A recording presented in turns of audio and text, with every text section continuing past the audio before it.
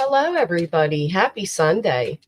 Christine, no one you know, Crime Brulee, Lady Creations, good morning. Sunnyside, Reese Cup, Ella, Lindsay, welcome. AT, well, welcome back, Lindsay. Hey, Headstones, Salem, Mel Mel. So this morning while I was drinking my coffee, I was, cruising the tubes and the amount of information that has come out. Uh, I sat here just jaw dropped at everything. And oh, I can't believe it. Poor Maddie. 7 years with this monster, and his history goes, from what others have been able to find, goes all the way back to his you know, teenage, early adult years. So I wanted to share some of that with all of you, in case you haven't seen it, and just get your opinions on what you think about it. Good morning, Melissa, Polish, Caroline, Elisa. Good morning. Yes, he does, Melissa Bell. But most importantly, he has stuff that wasn't. Am I silent? What's that mean?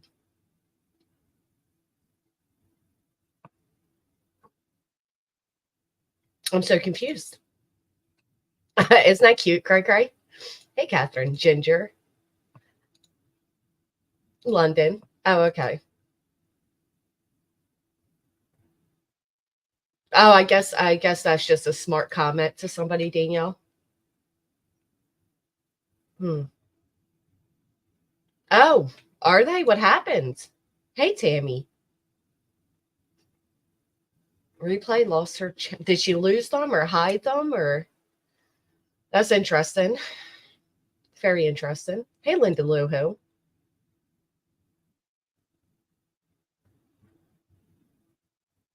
Yeah, can I get a 5 by 5? Good morning, Kels Bells. Well, I'll get time for you to come in before we get truly started. That's interesting though. I don't look, so I wouldn't have known. So hey Carrie, happy Sunday to you. Beautiful. I hope you're holding up. Hiya, Gary. Do you notice what Pennywise says? Hiya. Working and listening. Good morning. Church with Granny. Lord bless it.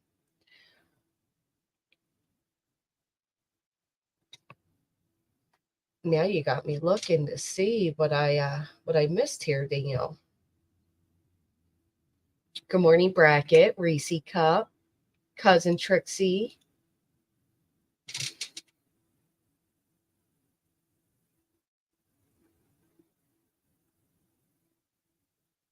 Hmm.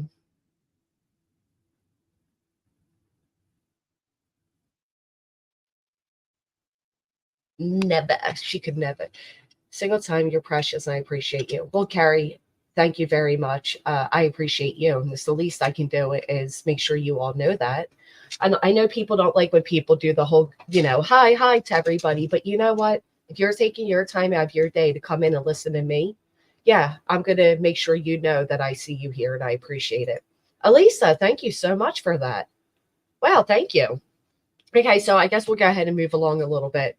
Um, Let me know, London. I don't even know where to begin. Hey, Grandma Sherry.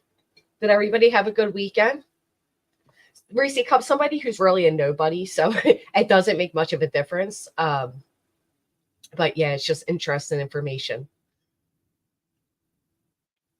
I was going to go live last night, and there were quite a few people live. I was very happy to tune in, and I saw Jones and was live. I listened to that a little bit, and I said, I'll just call it a night.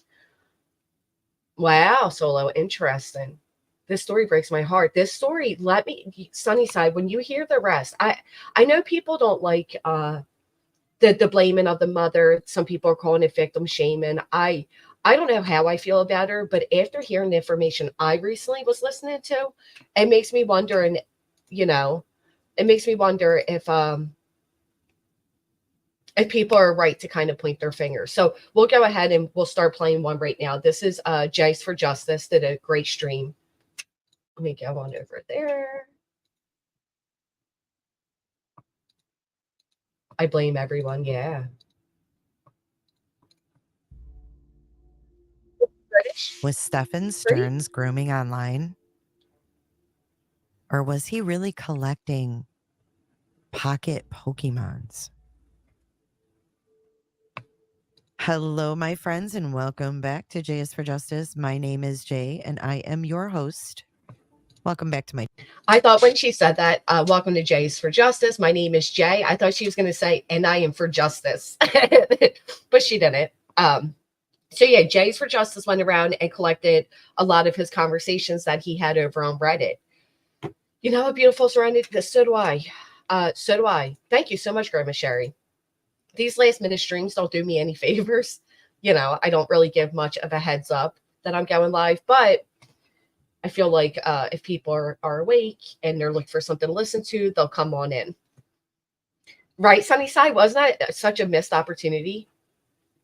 Goofy at Disney, or is that a rumor? So, Bob G, I heard that he worked at the Jurassic Park part of Disney. So I don't know. That's something we'll have to look into. I haven't heard that yet.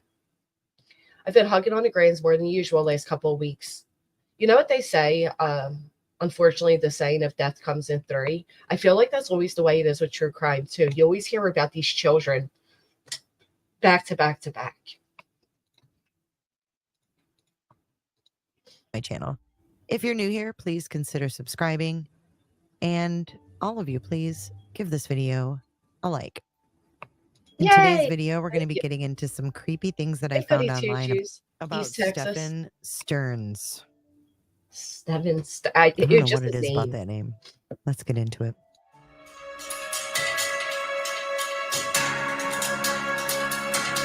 So I have to pause for fair uses, but Jay does really good when it comes to like snooping and gathering information. I appreciate that about her. Again, this is Jay is for Justice that did this legwork and collected all this information.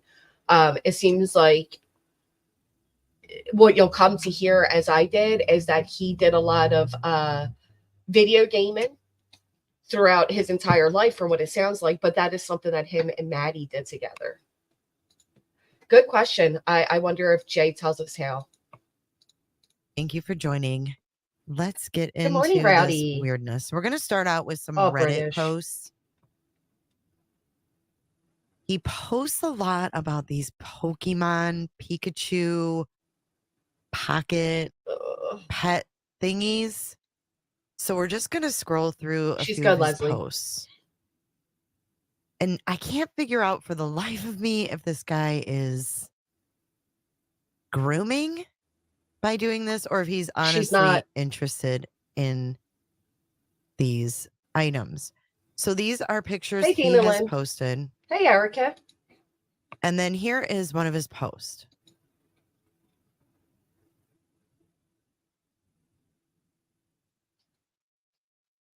I don't know how indubitably. I don't know how people knew this was him, but they're saying it's him. Kind of like Kohlberger. Remember how people guessed that Kohlberger was that guy that he was? That was pretty wild. Although I do have a green Pix, green Smart, and green On. Mm-hmm. Is there a bit of pattern forming here? But I stuck my green Smart in my drawer to run my One Piece edition Smart instead. Laughing face. If I ever find a deal on a turquoise Wonder Garden that isn't like 250 plus, my immortal soul, I might go for it. But now my stepdaughter is telling me I need to get her a purple magic on. And so right there, hey Angela. I'm doing that next, British. So right there he says, but now my stepdaughter is telling me I need to get her a purple magic on. Telling me I need to get her, right? Oof. And like, I literally got you the purple anniversary Smart. And she has a purple Pix. LOL. Please send help. Please send help. So I already got her the purple anniversary Smart. Oh, I see, that's so funny, Sonny. Look, I just wrote, is the kitten distracted? And you wrote, can't take my eyes off the cute little kitten. If it's distracting, let me know. She can be removed from the video. Then he goes on to post things he got in the mail, these video game things. Fired up my smart after letting it sit for almost 6 months or so. And now I'm addicted again. Also visited JYW. Yay, thank you guys. And pre-ordered the one-piece smart set for myself. And then the anniversary party smart set for my stepdaughter, along with screen protectors. My wallet is screaming. Send help. So to the normal eye, it's kind of like, oh, like sweet. This is sweet. He's, he's bonding with his stepdaughter over these Pokemon things. But when you know what we know now, it puts an eerie tone to all of this. Hey, Guidance, good to see you. It puts a really eerie tone to it. For me, I don't know about all of you, but that's how I'm reading it. I'm looking at it. I'm like, it is so gross. My uncle has bought me the Tamagotchi Smart Anniversary Party set for Christmas today. It's going to be my first ever smart. And it's going to be hard to wait. But I'm excited. Everyone showing theirs on here convinced me to join the Tama Smart Gang. Thank you so much, Texas. I had a lot of fun making it. The clock's up there moving. We got the candles lit. I put the flowers out of the pot. We'll fix that. I didn't realize you could see it until it was on the bigger screen for me. The Easter decorations, because obviously, spring, Easter, whatever. So here's the other thing. He is also right in these, like Pokemon is more, I know a lot of adults play Pokemon. I'm not taking that away, but these type of, that you would never know this was a grown man. I mean, he has the celebration thing here. He has the hearts. Like you would never know this was a grown man. So was he on these forums and the creepy way of what we know of him? So I was wondering, did he live with them and also have his own place? I was confused with the mom's statement, arrest affidavit, that he came and picked Madeline up. We're going to get into that, Stevie. Good observation. Hey, Sasha. I don't know, Roberta. I don't know. It was the closest one I could find that looked like my Nelly girl. You're beautiful. Thank you, Cray. Thank you, Landon Free. I felt like the bus was inappropriate when talking about something like this, quite frankly. So I wanted to do something a little more tasteful, if you will. Hey, Earth Angel. It's been a long time. It's good to see you. Actually, I think he was responding to the neck strap and 6 unique vinyl figures to add to my stepdaughter's anniversary party set smart for Christmas. Ugh. The other 2 Mamechi and Kuromechi vinyl figures. There you Something go. Cards and Merino are for me! Exclamation point. This one is him writing again. Got the red and black X1. I'm liking the available roster much better on this version. Got a Quest XAI of 6 today and charged through the battles. This little 0-year level 3 Tokamon just cleared area 8. I don't even know what I'm debating whether or not to try area 9 yet. LOL. Laughing face. These X's are so much more engaging. So fun. So fun. So bizarre. He's so bizarre. No, he wasn't married. They were just boyfriend and girlfriend, 7 years. I found about 4 documents pertaining to his ward of the state. He is my age and grew up in the same area. No one knows him here, which is weird. So I did see it was 2 days before Christmas that he was removed from his parents. But then we hear about his parents. So that's going to come next. I don't understand any of that, to be honest. The whole thing's bizarre. Why did he become a ward of the state? We won't know, obviously, because he was a minor. But hey, Zoomer Mom, I have a new phone, guys, and I didn't see. I responded to your Cash App today. Thank you so much. Stepdaughter. Right. Oh, thank you, East Tex. I appreciate that. I don't think so, Reese Cup, but I'm going to point out something very odd. When the audience asked at the presser if the mom was a suspect, he responded back, the mom's not a suspect that I know of, not yet. And that's bizarre. That's a bizarre statement. Now we're into more Reddit posts. Yes, I'll post vintage it. British. Japanese Tamagotchi. He says, I have an angel gochi that my stepdaughter wants as well. I'll probably end up gifting it to her since I was sent a pink one that was mistakenly delivered to me instead of the white version I had ordered. And then guidance, I don't know if you do if you go on panels or anything, but you're welcome to come up and share what you know if you like in a bit. I didn't, but he did miss the event, so he was not too happy with me. Mom considered him her man. He considered mom his gateway to a young girl. Oh, hey, generally, Jenny, it's good to see you.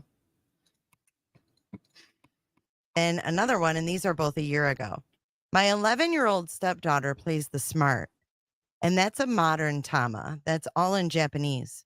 Once you start your way around the menus, it's easy to memorize. I hardly notice the Japanese anymore. It's pretty much a non-issue after a day of fooling around with it. So what's creepy about all this is he mentions his stepdaughter a lot. My stepdaughter, my stepdaughter, my stepdaughter. Is his mentality level that of her that I can't. Due to stabbing someone? How'd you hear that, little minx? Thank you. Do you know where I can find information on that? Clerk of court, look up his mom, Deborah. I do panels. Just my twins have been. Oh, I'm sorry to hear that. I hope they feel better soon. We've been sick over the past since Friday till now. There's something going around. He does have a history, Kathy. Yes, he does.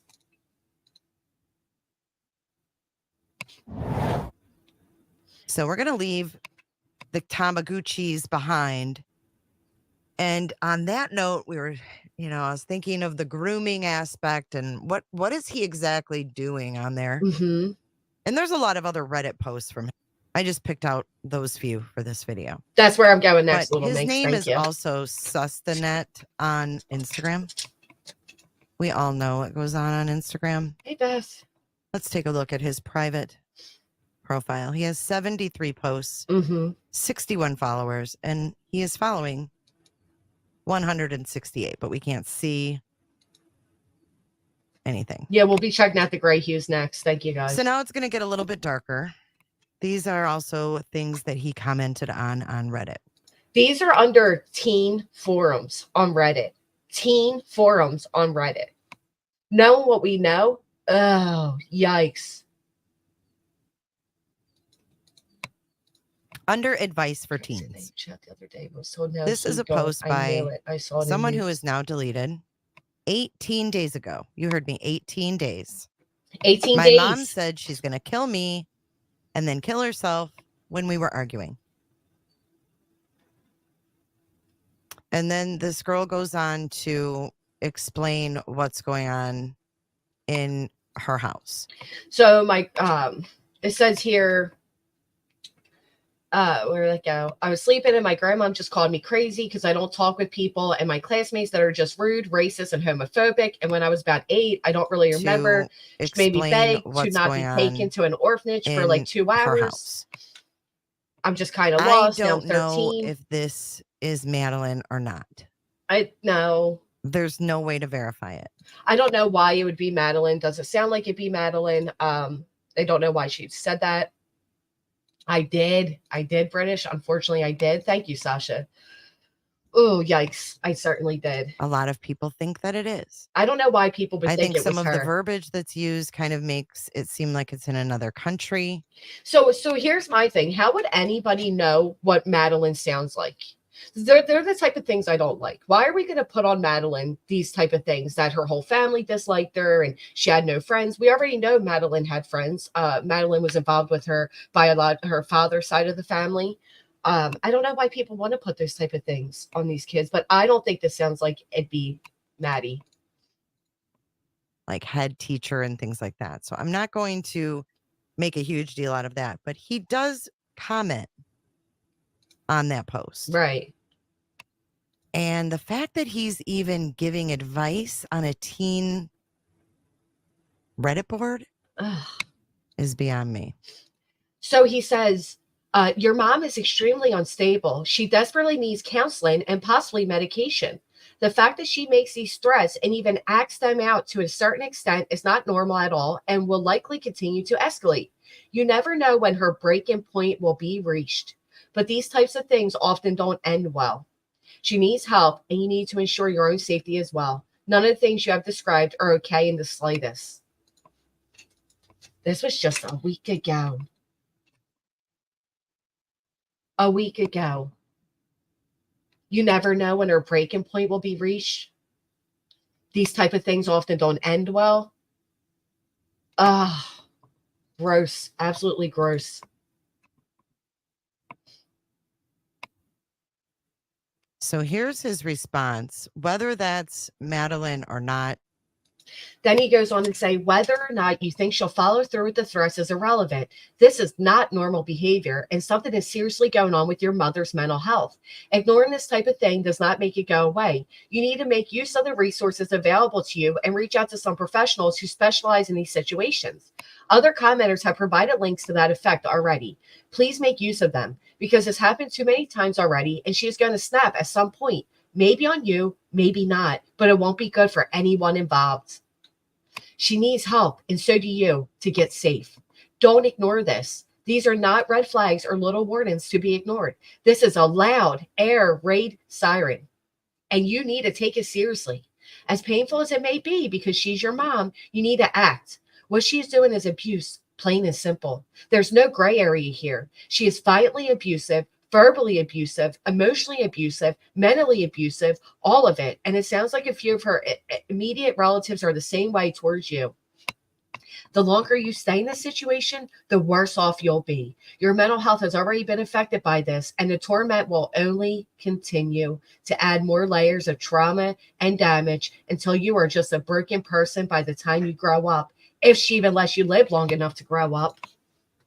How creepy is this?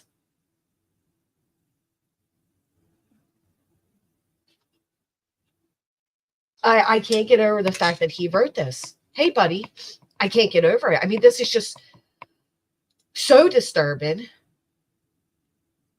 And to think just a few days later, he would go on to do what he did to Maddie. Oh, my goodness. In that original post, he still replied. Then he writes at the end, get out. It's happened too many times already. What she is doing is and the torment will only continue to add more. I can't with him. Get out. Get out. Here's some more advice from Stephan Stearns. My friends decided it was okay to pick me up in a stolen car without telling me. Stephan's comment. This is the problem with these type of websites, right? Where you think your teenagers on there and you know, they're speaking to the world, they're getting guidance, they're getting all that. You got creepers and sickos like this on teen forums responding. 6 months ago. Better than a cop flashing lights behind you, the driver trying to ditch them and ending up in a nasty wreck, followed by jail time. You made the right choice. You're not a pussy for having a few more brain cells than those absolute mouth breathers. They will end up in prison. And then we'll see who the pussy is when they are being used like one. To teenagers. The irony. This is from the Uber board on Reddit. Someone says 80 degrees and humid out and the driver won't turn on the air conditioner. He comments 6 months ago. Oh, cocksucker? I'm sure that's a familiar concept for you since your mom's mouth was the only reason your illiterate ass made it through school. Go on, Tex ass. Shut me up. Like what? This guy's a real charmer, isn't he? Question. What if you found a stash of pornographic magazines in your spouse's closet? Well, we all know he has an answer for this, right?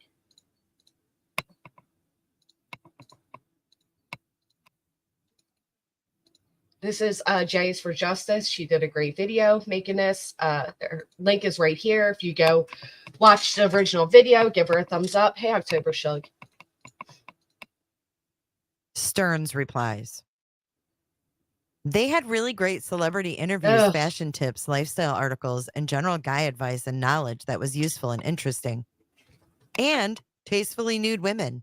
It was really just an all-around guys magazine. I still have some of the specials from the early 2000s saved in an old box. Good morning, Shelby. So this is Stephan and his online history, even up to recent time. It's just showing the different forums he was on, the different names he was under, the different topics he was discussing with people, especially with, teenagers. So there's one thing I did hear, CM Southern. If you listen to the mother, she says Maddie was very open with them and that Maddie did tell them when she had a crush. And she did have a crush on a boy. The mother says that during an interview. We'll revisit all of that again. Oof. He is psycho. I lost my V card to a 37-year-old woman, and now a 14-year-old girl has reached out to me claiming I'm her father.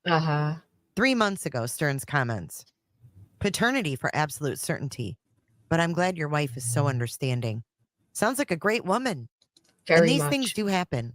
It's not like you knew or were trying to dip out on baby. So you are on high ground, so to speak. And who knows who else the mother might have been with besides you. See, this is what makes me sick, because to him, know what we know what history he has and what he did to Maddie, that this would be his ideal situation. So of course he would seek something like this out and respond to it the way he did. Check out and fiance. So it's a roll of the dice at this point. The only thing certain is she isn't Checkout's daughter or stepdad's. You did the right thing to tell your wife the situation and let her give you some insight and advice. That's the whole point of having a partner. You deal with these things together. I'm glad to hear the daughter, at least, has a reliable support system with uncle. And I hope she finds her dad, whomever it may be, if for nothing else, just to know. If she is the fiance's child, I truly hope he does right by her. And if she's yours, it sounds like you already intend to do right. So kudos and good luck, sir. So one thing I noticed he says here is you did the right thing to tell your wife the situation and let her give you some insight and advice. That's the whole point of having a partner. That's the whole point of having a partner. Hey, Jason. Moving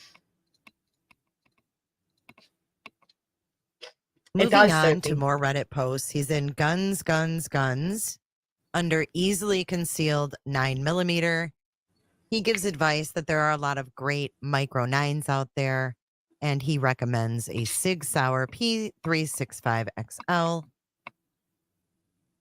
And Mr. Stearns says that it fits his hand like a glove, points very naturally, can accept optics, 12-round mags, and conceals great. Naturally, for whatever reason. We still don't know how Maddie's life was of a small reflex site taken. If that's something you are interested in, get on the internet, look up my. Like it or not, this is something you may need some help with. So this is under teens. Again, we're back to under the teens Reddit forum. Okay, teens. Not much, Jason. Just this creepo's history. Under teens, it says, "I'm pregnant. And I don't know what to do. I'm pregnant." And he's responding. You may be scared or embarrassed to talk to a trusted friend or family member, but it's probably the right thing to do. You need to get ahead of this. You need a game plan. You need support. That was also in Advice for Teens. Advice for Teens, this creep. In a previous live stream, we looked at Stephan Stearns' juvenile record. I'm going to replay that clip, but before I do, this is another post from Reddit. Look at this one. And this is just him replying to someone about it's my mouse saying having reactions to rides at Disney World. This is what Stephan had to say. I have an absolute boatload of PTSD. The results of a rather interesting life in my early days. And tightly enclosed attraction cues that are packed with people and noise tend to leave me extremely on edge and ready to snap after even 20 to 30 minutes. I'll literally leave the queue and not ride the ride at that point. And for that reason, I also have a DAS that I use when I visit parks on the day off.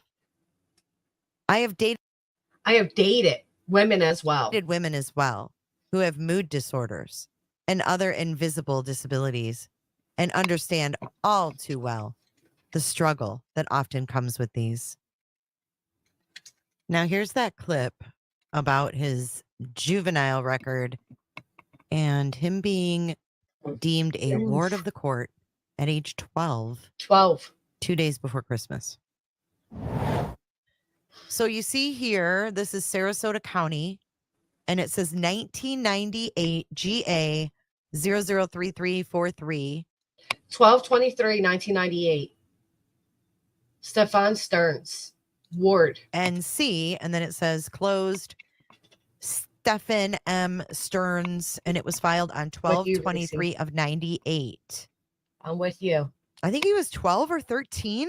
So isn't that weird that that Madeline turned 12 or 12 turning 13? So what is he, about 35, 36? You can't read any of these documents because they're all protected 38? Because he was a minor. But if you look at the very first filing, petition for appointment of guardian of minor. So someone did come in here and they said it has been stated it was due to a stabbing. I don't know if that is true or not. I haven't seen anything that to 38. His birthday's in April. Wow. Look up Deborah Stearns under other court records and we'll show some of these. Thank you, guidance. Thank you. He was born in 86. Thank you. So if he was born in 86, Gerard O'Brien. that would make him, this was what year again? 98, 12. The case was closed. And then this was closed on February 19th of 99. So it says petition for appointment of attorney ad litem. Whatever, if I said that wrong. Petition for approval of settlement, application to serve as guardian, oath of guardian, order appointing attorney ad litem. Then the attorney did a report, order appointing guardian of property of minor. Petition for order designating depository, reopen guardianship. Okay. A month later, they're reopening it. And then it says order designating depository, acceptance of designation as depository and receipt of assets. Then there's a transmittal letter, reopen guardianship again, letters of guardianship, petition for order designating depository. I don't even know what this means. And then it gets reopened again. Oh, did his parents die? No. Because there's financial stuff. Okay. Petition for authority to change investments in 02. Annual financial in 01, 02. Proof of service property. This is all financial stuff. 2004 waiver receipt consent Stephan M. Stearns. And then in 04, it was discharged, order of discharge filed and recorded.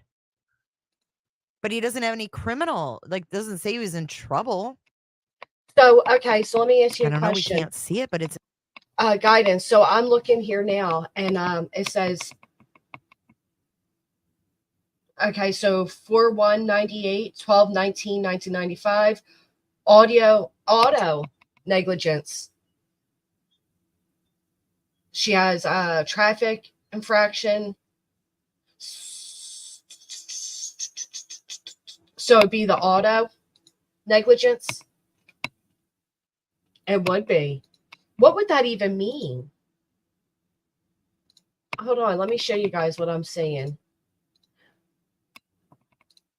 Okay, for guardianship and lawsuit, his family had to put $20K to trust, which was the fidelity reference. Record order of dismissal as to Geico. So was she in a car accident that gave her negligence over Stephan? And for that, they made notice of service of interrogations to Jason Earl Cobb. Civil cover sheet, complaint with attachment, some is issued. Is that what that would mean?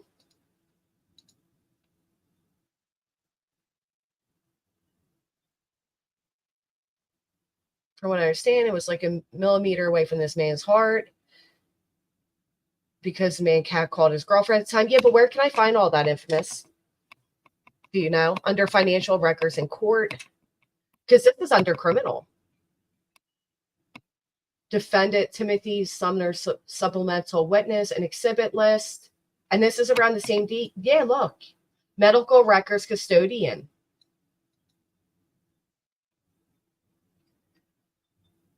Open it up. It all pertains to his. Okay, so let's see.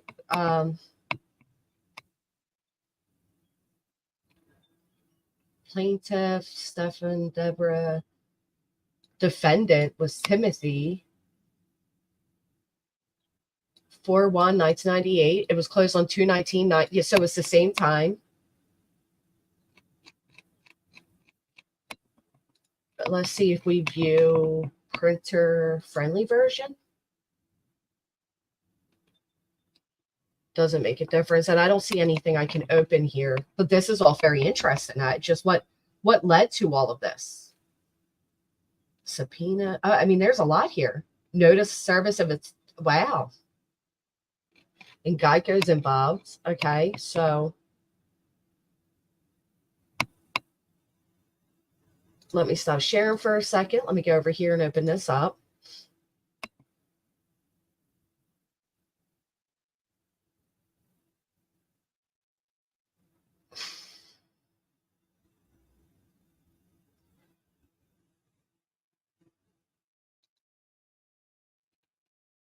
Oh my goodness, they had a paternity filing. Lord bless it. Look at this. Notice of filing paternity blood testing results. Dismissal of action. Order to attend seminar for divorcing parents and set time limit for completion. Minor children questionnaire. Summons issued. Petition for dissolution of marriage. So they went for a divorce. The father Christopher and the mother Deborah. So it was stated that the mother is an absolute nightmare for somebody who grew up knowing him. Sounds like a monster formed by parents. A common story with these creeps. No, different part of records. I can help you. Okay, if you have that up, I can jump up, help you get to the spot. Okay, perfect. Thank you. I'll go back to that. This is all interesting, though. All right, so now we're going to go back over here. We're going to go auto negligence.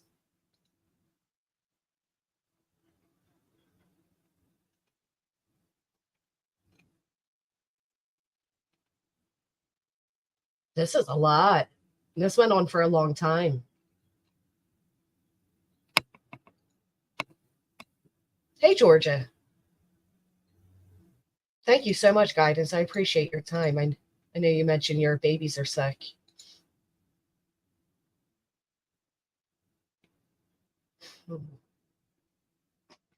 This is just wild. Hey, Guidance. Hey, so it's under, can you hear me okay?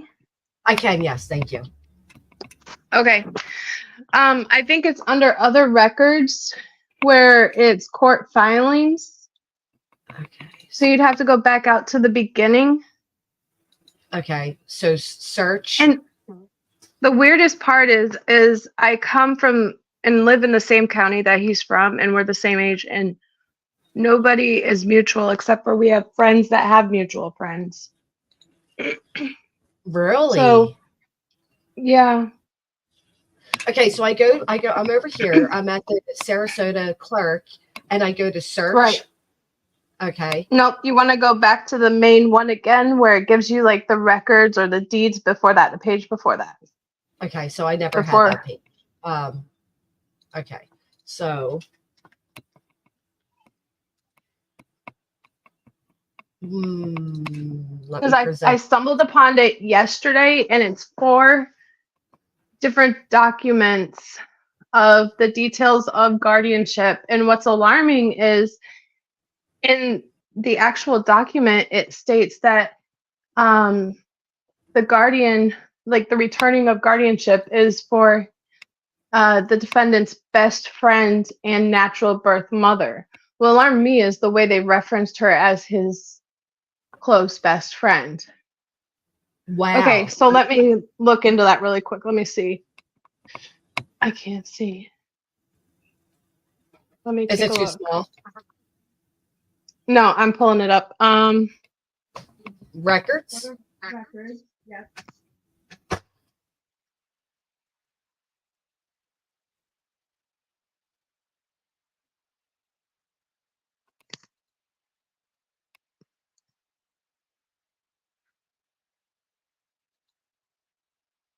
Did I lose you?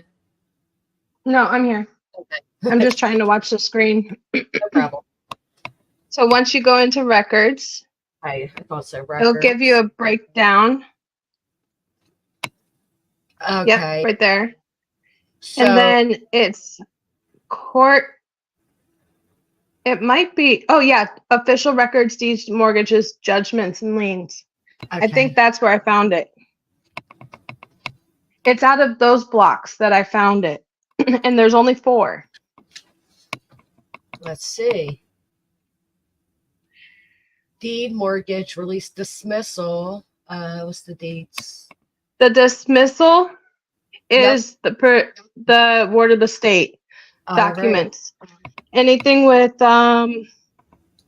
past their liens on their homes because they had a federal tax lien. I found it. I found exactly what you just said. Minor buying through his natural mother and best friend, Deborah Stearns. That's bizarre. And there's like 4 documents that are back to back of that. These are some of the documents that were sealed in his case. Okay. But they're not sealed in the mother side. This one's only showing 2 of them. Let me go That's just one document. That's just one page. So if you go, the 3 other links above are all documents to it as well. So the 20,000, it states in there also that the 20,000, when they revoked the guardianship and gave it to Gerald O'Brien of Sarasota, which looks like he's the lawyer. Mm-hmm. He's a lawyer in town. That they had to put 20,000 in a trust. I don't know if that was for damages or for his welfare or care. But the link above it, if you see, there's a couple links above it. All the links above the federal tax lien pertains to Stephan and his ward of the state. Wow. Okay, yeah, because I can see that it has his name here with it all. That this is I'm only finding the same pages, unfortunately. Some of them are multiple, but there's like little additions to it. There's mortgage, there's the deed, certified file name, taxpayer under requirements. The code has satisfied the taxes listed above. So that's the other thing. His family owns businesses. His mother apparently does poodles. Yeah. And the father is a real estate broker. Yes.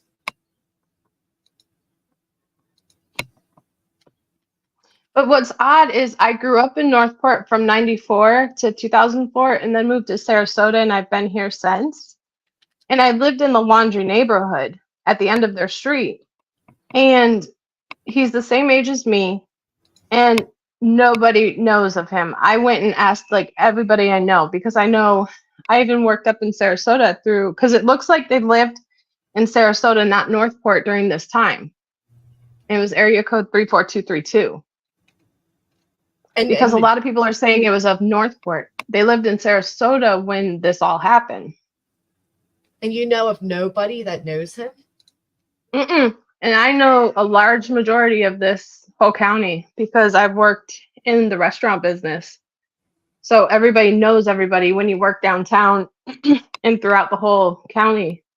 Because I've cooked everywhere from Northport to Sarasota and bartended. So it's so weird. That is really weird. There's only like 2 people. Anything there's no situation in which you ever remember like seeing him, hearing him, nothing? His face looks super familiar, and that's why I started digging.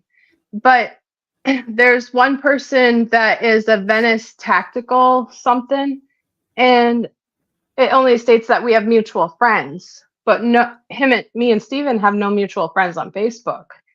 So I started texting everybody because a lot of our graduating class all came back and live in town, and nobody remembers him. Really? Mm-hmm. I even texted my friends that grew up here in Sarasota and not in Northport, even though it's the same county. And from what I'm thinking is he could have very well went, if he was a troubled teen, he would have went to Venice Triad or to Sarasota County Technical Institute. Now it's Suncoast. Those are the second chance schools for like middle school, high school age to be able to get your GED or high school diploma. That's the only other thing that I can guess of.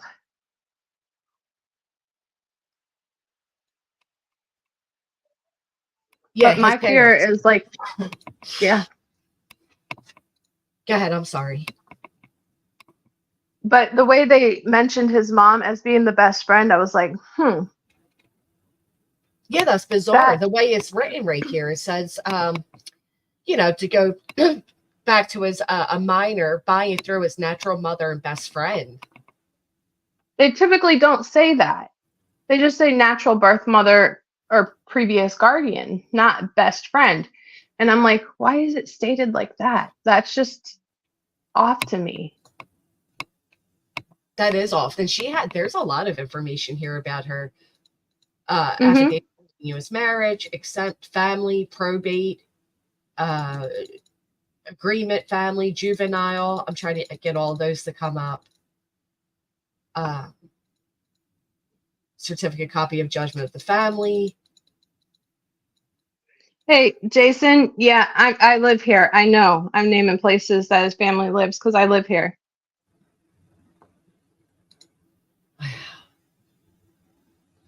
Yeah, so I was going to play that next, Amy in Boston. What do you think of that guidance? Did you hear that? Did you hear? No, I didn't see that. Oh my goodness. Let me play you a little bit of it. I know you said your babies aren't feeling well. And tell me what you think of this. So this is a guy that was really good friends with him, allegedly, and, lived with him throughout the years. And so he calls in, the Gray Hughes investigates, and he's telling different information, but he's telling that one friend that lived with him found out that he had a camera and was recording the guy's girlfriend. And when he did that, he also found there was child CP on the guy's computer. And he's alleging that the mother paid that friend to not report him to the police. And you know what? And that's what I have not heard that. And that makes me even more suspicious of the court deeming his mom as his best friend. Wow. Because they always say it's a cycle. Oh, you're good, Jason. Just wanted to let you know.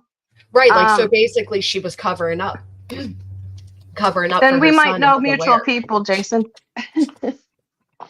But yeah, that's what I'm wondering, is because then they follow the breadcrumbs and it goes back to back to back.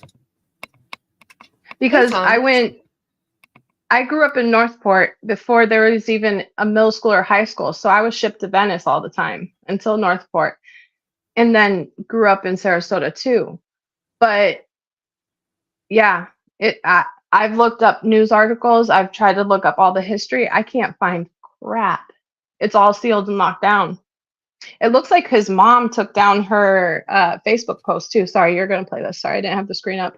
No, you're fine. You're fine. I'm listening to what you're saying. What was his mom's Facebook post? No, her pictures. Like she's like locking down all of her social media too. Oh, like well, her that's actually pictures and everything. That's smart of her, if I'm being honest. The way, Yeah, and it's she has like 4 different accounts too. See, oftentimes I feel bad for the parents. I feel bad for the parents when they are immediately judged based on what their children do, especially their grown children.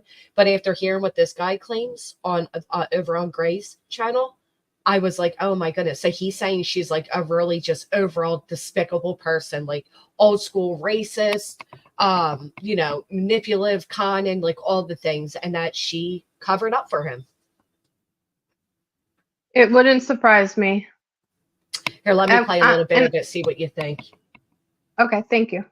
So this is Gray Hughes. I'll link it. In last night's show on March 1st, 2000 case, and one of Stephan in some interesting details button, then the notification down the state, apparently, like doing real estate, friend for like a decade. Button, then the notification bell, and all videos. And without further ado, as my mom would say, here is that call. Yeah. I was that kid's best friend for like a decade. Yeah, so we had a falling out like 12 years ago, but he still floats in the same circles because he moved up and down the state, apparently, like doing real estate with his mom and dad. So there you go, guidance. He kind of moved up and down the state. So maybe that's, but this guy says he was a friend of his for a decade. Huh. That's what I'm thinking. Because of his troubled life, he wasn't in actual school. Okay, that makes sense. Hey, JPG. That makes sense. Like maybe he did alternative school, like a night schooling or GED or homeschooling. Right. We have a lot of triad here. Okay. That's what they call alternative school here anyways. I don't know about anywhere else. Yeah, they just call it alternative school or night school here. All right. So he says he was friends with he said the kid for a decade. Well, he's not a kid. But he started working for Disney, and I know he's still working there in like September, but I don't think he's working there anymore because Disney made a statement or something about it. He was actually in the T-Rex area at Epcot, I think. I think that's where he worked. I don't know if like he's not working. I mean, he could have quit after September, but I know in September he's still working there. Because he had pictures on his Instagram. Because people always send me crap about him because we were best friends for so long, and then we had a falling out because he drew a gun on me over a disagreement. Drew a gun on him. So I just cut ties with him completely. But some of the stuff that kid did growing up was so crazy. So a year after we stopped being friends, one of our mutual friends was going through hard times and needed a cheap place to live. So he moved in with him. And this kid's like an IT wizard. So essentially what happened is a year after that, they had a falling out. And I convinced my buddy to tell me what happened. And apparently what had happened was he had been cleaning up the network and found a shared folder between their computers where Stephan had been secretly hiding a camera in his room and recording his girlfriend coming in and out of the shower. So I wanted to point out, somebody came in here earlier and said, why do people keep calling him Stephan instead of Stephen? And that's because the way it is spelled and the way the friend who knew him pronounced it was Stephan. Hey, B. So, all right. So his friend's an IT guy and, all this. Now, you still with me, guidance? Yeah, I'm here. I was just reading Jason's message, and I agree. He looks super familiar, and it could have been, if you're from my area, that could be, I'm not Queen Bella. No, thank you. I have my own channel. It could have been very well from being downtown. Or no, Queen Bella was asking who was on panel. And she responded that. Guidance is Queen Bella. I'm like, yeah, nope. Like that. I was like, wait, what? He looks super familiar. Like I've crossed paths because I ran a restaurant downtown Sarasota for over 12 years and bartended and worked all the way from Siesta Key to Manatee and even from Northport. So it's like I've seen faces. I've worked on St. Armand's, and it's just like I'm out of the restaurant business now, but it's like I remember faces, and that's the hardest part that I can't kick is his face. He looks so familiar. Sorry about that. So, okay. So to you, and you don't, it can't be just that, like, so for me, I feel like he just has an average face of, is that you, Alexis? Oh, creeper. So he just has an average face to me, but if you live local to the area, of course, you know, to you, it's going to be like, well, wait a minute, this guy looks very familiar, and you can't find anybody who knows him, which makes it even more bizarre. Exactly. Wow. Unless, well, he's lost a lot of friends. If you've been monitoring his Facebook, he's lost a large amount of friends that have unfriended him on Facebook. Since this happened? Yeah. Interesting. Wow. They don't want any association with them. Can you blame them? No, because then people will start digging. Wow. All right, so I'm gonna carry on with the friends does. This and from what I understand, there was kid stuff on there as well. And like I said, my buddy was recording his girlfriend coming in and out of the shower. Oh, jeez. And from what I understand, there was kid stuff on there as well. And like I said, my buddy was going through a really hard time, like literally broke. And from what I understand, Stephan's mom paid off my buddy to not talk about it. And so he was clean. Okay, so I don't know about you, guidance, but when I hear that this guy is saying that Stephan's mother paid off his buddy and not say anything, I feel like his buddy should be in trouble. And he slips up a little bit further into this, and he names the so-called buddy. I think the buddy needs a police not by the police. What do you think? When he names it, then I'll dig. It's complicit, and it's extortion, and that's also guilty knowledge by the mom that she's been by the buddy. The buddy that accepted the money to be hush hush about finding child pay. Are you kidding me? Yep, and can't even extortion and complicit. It's hiding an SO, and that's dangerous because look what happened. This could have. Yes, that's what I was about to say. I'm sorry, I got excited. But if this guy would have reported this back then and not taken the money to hush hush, Maddie could possibly be alive today. Oh, and Jason, I know what yacht club you're talking about. I frequented there too. Definitely needs to be looked into. This makes me sick. So he goes on to say more about it. The network and found images that this Stephan guy's kind of a moron, isn't he? I mean, he does. It's something like all of us are friends. So like a lot of us old friends from high school, they've all been blowing me up for like the last 2 days about all this. And that's kind of the agreement we've all come to too. We're like, wow, he was actually really, really dumb. Like all of this is so stupid. Like it's kind of crazy because he was kind of a smart kid, but he had social issues a little bit. But I mean, he partied. I threw parties all the time, and he always came out and partied. I mean, me and him were basically attached at the hip. We lived together. We lived in the same room for like 5 years. That's why all this is so crazy to see all this going down, and just like the amount of people that are flooding me constantly about it. But his mom his dad is pretty normal. It always seemed like his dad didn't like the rest of the family, and his brother seemed to distance himself from I knew this kid. We were attached at the hip for a better part of a decade, and I never once saw his brother. I think his brother was military or something like that. Well, what can you tell us about North Carolina? How long do you know this guy for? Can you pause that real quick? Absolutely. Now that's what I was wondering, is if he had siblings. Now, Sluthi, I agree, and I can dig in and see if I know the guy that called in. If I can figure out who this caller is, I can dig in, because I can't tell if this is a roommate from Orlando or a roommate from Sarasota. Did he specify that, Granny? I don't recall, to be honest.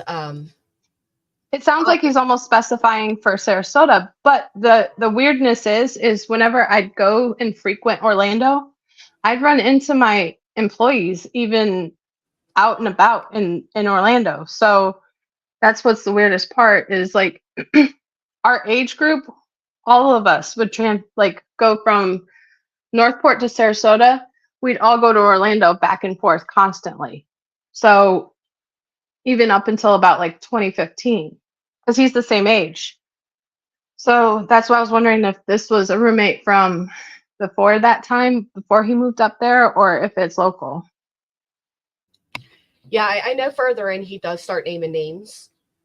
Okay. I just don't remember them right off the bat. Sorry to interrupt. I'm just trying to get as much information so that I can come back with more stuff. No, I totally get it. It's jaw dropping information. It's, you know, I just can't believe that was kind of rolled over. Gray didn't dig deeper into that, and it but like somebody wrote that in the chat, and I agree. But you'll see if you go and listen a little bit further. There's a few times where it seemed like Gray was a little bit more distracted, and it possibly could have been that he was digging into verify this guy. I don't know, but he does like kind of he answers him a question right after the guy just said the answer, and so, but that was just like rolled over as if it was no big deal. That's a huge deal. If you're saying that he was paid off, you know, that's a big freaking deal. Yeah. And it also makes me question of like, if I could potentially know anybody that's a victim that I could help or support to speak up as well, because we are in the same age range, or if they're kids, you know? Yeah. That's what's the scariest part. So let's play it. You'll hear there's more. I moved here from Japan when I was like 17, so probably until I was 27. We lived together for probably 6-7 of those years. Wow. So like, what can you tell? Like, you know, remembering back, what do you know about him? I mean, just how was he like when you go to bars and the girls and whatever, you know? Yeah, all that was like, I mean, there's one time recently, and that's because she actually messaged me today. She's married with kids now and everything like that, but there was one girl who messaged me, and we didn't let him bring her to parties. I mean, he had to be 20, probably 20 at the time, and he was dating a girl who was 17. And we were like, no, sorry, she's not allowed. So none of us really interacted with her, so I don't really know too much about that, but we do know he was dating a young girl. And what did she look like? And none of us...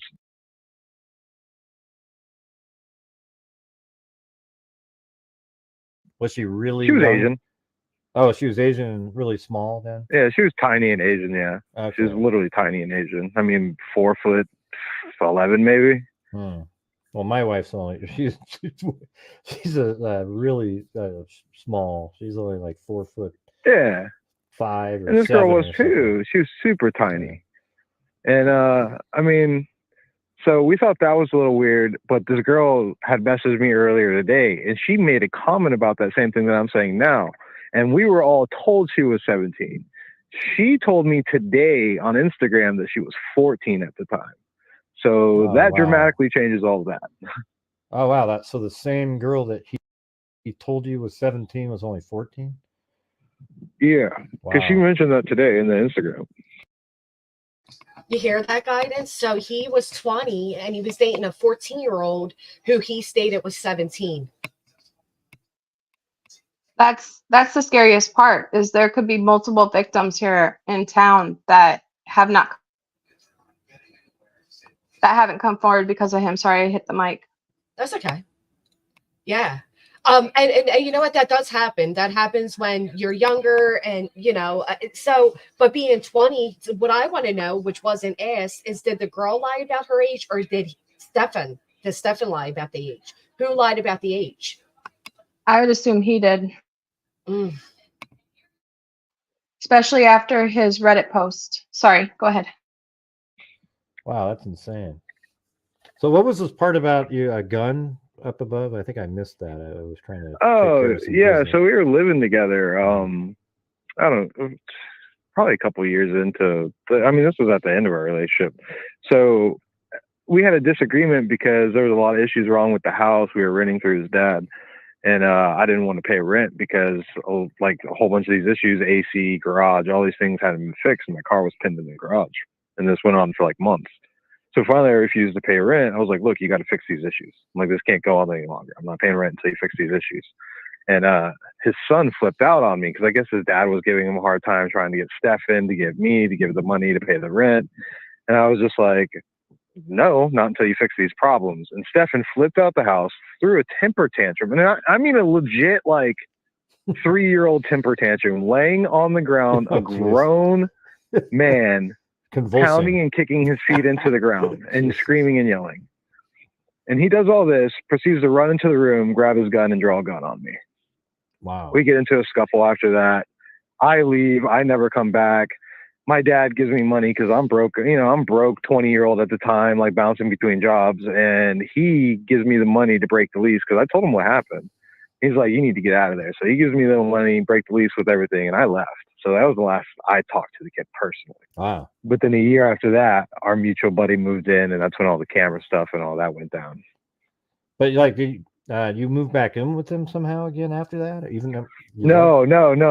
After the gut thing, I never talked to the kid again. Okay.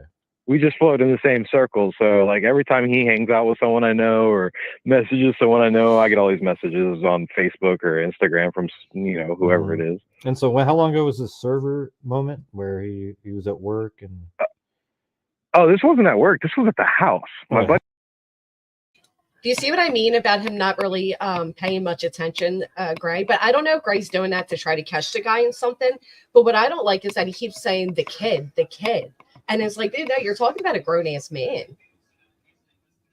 Right. And I'm thinking that too. And that's why I'm trying to listen to it as closely as I can to try to see if I could vet this person.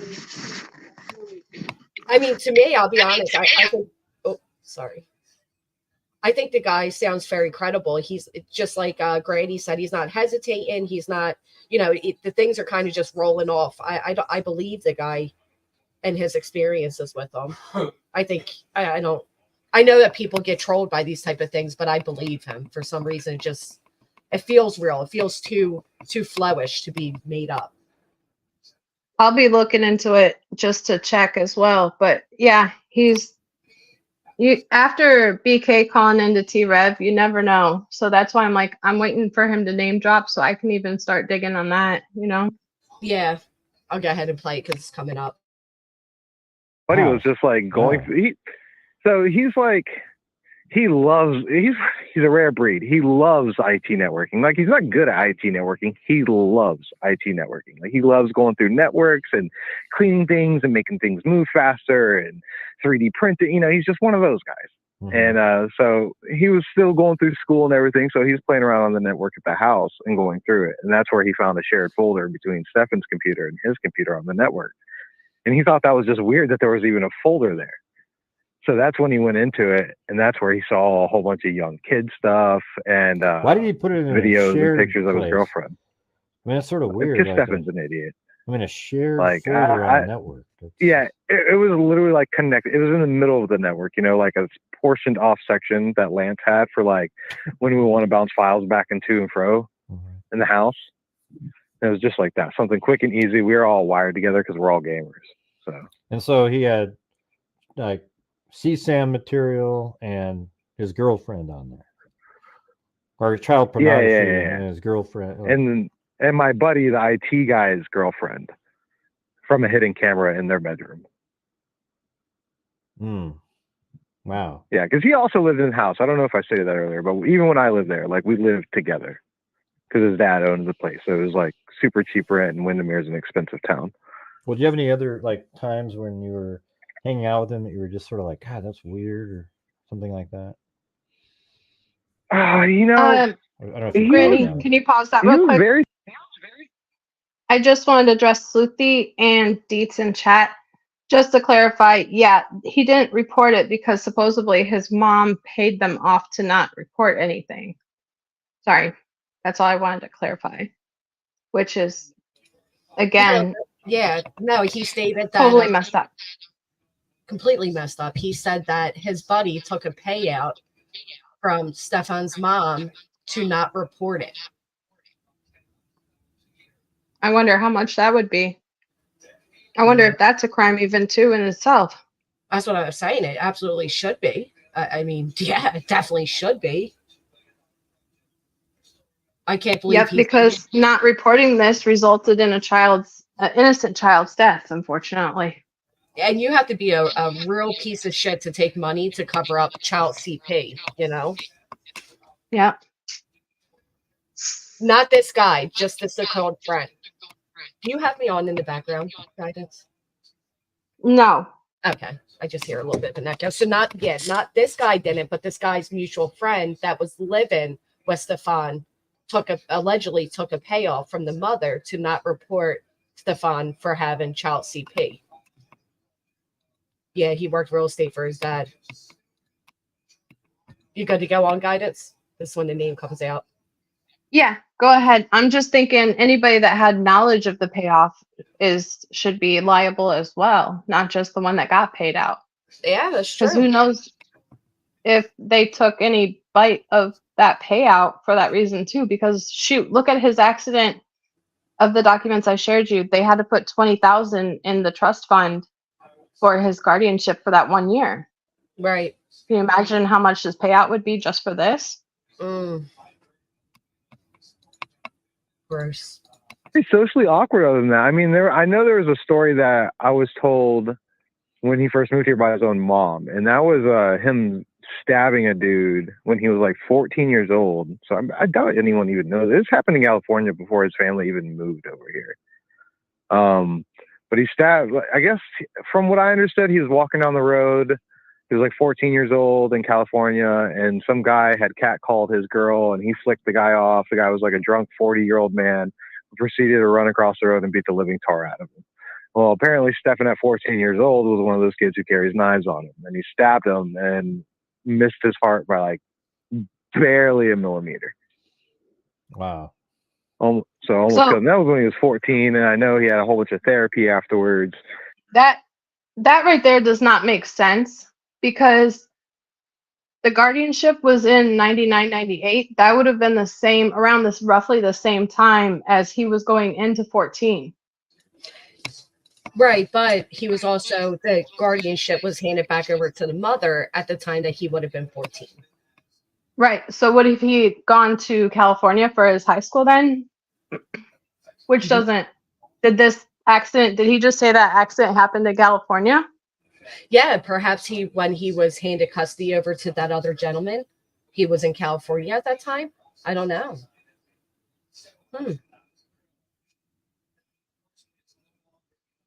That will be harder to track because California is locked down. Wow.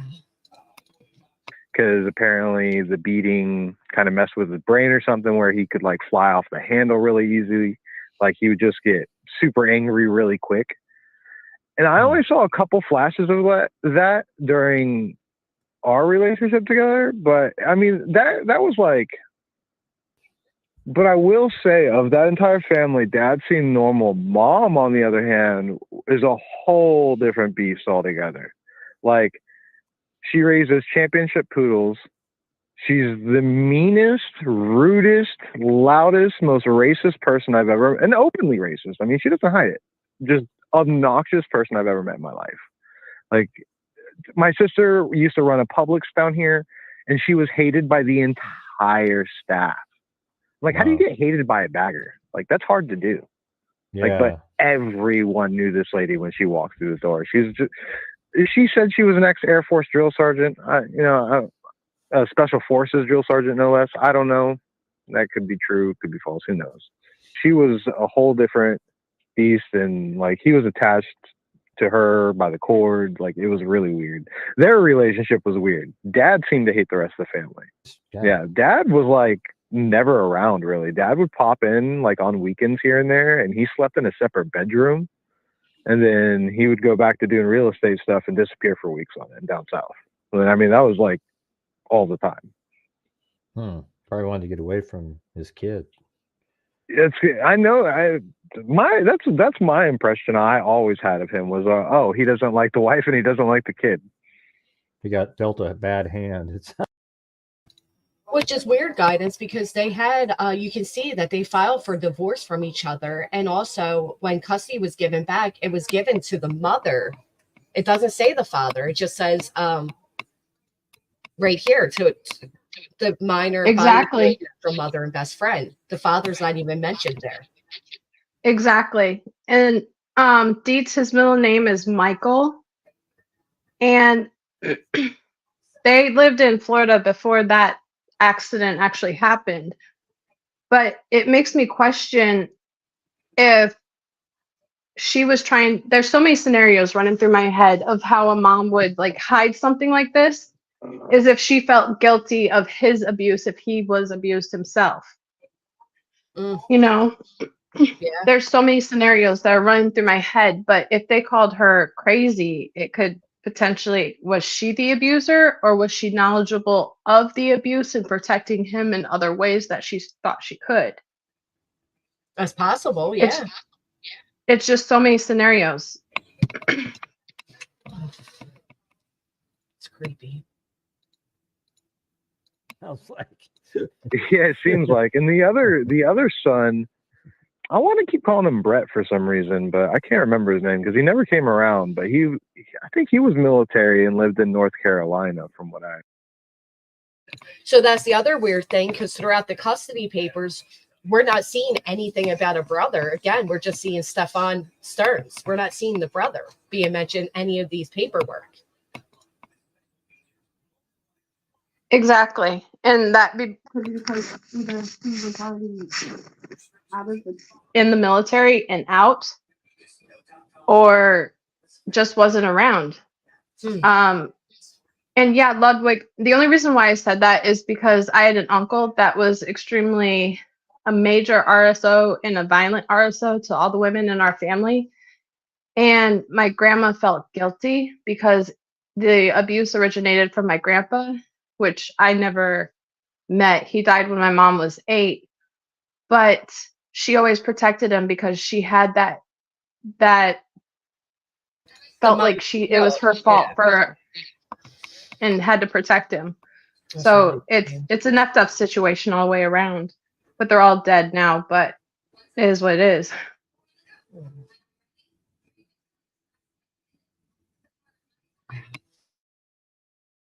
I understand.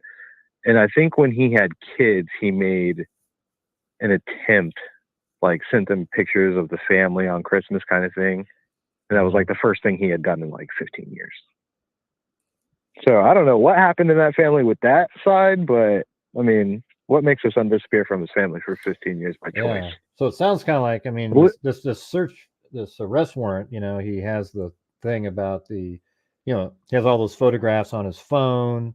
So it sort of sounds kind of similar. The interview where he's cracking his knuckles, he used to do that. Like, so, I mean, we were like popular party kids back in high school. You know, at least me and my circle of friends was, and he was a part of that because he was like my friend.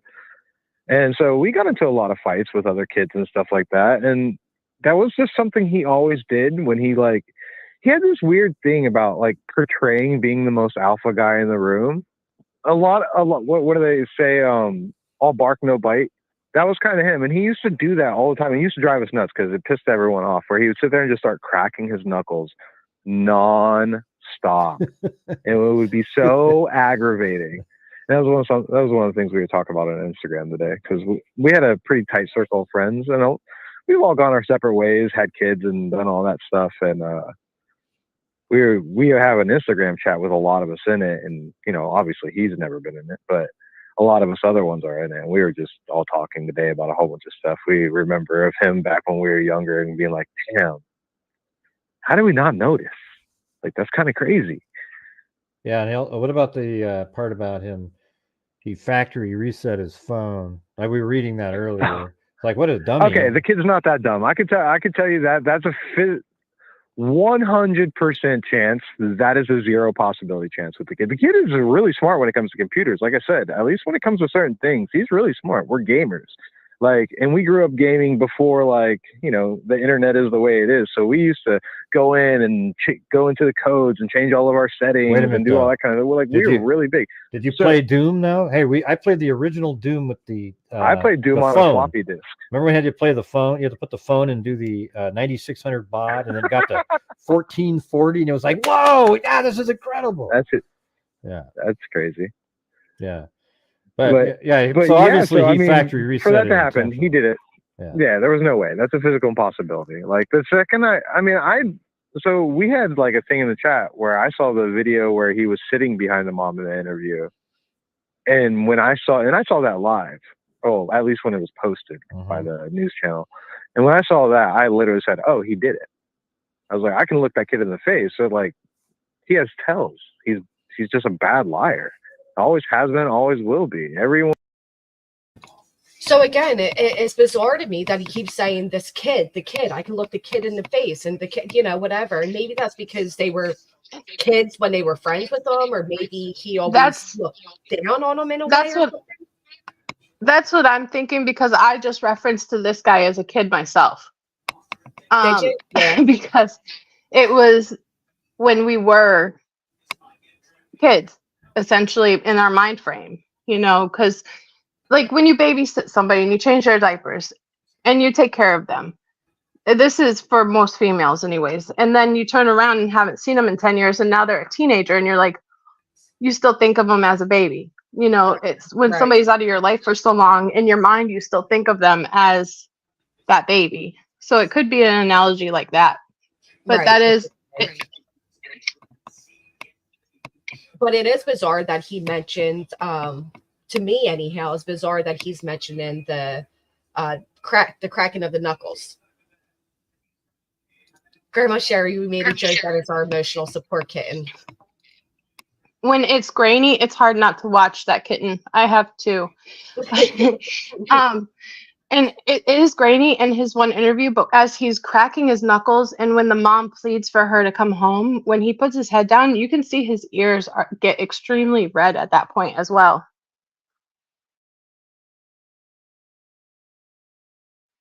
I'm not sure if anybody else noticed that.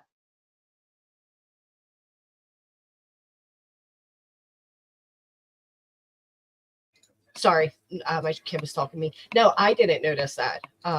I did not notice that at all. We'll have to take a look at that in just a minute. Oh, I took it he was speaking of him as a kid, or rather when he was a kid. Me too, in a way, Petty Crocker. But then when he keeps saying it, I don't know. I don't think this guy's lying by any means. I personally, I believe him. I know Deets and Sleuthy, you two seem to have your doubts about it. You're welcome to join the panel if you like. But to me, it's just too smooth of a story to not be truthful. Thank you, Goody Two Shoes. You're amazing. Thank you. What do you think so far, guys? Do you believe him? And it could very well be somebody that's local that knows him, because if you remember, all of us grew up, a lot of Sarasota and Northport, this whole area, started tuning into YouTube True Crime because of Brian Laundrie. Mm-hmm. Shoot, my co-ed competitive soccer coach is their front door, like catty corner to their house, and I lived at the end of the street. So a lot of the other thing is a lot of people. Sorry, guys, I'm sorry. Oh, you're fine. A lot of this area started tuning into the YouTube true crime channels during that time as well. It's right, and not only that, but when something like this happens, and it happens to be by somebody you knew or you often will go seeking out information, and that will be through Facebook, through Reddit, through YouTube. So I don't think it's so bizarre to have somebody call in that has known of this guy. I don't find that to be too bizarre. I know there's people that have done it over on ICMIL, and it has happened, but something about this guy just doesn't sound. He just sounds credible. That's true, Queen Bella. Okay, it's almost over. Everyone knows and everyone says he's always been like he was kind of creepy. Like all his ex-girlfriends have messaged me the last day or two. And that's like a common reoccurring word used to describe him as creepy. So it's just like, I don't necessarily know exactly the details of what they saw or what kind of things who knows. Did you see that interview with the mother, and he's in the background there, and then he sort of gets up and walks away at one point? See, that's what I mean. The guy, they just had a whole conversation on this guy saying he saw that interview and the knuckle cracking. And here goes Gray, like, did you see that interview? Yeah, he just said it. Yeah, so I don't think it's on camera, but how that started was kind of wild too. The way he grabs the chair and just walks up and slams it down on the floor, and it just kind of plops his feet down one at a time, stomping them into the ground. I was like, that's weird. Yeah, the whole thing. Like, must be weird just for you in general, right? Like, it's weird. Right? It's definitely weird for all of us. Yeah. Like, all of us. Because, I mean, like I said, we were party kids. So we hung out with a lot of people. So there's a lot of people that are just girls from all up and down the state have been messaging me being like, I'm in tears. This is crazy. I'm throwing up. And I'm just like, that's, I don't even know really what to say about that. I'm just kind of like, that's nuts. Yeah. I come from a military family, so I've been around some crazy, right. I've been around death and things that happen plenty of times. I don't think they're life, really throwing up. They just wanted to make you impressed that they were exactly. so emotionally kind of, affected. Yeah. Now, I'm sorry. I know a lot of people like Gray, but tell me that wasn't a weird remark to make. Like, I don't think the guy was saying, like, I think it's weird they're saying they're throwing up, but their experience has been weird. And the fact that Gray said, like, they're just trying to impress you. Like, what is that? That was a bizarre statement to me.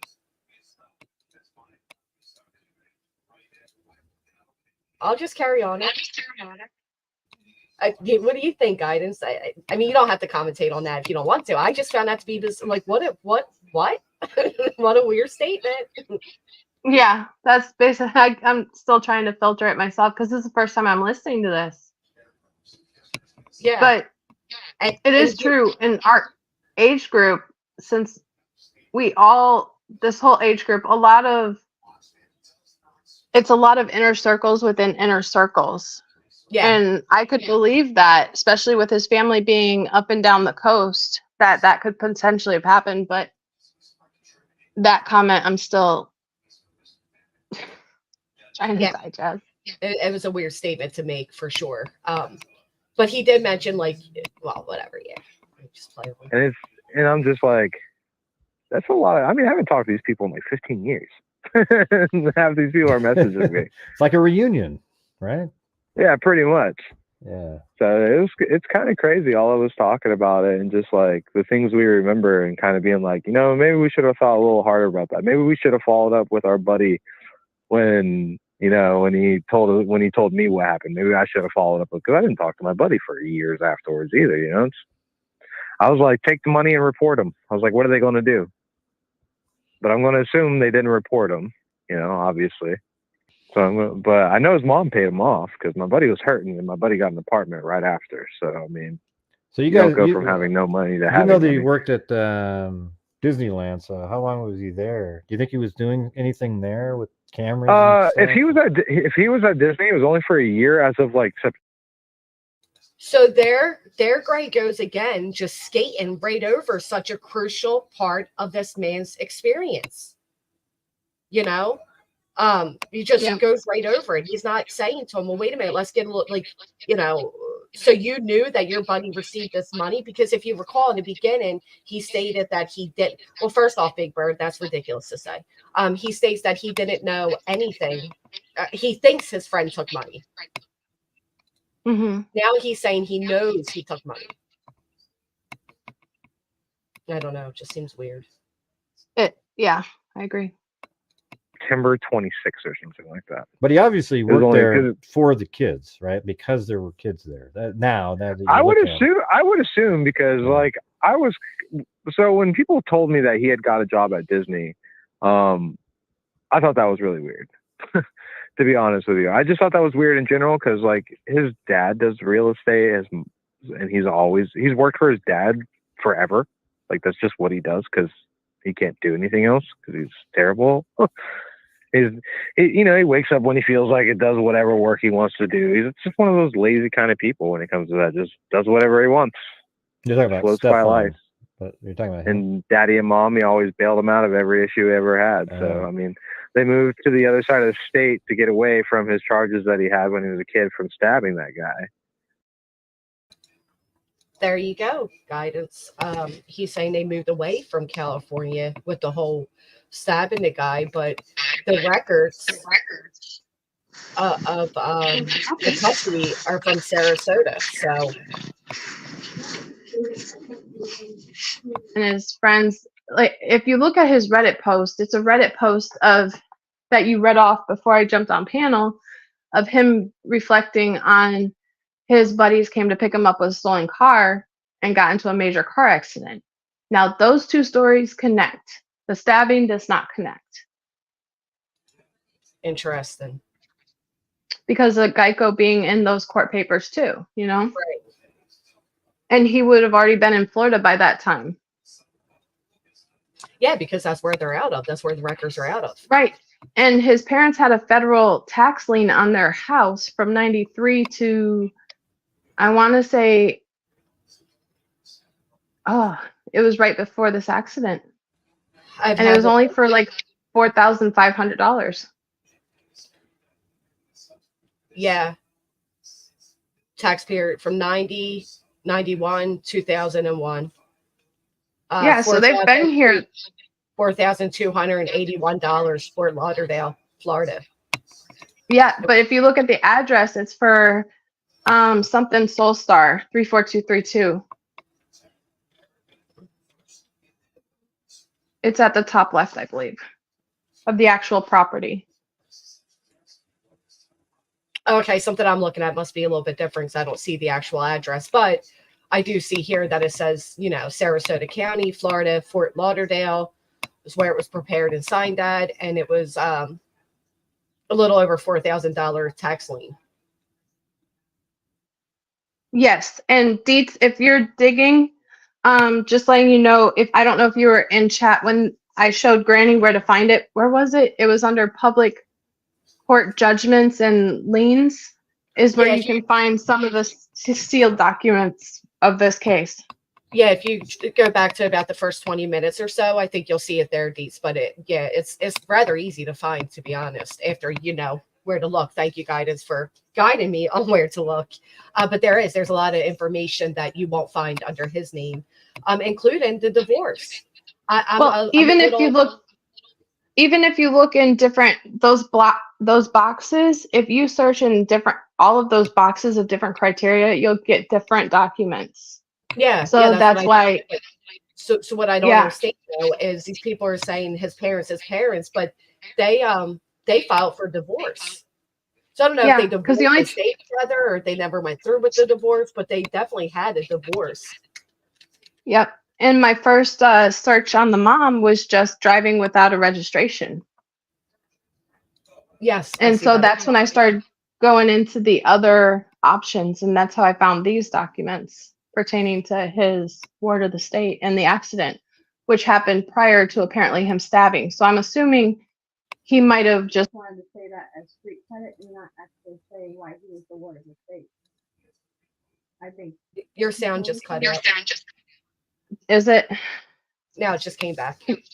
Okay. Because there's two factors. Either if this guy is lying, he's just bringing this up as bullshit.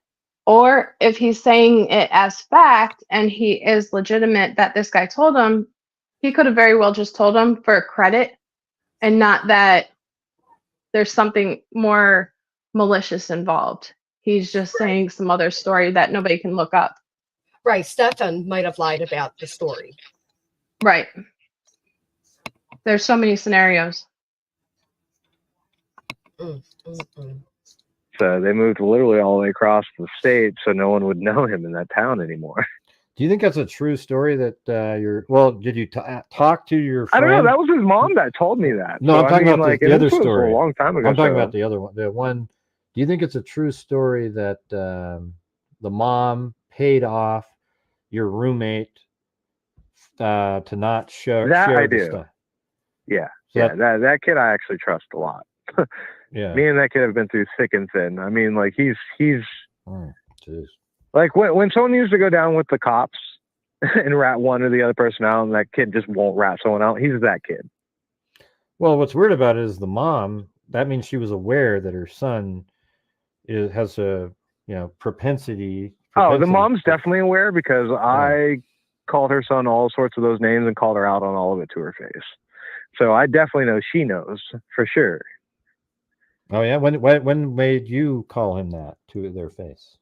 Like when was that? With all the land stuff. Oh, okay. Well, I guess the IT guy. Yeah. Oh, after that. But with all his stuff. And how many years ago was that? That was like 12 years ago, probably. 10, 12 years ago, something like that. Yeah, that's quite a. I mean, I don't have it marked in the calendar, but it's like 10, 12 years ago. You didn't write it down? Give me the exact date. I need the time and. Yeah, I'm like, I'm literally judging because I'm like, how long have I been dating this girl? 7 years? Okay, yeah. All right, there we go. Yeah. I'm like, it must be like 10 to 12. Can you think of anything else, just offhand? Anything that people have been saying in your Instagram that you remember them talking about, or? Not really. Other than like he always went for the youngest girl at the party. I mean, which is kind of crazy. I can't really confirm that honestly because I was young and I wasn't really paying attention to those things, so I don't even know. But other people notice. I believe that. Yeah, other people say. I mean, that's a running theme in the chat that we have. So, but other than that, I mean, all of us ended up normal. We're just kind of like, but he was the one kid, so all of us, a few of us had different falling outs at different periods in time. A lot of us stopped hanging out with each other. I went my own way with esports and other things like that, and then they went their ways with kids and wives and all sorts of stuff like that. And Stephan was the only one who was never in any of our chats, any of our Facebook conversations. Like we had a big group of friends, and we all still talk almost on a daily basis, at least with a message or two. Nothing big or anything, but we just chat back and forth on Facebook and stuff. And he's the one guy who's never been in any of those with anyone, because it's like when I stopped being friends with him, everyone stopped being friends with him, and not because they were. And see, that makes me think of why we might not have mutual friends on Facebook.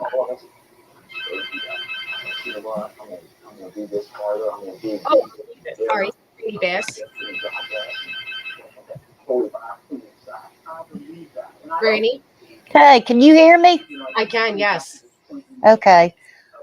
They should have reported this guy, but I do believe he's telling the truth. I listened to it on the other guys that was asking the questions. I think he's telling the truth. He's too smooth. He doesn't stutter. He doesn't have to think about what he's going to say. I believe he's telling the truth.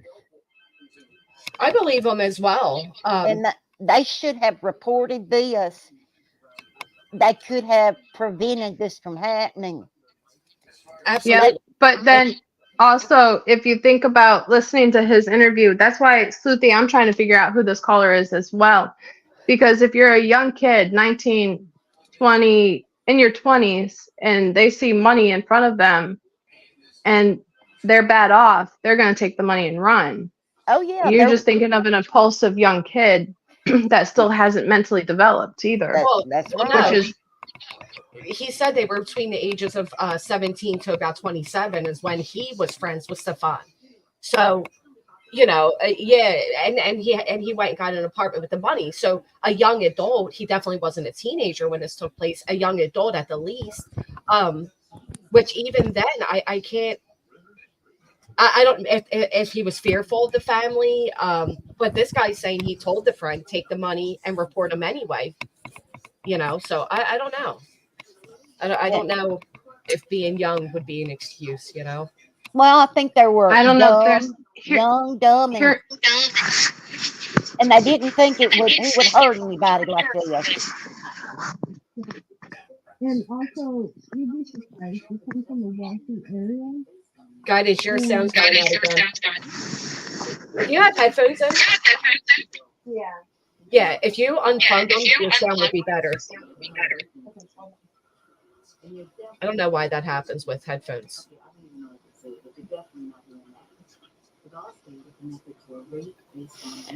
A 14-year-old will lie about their age, though, guys. Absolutely. If they like the guy or kind of iffy like him, to be cool, they'll tell they're older than what they are. Well, what I want to know is who lied about the age, the girl or Stephan? It wasn't really clarified which one lied about the age. Well, if they told his friend, if she told his friend she wasn't but 14, I would think she probably told Stephan. I mean, she didn't seem like she was hiding it to me. Yeah. It's just weird. And I wish they had reported it. Oh, absolutely. And I hope that if any of this leads to anything, it leads to the police looking into this caller and the so-called friend. Yes, I hope so too. Hey, Guidance, you're back. I kicked myself out. Like this. I agree, Granny Bass. This is horrible. All right, I'm going to jump back down. I just wanted to, I believe him. I do. I believe him as well. I do. I appreciate you jumping up and speaking with us. It was nice to meet you. It's nice to meet you. Y'all have a good day. You as well. Bye. Right. The stabbing was allegedly 2000. The custody was allegedly, 98 to 99? 98. The accident was September 1998, and by December is when he was the ward of the state. And then by February of 99, he was back in custody of his mother. Right, and it looked like it was a back and forth for some years after that. Oh, really? In his sealed documents, there's a lot of back and forth. That's interesting. And I wonder if that's regarding the $20,000 in the trust fund for the Fidelity Trust that they had to put in during the guardianship. Oh, that's right. Okay. On the mom's side. So you mean back and forth in court, but not back and forth with custody, right? Because custody on this date of May 12th, 99, he was granted back to his mother. Right. Just legal back and forth until he was an adult, it looks like, until he turned 18. Okay. Interesting. It's almost like the only reason he was ever around was because me and him were so close that he was always with me. So other than that, I mean, that's pretty much it. I mean, that's a lot. The kid was kind of a whack job growing up. Did you ever go on, like, just you and him go do stuff together? Oh yeah, we did stuff all. I mean, we would shoot. I got pictures on my Facebook of me and him shooting bows and arrows and everything. We partied all the time, and we smoked a lot of weed. Like, we did all sorts of stuff. We went hiking. Like, we were basically like brothers. We lived together. I mean, we drove the same car. We lived together. We worked both under his dad for like a year or two together. Like, we did all sorts of stuff together. I mean, I helped them raise their newest line of poodles and all that. I lived with him in 1, 2, 3, 4 different homes over the years. Did you ever do it? So, but after the time where he pulled out the gun, you never lived with him again after that, or? No, I never even talked to him after that. I deleted him from everything I owned at that point in time and never talked to that kid again. I was at the point in my life where I was kind of like, at that point, I was already done with the partying and stuff. I mean, I was like 24, 25 years old. I was kind of already done with the partying scene. Wasn't going downtown anymore. There's the key. Point in my life where I was kind of like, at that point, I was already done with the partying and stuff. I mean, I was like 24, 25 years old. I was kind of already. I was actually picking up on the 24, 25. So he was 24, 25 when he stopped associating with Stephan. Right. And that was downtown around 2010, 2009. And that was the same time I was downtown. So that's good. Yeah. So I've got to know them. Sounds to me like mom and dad were fighting over who's going to take him. You take him. No, you take him. Already done with the partying scene. Wasn't going downtown anymore.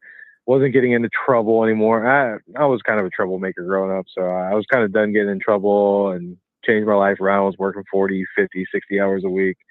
And so when the gun was drawn on me, I've had guns drawn on me before. And that was kind of the time where I was like, you know what? I feel like this is always my fault for being in the wrong situation. And that's why I moved out. I was like, yeah, I just don't need to be around this. Probably. And for the last 12 years or so, it's been pretty accurate. No guns. Well, there you go. Probably a smart move. Probably a smart move. It's just like, you know, and it's one of those moments where I could definitely tell you it's been long enough now that I can be like, I should have listened to my mom. She didn't like him. She never liked him. Like, if there is one thing I have learned at my ripe age of 35 and with a teen daughter myself is trust your mother's intuition. I just always, feel that way. Like I've always been right about the kids my daughter's been around. My mother's always been right about my people. You got this guy saying his mother didn't like him. 100%. Yeah. It's crazy. Yeah, moms. I should have just listened to my mom. They have that instinct somehow. There you go. It's one of those guidance. Chase Leonard is the caller. Okay, I'll take a look. Let me know what you find. Thank you. Weird moments where I've heard that line so many times in my life. Although although it sounds like his mom mom wouldn't have had that instinct. No, his mom was she was like it's so hard to describe her because of how vile of a woman that lady is. And this is coming from, I have a person in my family who's extremely racist that I dislike very much so. And even that lady is nowhere near the levels of depravity his mom is. Like, she's just a cruel, evil, mean person. And I've just never seen someone who's inherently like that. Like, that's crazy to me. I've seen people who have beliefs and do bad things because of those beliefs, but I've never seen someone who's just like, oh, you're literally just evil. You're just a bad person. And that's her. It's just weird. She's mean to be mean. Yeah. Not very, probably maybe had something to do with maybe, I don't know if she created him or his behavior made other people act a certain way. I mean, the dad seemed like which is highly possible because I was like that growing up. I mean, like, I was a kid that definitely had to be slapped around. You couldn't tell me not to do something because I did it anyway. Mm-hmm. So, I took a little bit of an aggressive stance from my father, but where I'm at in my life at this point, I kind of understood that I was one of those kids who kind of needed a firm hand every now and then because I just didn't learn otherwise.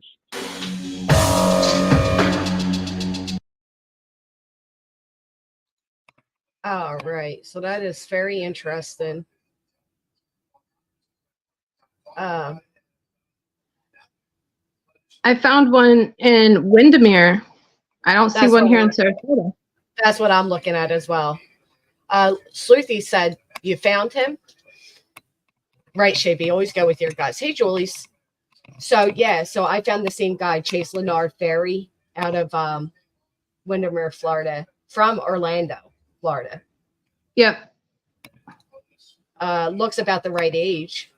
And he said he's a gamer, and this guy looks to be a gamer. Yep. And he said there's bow and arrow pictures of him on Facebook. I don't see any of it unless it's private for friends only. Very possible. Yeah. But there's a lot of gaming stuff on here if this is him. Yeah, there is. Nothing like working a double, during a cat 5 when everything within 10 miles. I mean, obviously, I don't know if this is him to pull it up. New little bar in Windermere. Come check us out. The food's A+.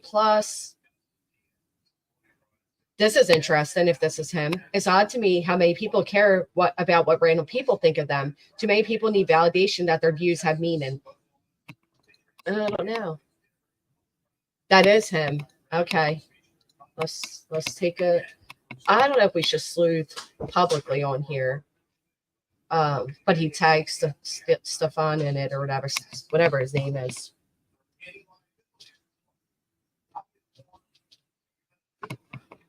Women's soccer. Copy and paste the nonsense. Did research themselves. Huh.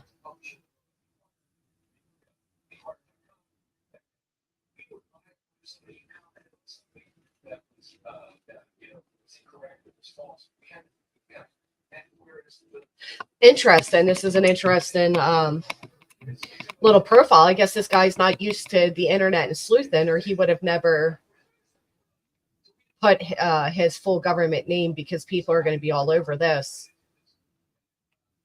Definitely a gamer. Partier.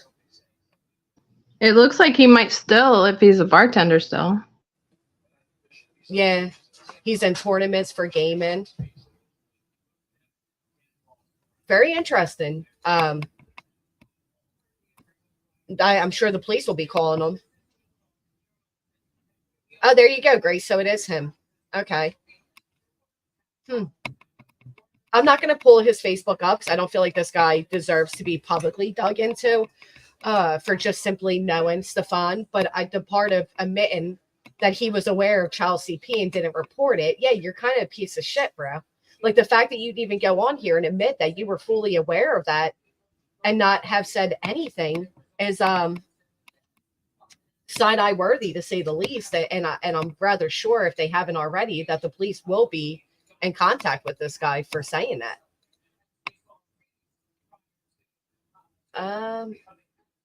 I didn't get an email from you, Jennifer.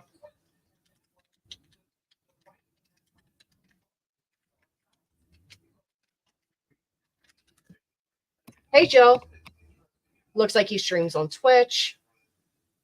But he definitely knows Stephan because, like you said, he's tagged. Right, and that's why I'm looking more, because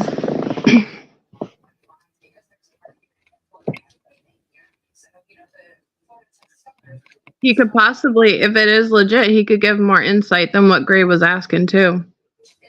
Absolutely, and hopefully he's contacted the police about and reported in who's the so-called friend that accepted the funds. Exactly. That's what I'm wondering. And he doesn't have his friends list active, so he can't see unless it's in the likes. Yeah. Or in tags.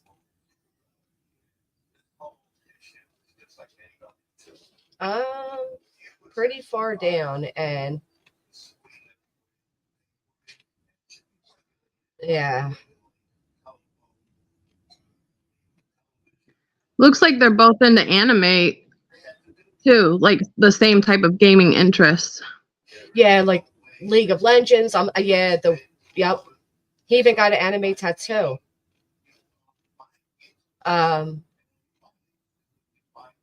Okay. I was trying to see if there's any photos of him with Stephan or having him tagged down here with at any of these events. Look at this. I am gonna share this because I don't like what this guy said about knowing about child prone. So over here you have on October 12th, 2016. Well, I woke up today to police pounded on my door. Apparently my ex, Courtney, gave a fake tip to the hotline saying I was running a meth lab and grow house out of my apartment. Laugh loud. Apparently I'm breaking bad. Needless to say, they were not happy about their wasted efforts. And I say my ex because the cop told me it was an ex, 99% sure by the way it was called in. First thing they said to me.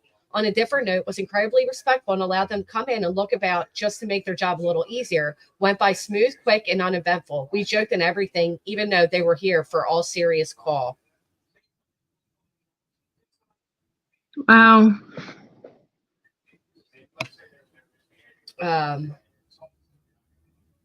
Go buy a gun, do this crazy. I told you that BITCH was a fruitcake. He needs cut or loose years ago. I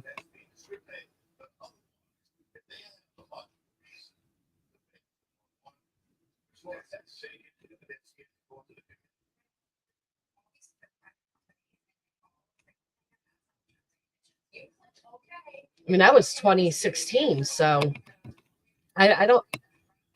Put a 1 in the chat if you believe this guy. Put a 2 if you think he's full of crap.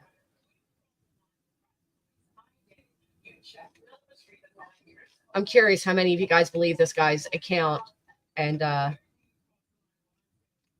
basically admitting to being aware of child CP and not reporting it. A 1 if you believe him, a 2 if you think he's full of it. Hey, Callie, I was thinking of you. A lot of 1s and a fair amount of 2s. 3 for unsure, 1.5 for unsure, not sure yet. Okay. That's interesting. I don't know. This guy. Every time I try to scroll down farther, it just keeps resetting me back to the top. So I'm like, ah. Because what year do we have to get to for him to have been friends with? Around 2009 would have ended. If he said around 24, because they're the same age as me. Yeah, they're about the same age as them as well. I just remember when I had my daughter, I was around 33, 34, and that was 2010. And that's when Facebook first opened, was when we were fresh out of high school. Wait, he's 39. Right, and we're 38. Okay. I'm not good at math, sorry. Turning 38. You know, I just realized the other day that the 70s wasn't 30 years ago. Like, that's how bad I am with, you know. Yep. Just doesn't seem that long ago. WIN conference after hours. I mean, this is a very interesting guy. 2009 was Facebook. But he does have stuff tagged in some things, so. I wish I was only 38, just turned 48. Hey, you know. I just know that we were all born in 86.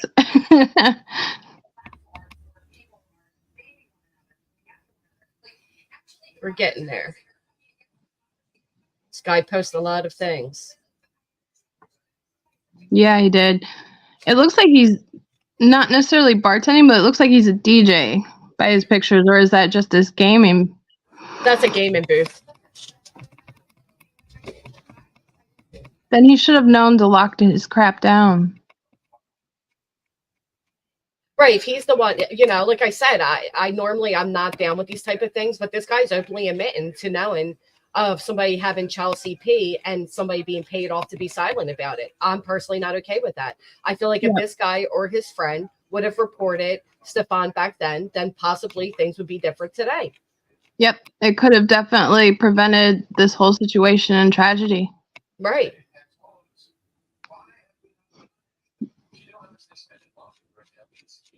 Yeah, I think that's just a creepy thing to Sleuthie, if you want to send it to my Twitter, I can put it in back chat if you want. You want me to? It is making me wonder about this guy's getting paid off. Well, he didn't get paid off. His friend was allegedly paid off by the mother of Stephan to cover up that they were aware of this. That he found that the guy was recording the guy's girlfriend as well as had child CP allegedly thrown in there. And he says this so nonchalantly.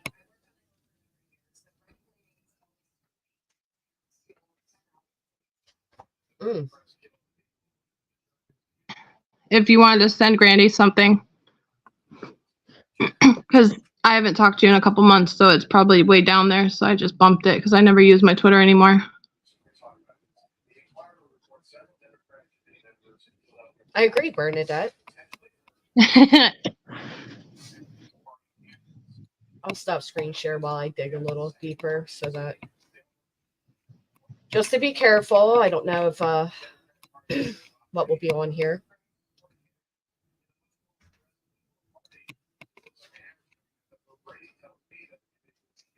My magic brings Voldemort to the yard. Oh my God. And I'm like, that's hurting my scar. Haha. Please stop talking to me now for that. What? Speed dating. I die. What do you do? Gather Dragon Balls. Okay. So, little bit of an oddball. I mean, granted, this was years ago, so.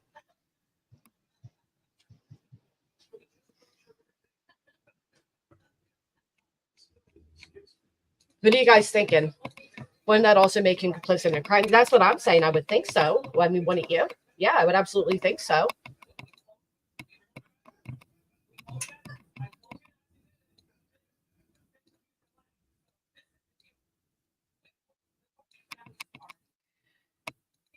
The mother of this guy discussed it for no one. Her son is and covered it up. If the story is true, yeah, absolutely. And if true, the police need to be aware of it.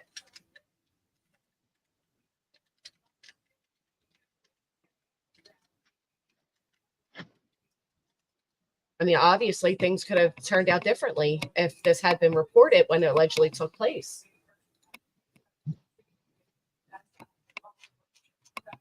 And then you heard him say, all right, so I'll put that up while I'm here, while I'm scrolling through here. You heard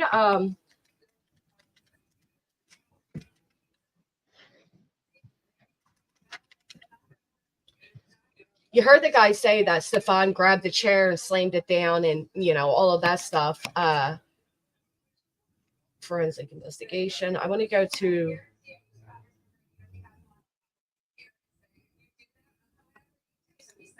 the mother. I'll have the mother's interview playing as I'm scrolling. Jen, go ahead and tell us what's going on with Maddie. Well, Monday morning, we took her to school. We dropped her off close to school, across the street from a church, which is it's right next to the school. She crossed the street. Here we go.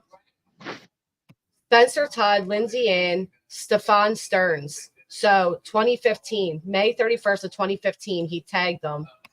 And then somebody just commented this. And somebody wrote underneath, rotten hell. Murderer, rotten hell. Man, the tube's already found you, buddy. I just sent you also what Sophie sent. Okay, thank you. Oh. So here's another comment from Stephan that says, Lift Lab, great night. Damn, Firefly. And that's September 15th, 2010. Oh, you think this may be him? I don't know if I should show it. Do I show it? Do I show it, Sleuthy? I don't know.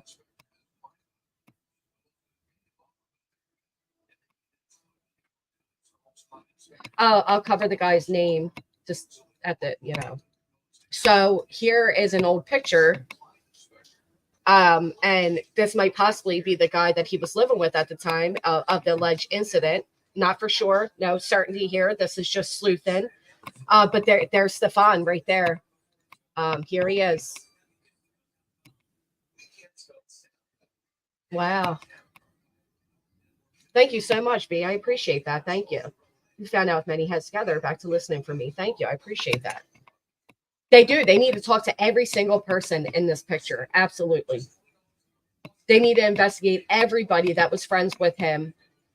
And I just especially the guy with the interview. What year did it happen and what was the guy's name? And the police need to know right now.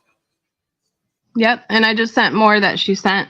As she's sending them in, I'm just getting them because I'm not on my computer. Okay. Thank you. Thank you, Sleuthy. Look, it says this message seems dangerous. I got an email saying you seem dangerous. All right. This is life in the Poke Burbs all damn day, just rats and birds. Bourbon tasting. Omega last night was fun. Got to check out some rare, unique watches for the coming year. Thanks.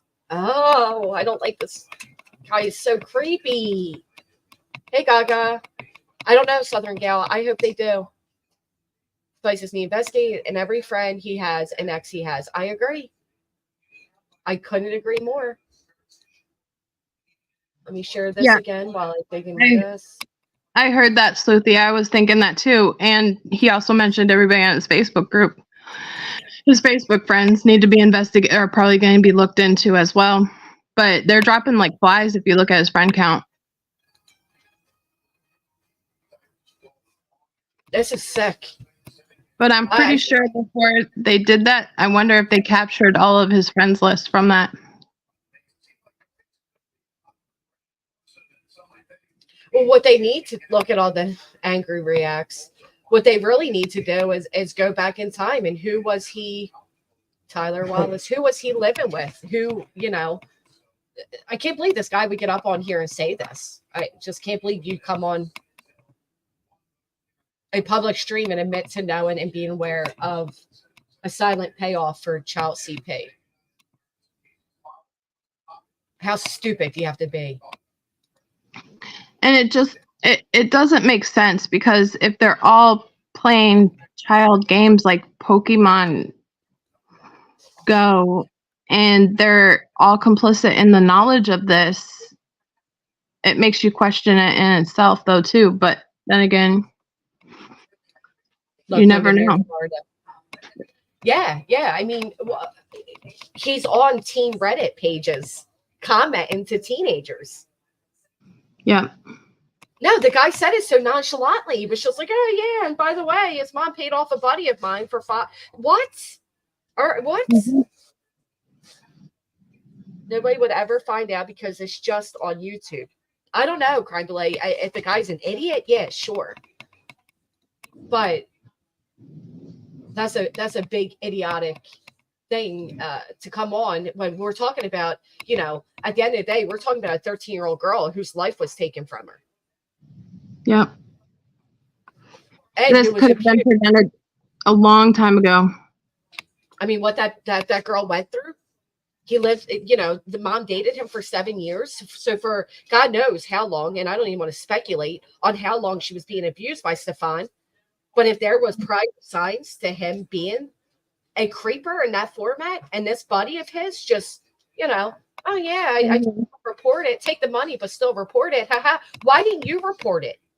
Especially if they had knowledge of dating somebody with a child as well. That's alarming in itself. Right. Yeah, I'm pretty sure Ellie's dug through his social media. I'm just curious if they've gone through it before people start dropping off like flies. If they got captured at least the names of all the friend lists prior to his arrest. I have a shitload of friends on my Facebook. I can't imagine police having to go through all of them, but I do understand what you're saying. I don't even think they'd have to go through all of his friends list, but go through, the ones that at the very least that hung out with him in the friend group. Tags, messages, anything in the cloud, even potentially that were deleted. If he has done a reset before and it's gotten him off, you know what I mean, for accusations, that's what makes me question it. Could that be before the cloud existed? I don't know. This guy said they had a shared cloud. That's how he found the not only did he have child CP, but that he was recording the girlfriend of the guy he lived with. Right. But being that he did a factory reset is what makes me question if he's had accusations more than just these times for him to think this would clear any evidence of prior. I don't think so. If he ever had any prior accusations like that, then I think there'd be record of it. And he would know that factory resetting doesn't do anything. I don't know. I get what you're saying, but you're saying maybe he's just used to factory resetting and kind of wiping everything clean. I get that. Yeah. Right. A shared. And then at the same time saying that Stephan's not an idiot by any means, that he's very, That's what got me is he's so ballsy to put it on shared. What makes you think that they weren't involved? That's what's alarming to me. I think many people failed Maddie, and I do mean many. And the more I'm looking, so during the one presser, people asked is if the mother was a suspect, and the officer actually responded, no, she's not a suspect, not that I know of. And then he said, yet. Yeah, those last two words, right now. Yeah, as of now. Yeah, as of now, as of yet, or whatever. Actually, let me just play it so I don't keep saying it wrong. It's been so much to digest in these past 2 weeks with everything going crazy. It's just been a lot. I can't stand, to be honest.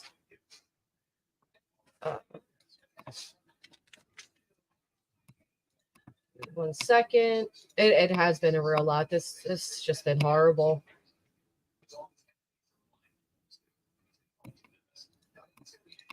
So again, the video I played earlier, and I'm going to play this for you guys right now as we listen to this, is Jay's for Justice. She did a fantastic job putting these videos together of this.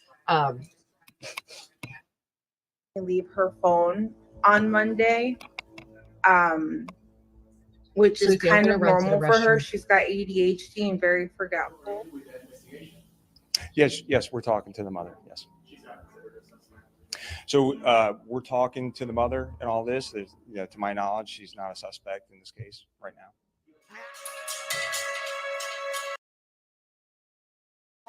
So right there, he says it. So we're talking to the mother and all this. There's, to my knowledge, she's not a suspect in this case right now. To my knowledge, she's not a suspect in this case right now.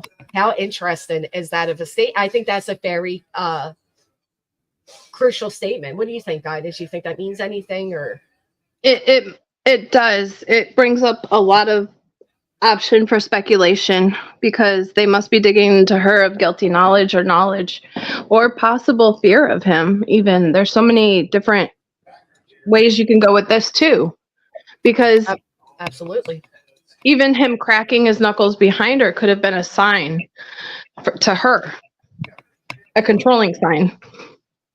Right, like a sign, I'm here, I'm listening, I'm watching. Yep.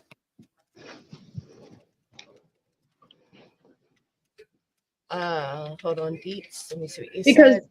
If he was like that with yep. Sorry. If he was like that with his friends, can you imagine how he was in his relationships? That's true.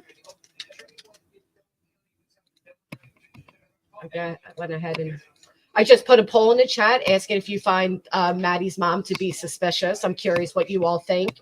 I know a lot of people don't like blaming the parents, and I understand that. I just feel like there's something here for me personally that makes me uncomfortable. So I just want to see what you all think. His mom has almost a dozen different liens, some even state liens. Yes, going back to 2009 by working that night job. That breaks my heart. And it started with that federal lien in what, 93, 94? Well, Dees is saying she fined them going all the way back. Oh, yeah. No, you're right. 93, 94. You're right. I just had that up. His mom's a hot mess express, and the friend's saying he's horrible. I won't even try, Gary. You're Faria? I don't know. All right, I'm going to run to the restroom. My name is Jay. I'm your host. The first clip that we're going to watch is her mother talking about her leaving her phone at home. On one hand, she says it's pretty normal for her. On the other hand, she says from time to time. What do you guys think? Let's watch. She did accidentally leave her phone on Monday, which is kind of normal for her. She's got ADHD and very forgetful.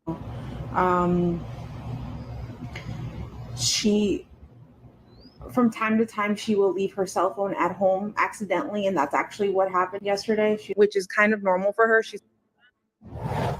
So she says it's kind of normal for her to accidentally leave her phone. And I'm still not sure that I buy that because kids are very attached to their phones these days. Let's move into our next clip. I'm staying at home, staying by the phone, hoping she just appears. So, yeah, there's no way to track her right now because the detectives now have her phone.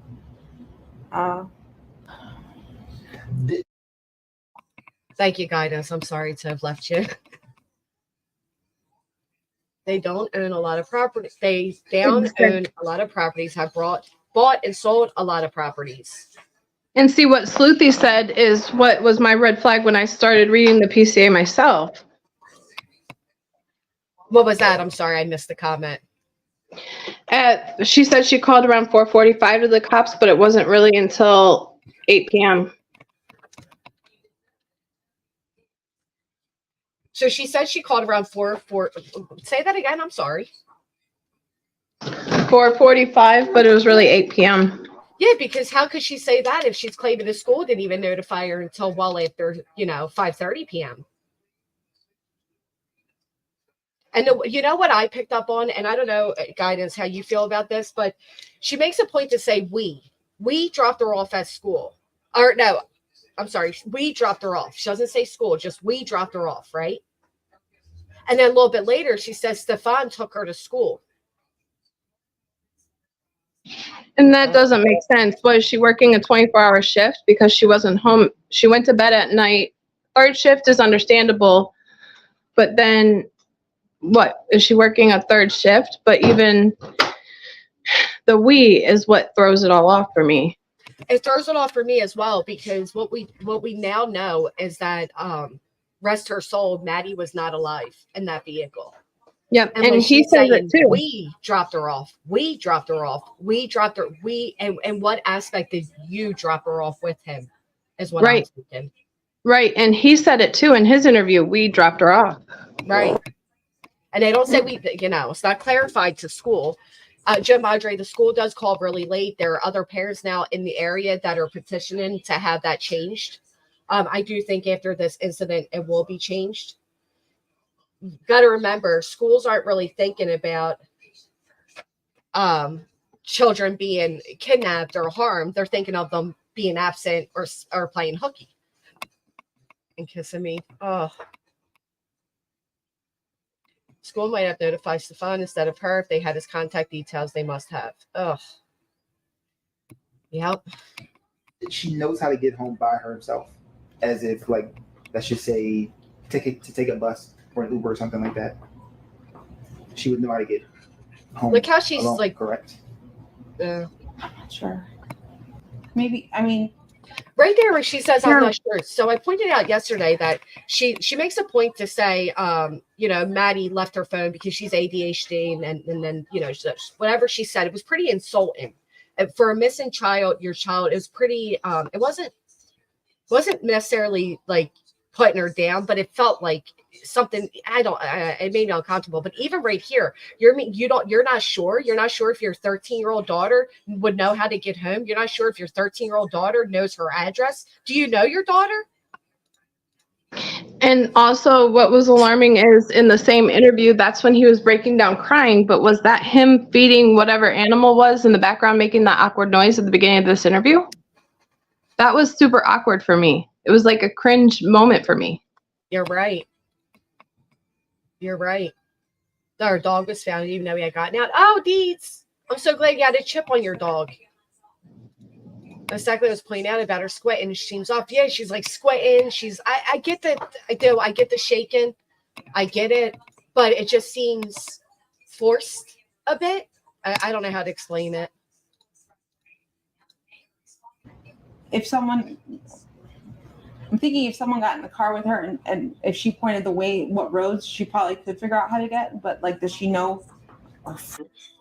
I'm staying at home, staying by the phone, hoping she just appears. Full address? I don't think she does. Hoping she just appears.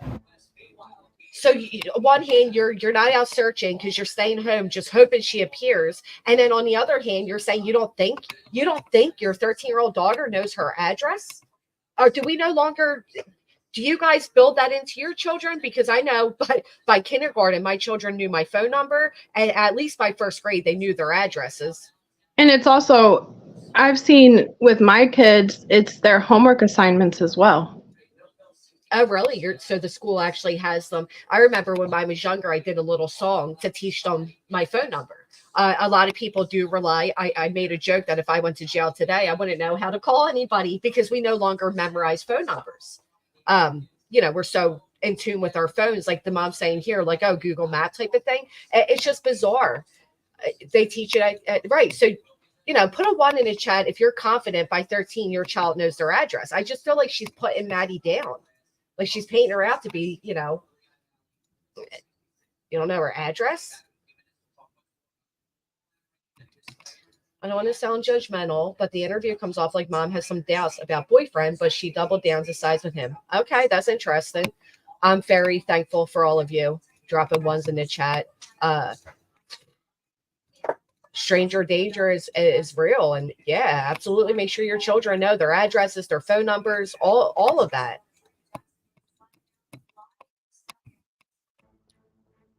So she has no faith that Madeline knows how to get home or knows her full address, but she's staying at home while her family's out searching, hoping she appears. Red flag number 2 to me. I don't know if she would know how to get home. What was the last thing, I guess, the conversation that you two had, you and your daughter? We spoke about her birthday party. She had a birthday party on Sunday. There was no moment in that evening from when she got home from the party that she had her phone or had the laptop. She went straight to getting ready and went to bed. Told her good night, and yeah, that was it. So what Jay is doing here, this is Jay for Justice again, guys. I have dropped her link in the chat. Go give her a review, give her a thumbs up. What she is doing here, she's putting together all the inconsistencies, and unfortunately, there's quite a few. Yeah, there really is.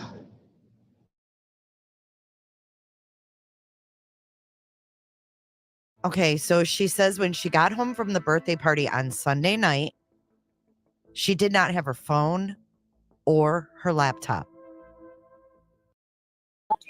Hey, Paul, just to clarify, we didn't dox anybody. The gentleman that called in and admitted that he was aware of child CP at least a decade ago, he doxed himself. We didn't dox him. And I'm sorry, but if you're going to cover up child CP, yeah, I don't think you have a right to your privacy at that point. There's a 13-year-old whose life was taken from her after we don't know how many years of abuse. So forgive me for not being too sympathetic to the idiot that called in to YouTube to admit that he was aware of child CP many years ago.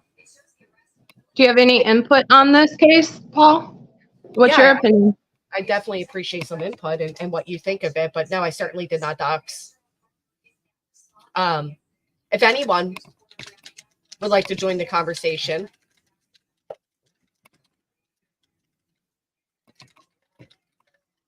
you're welcome to come up.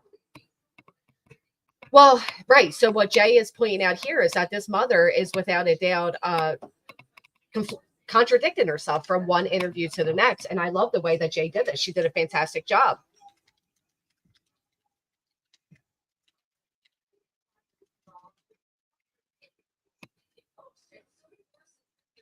I'm your soldier. We don't. Okay. All right, Paul. Thank you. She had ADHD. I'm pretty sure she would be street smart, not doubt.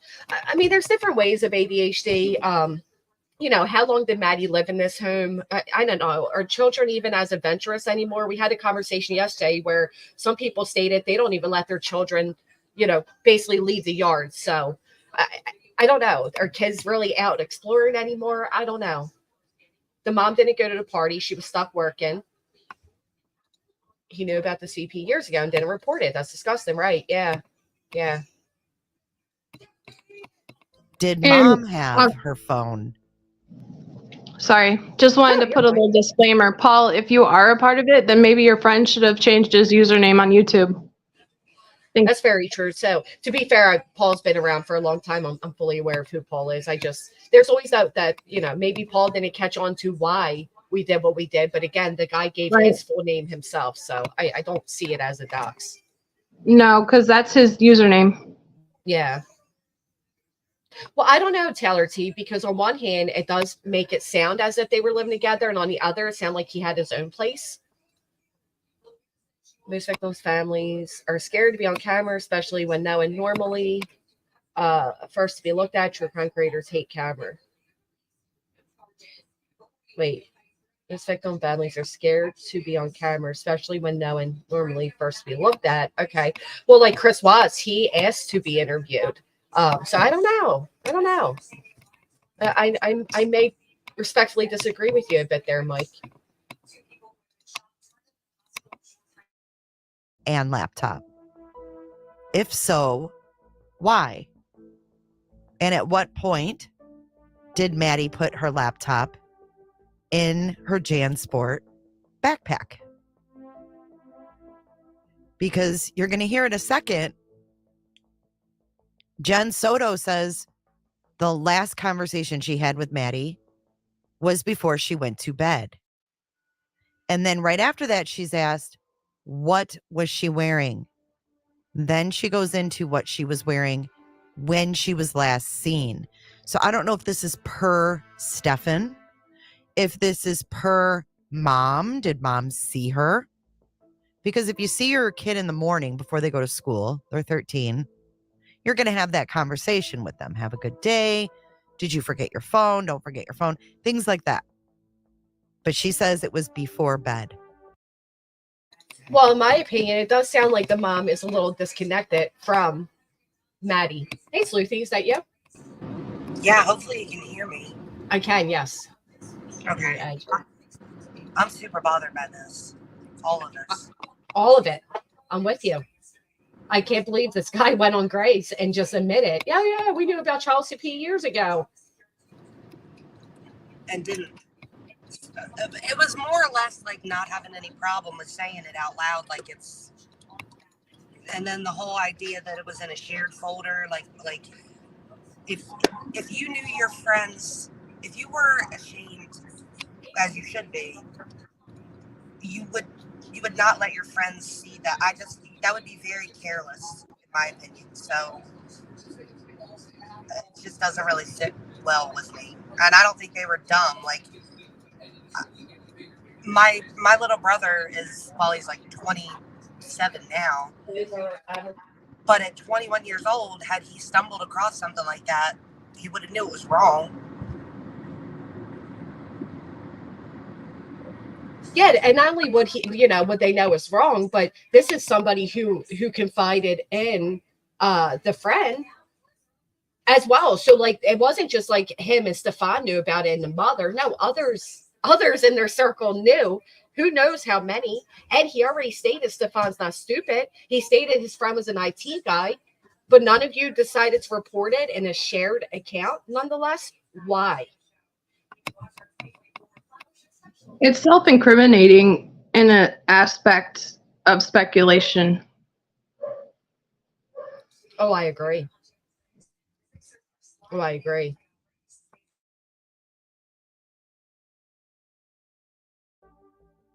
So I'm assuming mom is claiming she did not see her in the morning and that her partner took her daughter to school. Allegedly took her daughter to school. What was she wearing? She was last seen wearing a green hoodie, black shorts, white Crocs, a black JanSport backpack with gray hibiscus flowers on it. And you. She did accidentally leave her phone on Monday. So my question is, did she actually leave her phone or did mom have her phone? Because we know that Stephan Stearns was seen at 7:30 in the morning discarding her laptop and her backpack in a dumpster near their community. Now, here's where it gets a little more foggy with the whole timeline. Check this out. This is from the PCA.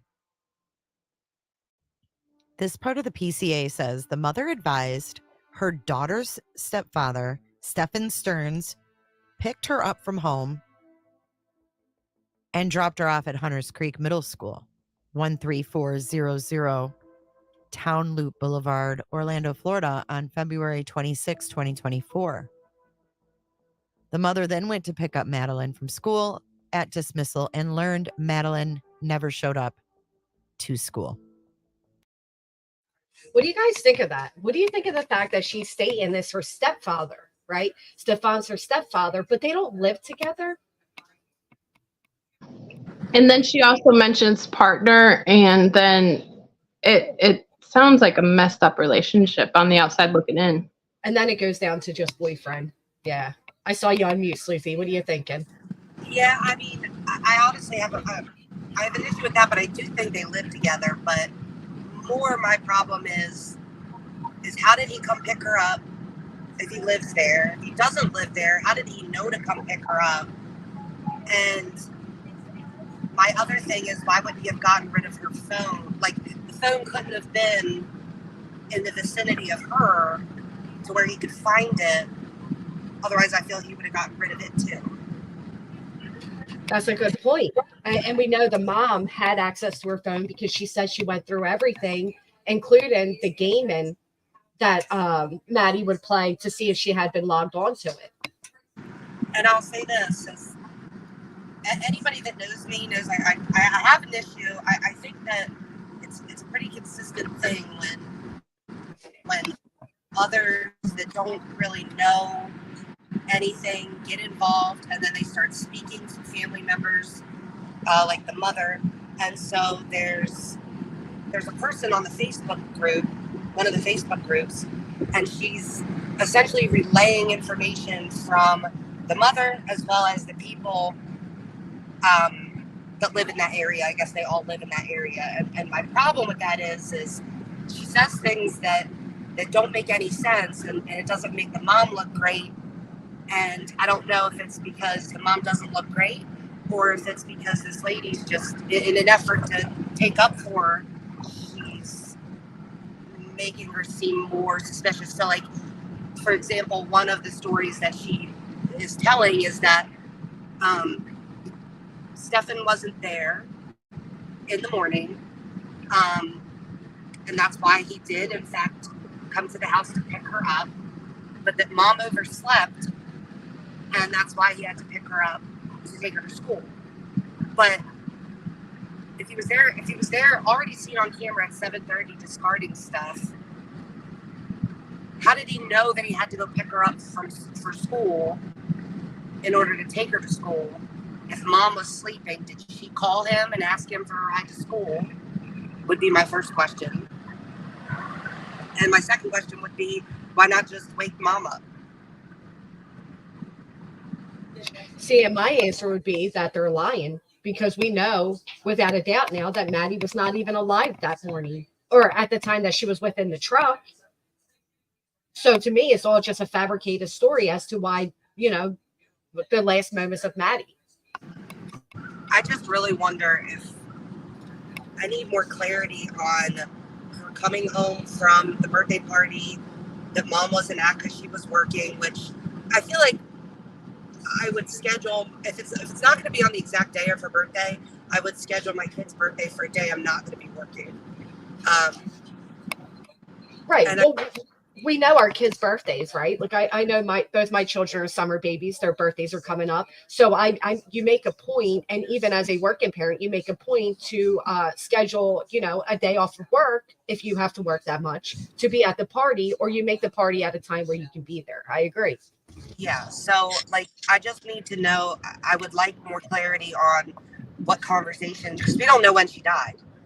And right. So I would like more clarity on when she got home. Did mom actually speak to her face to face? The comment about she didn't get on her phone or her computer and just went straight to bed seems weird. How did Maddie get home from the birthday party? Was Stephan at the birthday party? I'm assuming. That's just an assumption. I don't know if that's what happened. Right. So we don't even know if Maddie was alive. Right. And she also mentioned that she showed them her birthday presents. And it's more of the mom's timeline of what she's saying isn't matching up. She was at work, but then he drove her. There's no clarity on the mom's timeline whatsoever. Well, the mom contradicts that timeline, because on one hand, she says, oh, we talked about her birthday party. She showed us all the gifts. And on the other one, she says she didn't touch her laptop, phone, nothing. She went right to bed. So she contradicted herself on what happened the night after the birthday party. Exactly. Yeah. There was a moment where she was saying about her constantly being on her phone. She's like, her face is always in the phone. And I'm thinking, okay, so then, her leaving her phone behind would be weird. But then in the next breath, she says that she sometimes does leave the phone behind. And is she always in the phone, or does she forget? The stuff that I forget is this, I don't forget my phone, and I have ADHD, but I'll forget my keys. I'll forget my purse. Right. I'll take my wallet out at some point during the night, and then I'll forget that I've driven places, got there, and realized I couldn't pay and have to go back and get my wallet. But not my phone that I'm using throughout the entire day. Right. Well, and like you said, you can't paint a picture of Maddie being overly attached to her devices, her phone and her iPad, and then on the other hand, say she was so forgetful she would just leave it behind. Which one is it? Yeah, and I don't like that she went through. I just feel like as a PSA that should kind of go out as if someone that you love goes missing, don't get in their stuff, don't get in their devices, don't touch stuff, don't read stuff. Give it to the police. Don't delete stuff. Because that's something that. So for instance, let's say mom's going through her devices, and I don't know that this happened, but I'm just saying there's a reason why you shouldn't go through stuff. let's say mom's going through the devices and she's telling someone something about Stephan, or she's complaining to somebody about mom in an argument that they got into. If in the interest of like self-preservation and not wanting to look bad, those get deleted, like they're going to find it, and it's going to be worse that you deleted it. So it might have just been, oh, I think she was like exaggerating about this argument that we had, and I don't want them to think that I'm a bad mother, so I'm going to delete it. But then they're going to be looking at you like, why would you delete that? What was so important or bad about that fight that you felt you had to delete that? You didn't want us to see it. Do you know what I mean? Oh, absolutely. Not to mention stuff like if she would have logged in somewhere else, like now you've done messed it up because you're also logging into her social media. It's just, you just shouldn't do it ever. Let them do it. Oh, I completely agree. I just, and that's if the mother, we'll find out. I guess we'll find out if she deleted anything, right? Yeah, it'll show any history in there. Yeah. Okay, so this whole sentence here is really weird. The mother advised her daughter's stepfather, picked her up from home, and dropped her off at Hunters Creek Middle School. The mother went to pick her up from school at dismissal and learned blank never showed up to school. Oh, what do you think about that? So she did say, guidance did say about the whole, she said she called at 4:45, but really they said that they got a call at 8. But what do you think about the fact that they met her at the school and not the house? Are you saying the police met Maddie's mother at the school, not at her home? Yes. Oh. What? And what time was that? So 4 hours later, almost 3 hours and 15 minutes. They said they got the call at 8, and then they met mom at the school. I can get you the timestamp, and it was for one of the press conferences. Well, that doesn't even make sense because one, it's 8 p.m. The school's closed. Why would you meet the police at the school? That's not even the last place that she was seen at, obviously. So that whole thing, that's bizarre. Like the mom drove to the school 8 p.m. looking for Maddie and then called the police. That doesn't make any sense.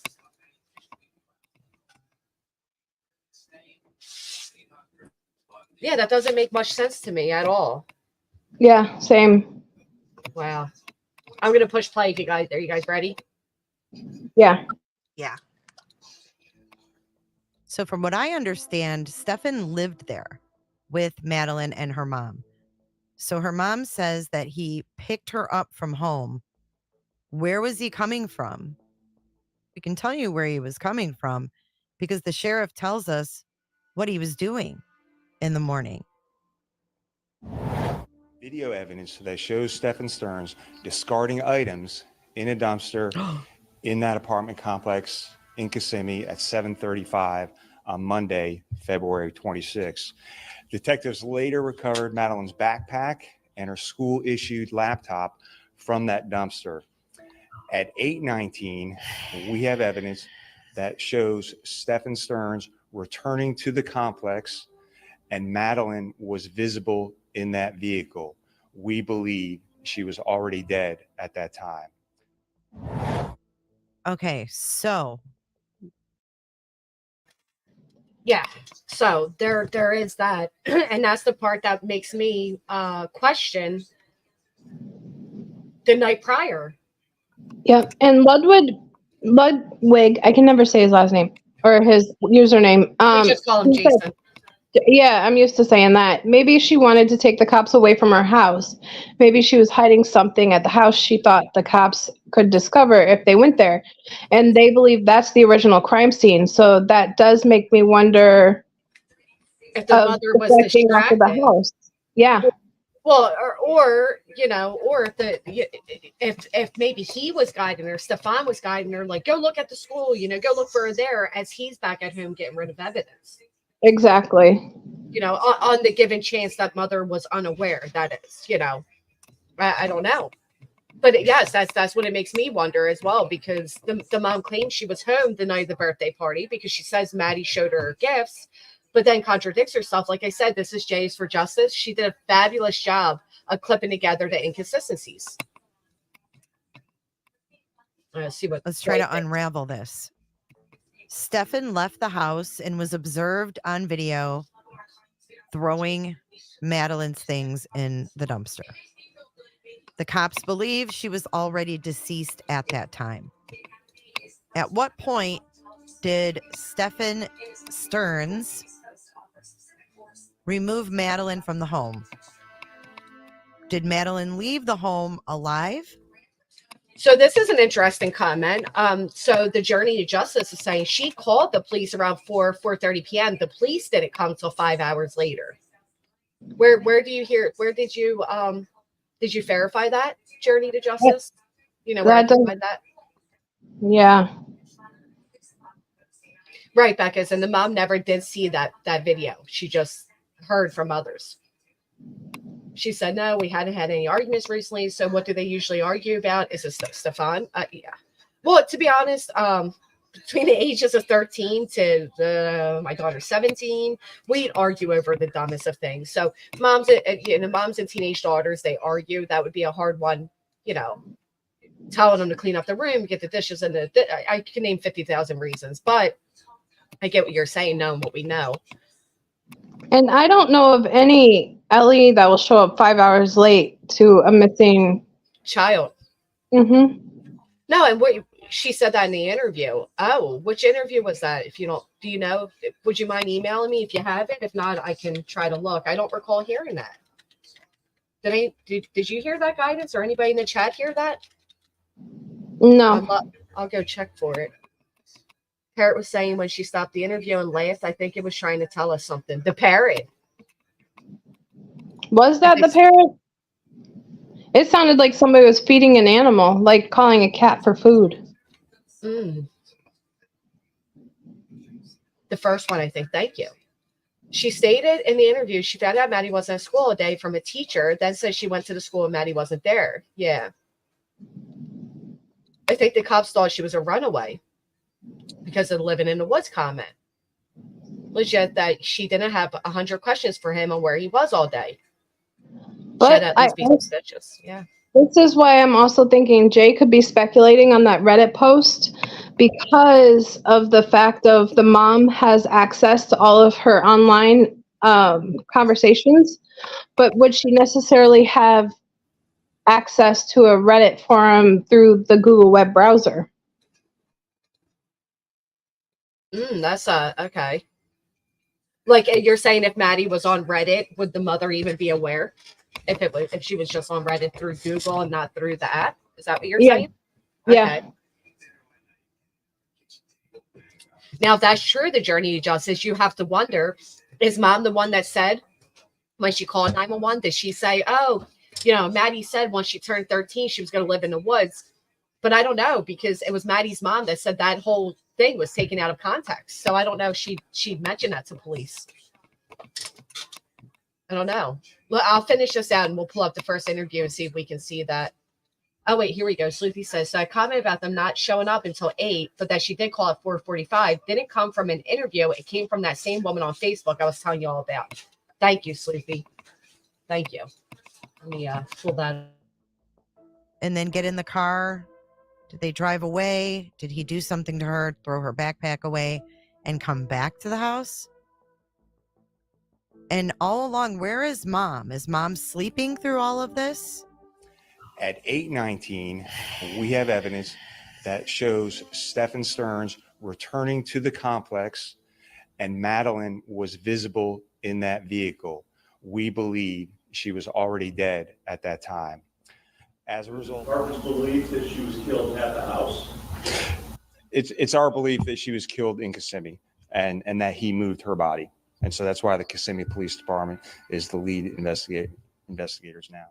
I would say, judging by the looks on their faces and their nodding, that Madeline was killed at home. It's our belief that she was killed in Kissimmee and that he moved her body. And so that's why the Kissimmee Police Department is the lead investigators now. So if he came back to the house in the 8 o'clock hour with her in the car deceased, what happened then? Because we know he was changing a tire at like between 1 and 2 in the afternoon. So what happened between 8:30 and 1:30. Yikes.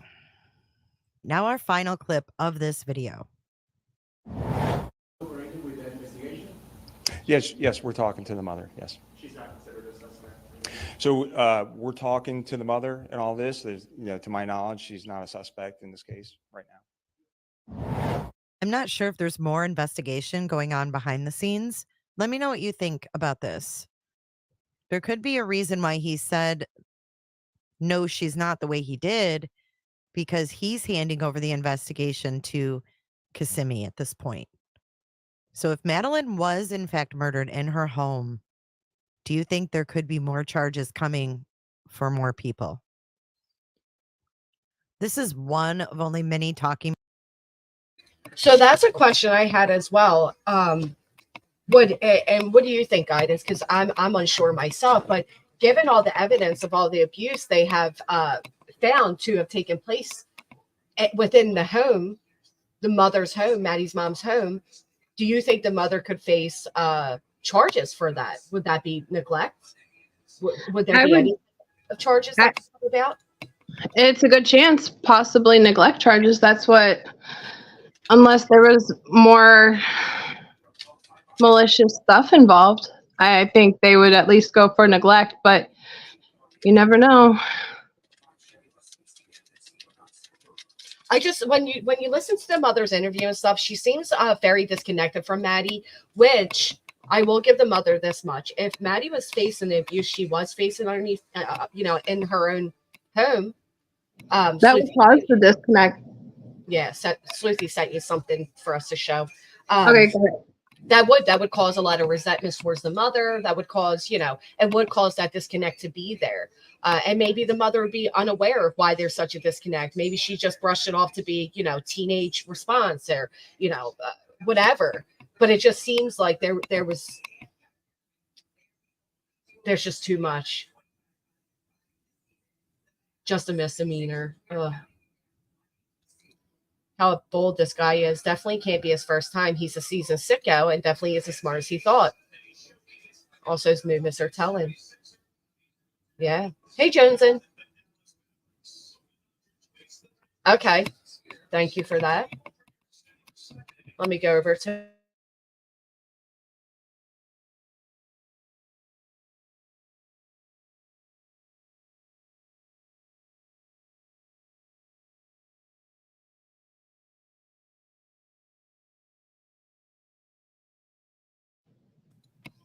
I guess an exclusive interview is what it will say.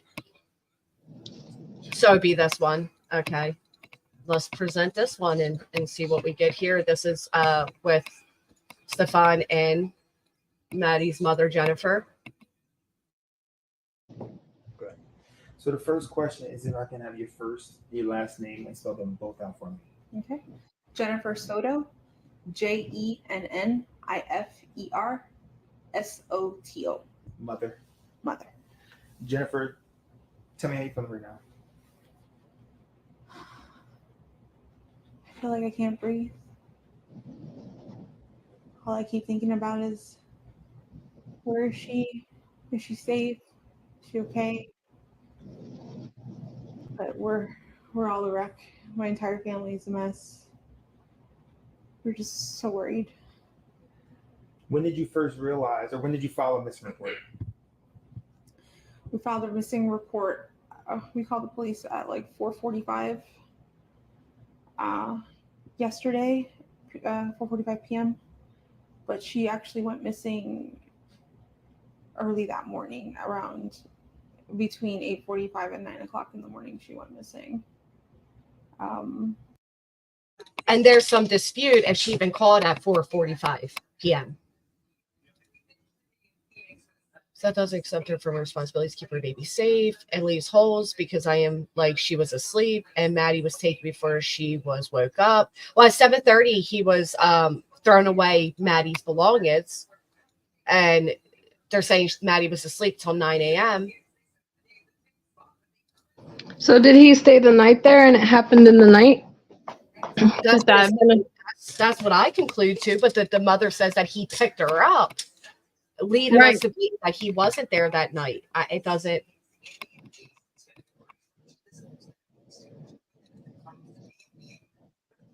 make sense.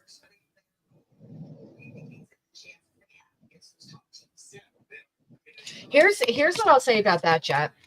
And I'm going to show you guys something in just a minute that has me feeling this way.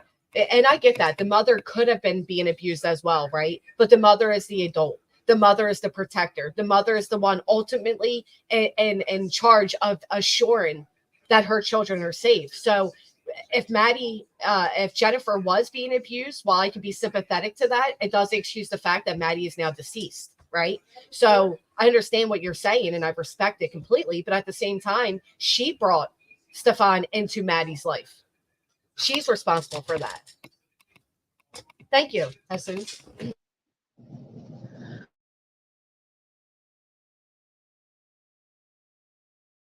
So here's what Sleuthie was talking about the Facebook group. So this is somebody that they're thinking appears to be speaking on behalf of Jennifer, Maddie's mother.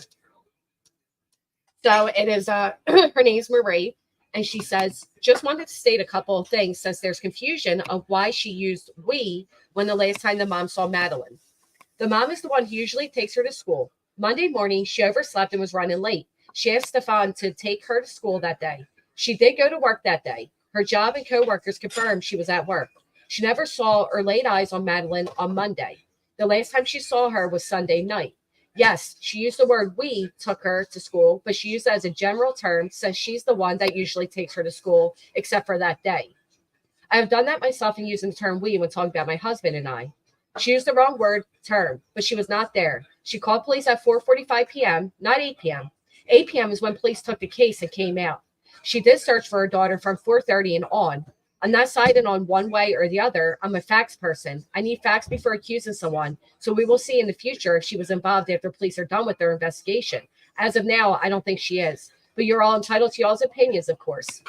I think this creep took this opportunity to do the unthinkable while he was alone with her. It would have been the first time he was alone with her. And then somebody asked, did they live together? I was wondering the same because where did he go after dumping her things into the dumpster? I also think he propped her up in the car and make it look like he drove her to school. He said in an interview that she slept the whole way to school. What do you think? What do you guys think? None of it's math. The math ain't mathing.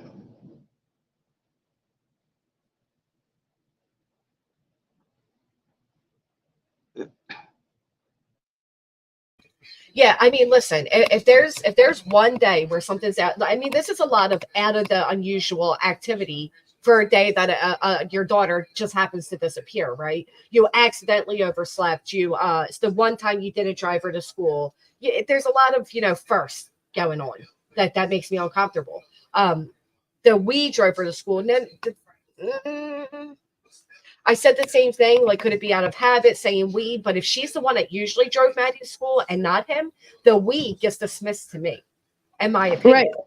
And why does he keep saying we too? That's the whole thing. They're both saying we drove her, and then they correct themselves.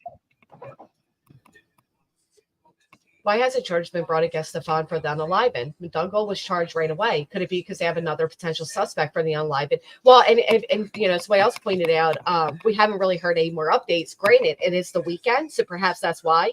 Or they're not done looking into more things. I don't know. She makes me wonder if she has autism. I don't know about that. I just think the mother, if it's the first time that there's a lot of firsts going on is what I'm thinking. Right. I don't think she was with them at all.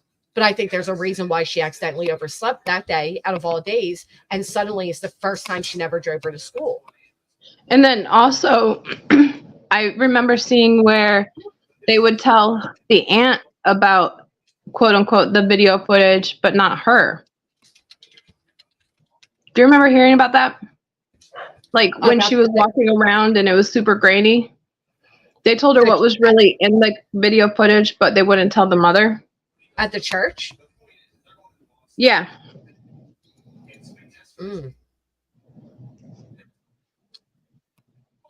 That's I may be missing PNW. Maybe.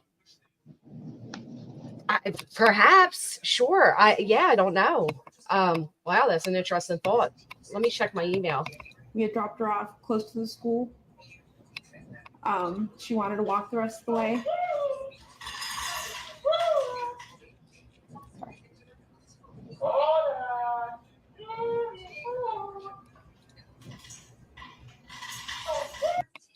So that right there is the parrot speaking. Okay. See, me, I was like, what the hell is that? It almost sounds like, oh my gosh. Yeah, it's that's a just an parrot. awkward moment. She could be in shock with the first interview. Okay. Yeah, I was confused by the mom's comment about video of Madeline walking to school. She acted like they saw it. Then she said her sister saw it or something. Hey, sweetie. It was translated in the same Facebook group. Thank you, Mama Four Boys. Thank you. That's a parrot for sure. Is he saying anything of substance? I don't know.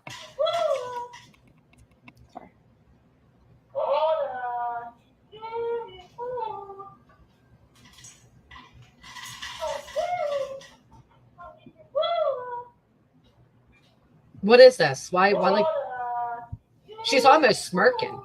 Eyes closed. Yeah, that whole moment was cringy to me. That listen, I get the parrot speaking, but you're speaking about your missing daughter. Do you really give a shit about the parrot in the background? I speak right over it. The fact that she's sitting there all, eyes closed awkwardly, and then she like smirks and goes, that should be it. We're talking about your 13-year-old baby girl that hasn't been seen. You're going to pause for the parrot? Right, Becca's. Yeah. Thank you. Did it just say daddy home? I don't know. I'm going to rewind it back. I don't know what the bird was saying, but I know this is all weird. Smirking. Yeah, it would take a lot more than a parrot speaking for me to have a smirk like that while speaking about my missing daughter. Oh, gosh. She wanted to walk the rest of the way.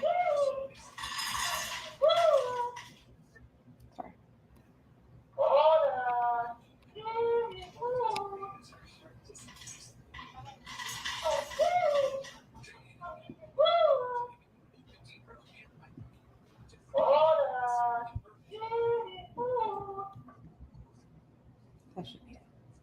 Sorry about that. I was hoping maybe it would translate the bird in the background. I don't know if it's a macaw or African gray. I don't know. Or a parrot. I don't know. But it is saying something. The way the birds' voices are changing is a little knowing what we know now. And I'll play it one more time. You all listen to what I was kind of listening to. It just sounds like Rest of the way.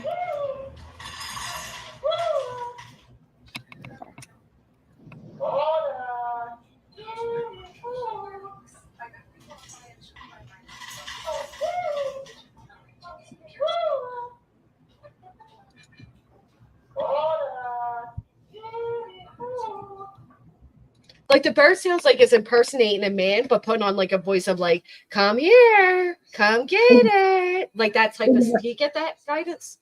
Yeah, and that's why I was thinking it sounded like him, and it sounded like he was feeding an animal. That's why I got so cringed out about it, is because that's what it sounded like to me. But once I heard a parrot, I was like, it does sound like come get it. It definitely sounds like a bird, and it almost sounds like I said, like it's kind of mocking a male voice, but in a creepy, like, come here type of eerie. Oh, I don't know. Exactly. Yeah, the fact that the bird speaking would make her smile in this moment. Bless it. I'll do it one more time and we'll move on from it. But I mean, yeah. How quickly she's no longer shaky and so stressed out she can barely think. No, she's the bird's making you smile right now. Okay. Cool. Whatever. She wanted to walk the rest of the way. Sorry.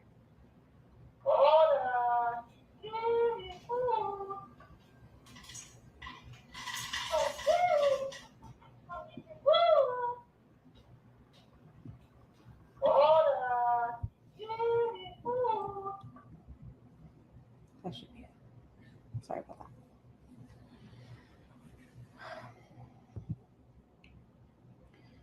that. We dropped her off at school, close to school.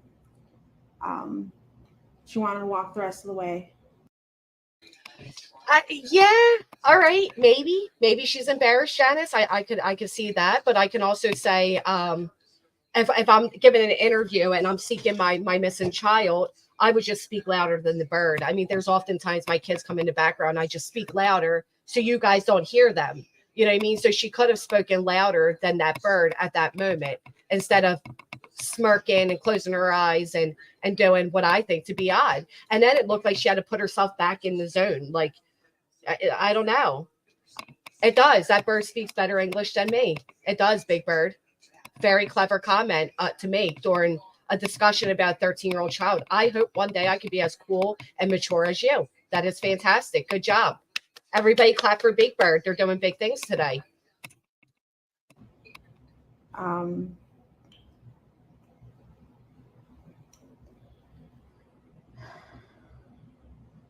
not sure what I'm allowed to share. You share whatever you feel comfortable sharing. I know you had conversations with detectives. Not sure what that conversation is, but whichever you feel comfortable sharing, that we'll put the awareness out there. Yeah, she was spotted walking by the church, by the middle school on the cameras. They saw her hang out in the parking lot for a little bit and then get up and leave. They didn't see a vehicle or anything else. They just saw her walk away.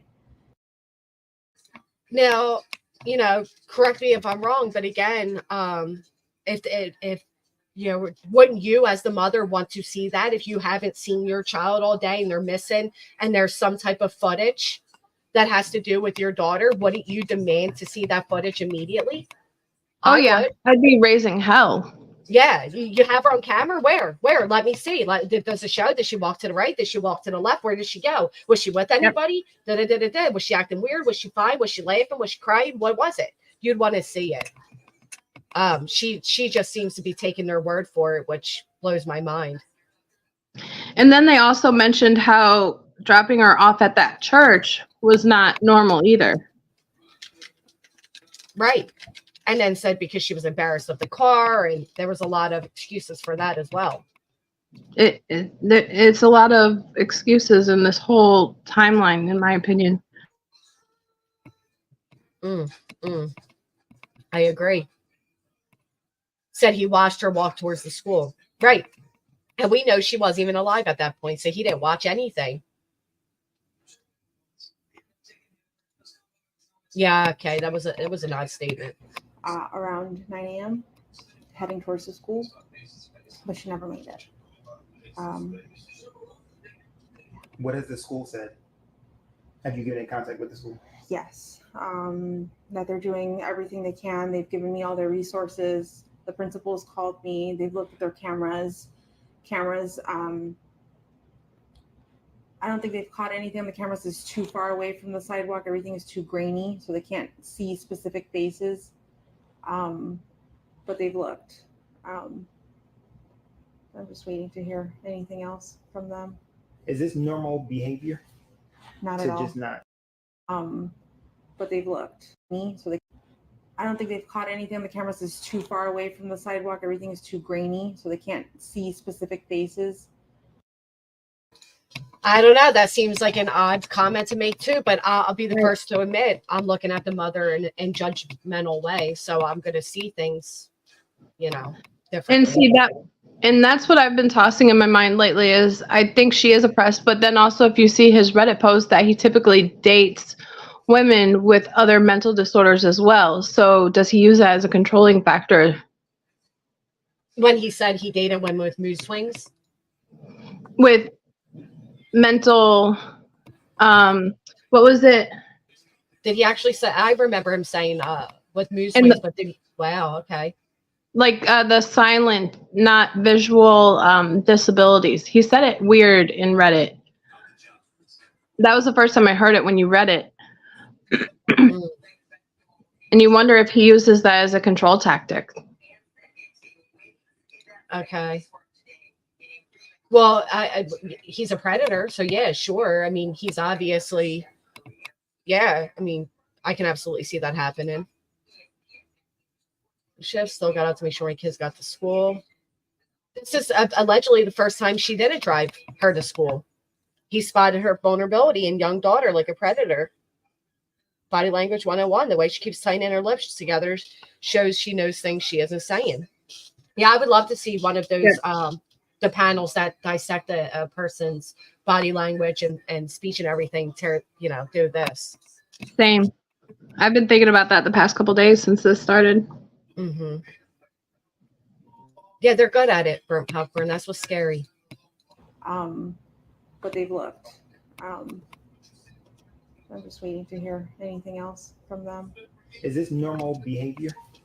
Not at all. To just not show up or call or text or anything? Not at all, no.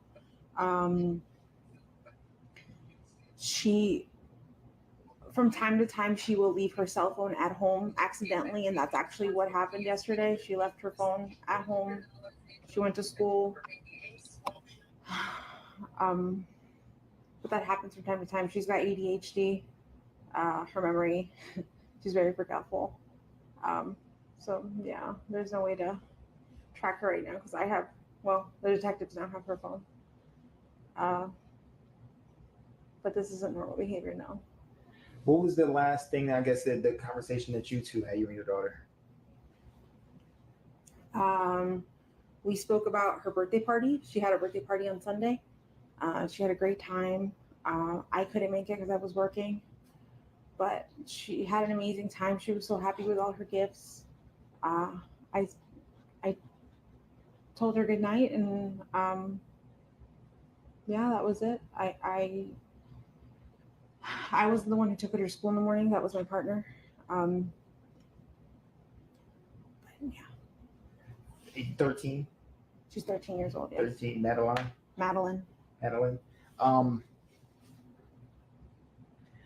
What are you thinking right now?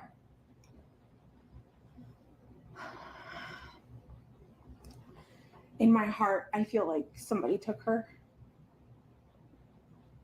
This isn't like her to just pick up and run away. Now, I have a question that I have. Go to school. Sorry, I have a question. Hey, Kendra, this is before she was found, but is this, you might know, you would probably know, Granny, because I haven't dug deep enough into this. Is this the first interview that the mom did or the second? My understanding is this is the second. Really? Correct me if I'm wrong, chat. That's just my understanding is this was, maybe it's the first because it's exclusive, actually. I don't know. I was just looking at another so-called interview where it was stated that Maddie's birthday party was at the apartment, but Maddie's mother said it was at a family member's house.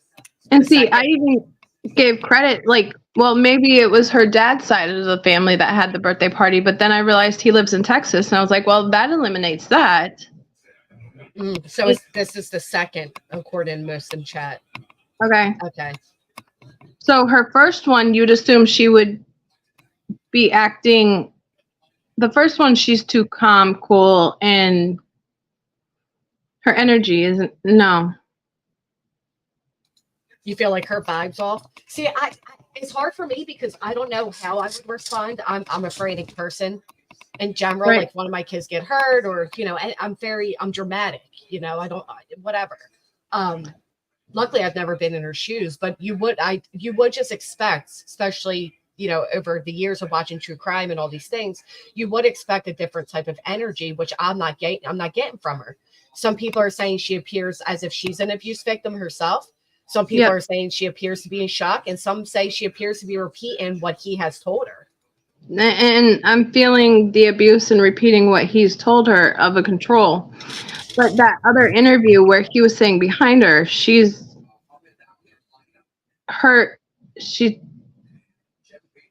seems too calm and collected for having your child missing.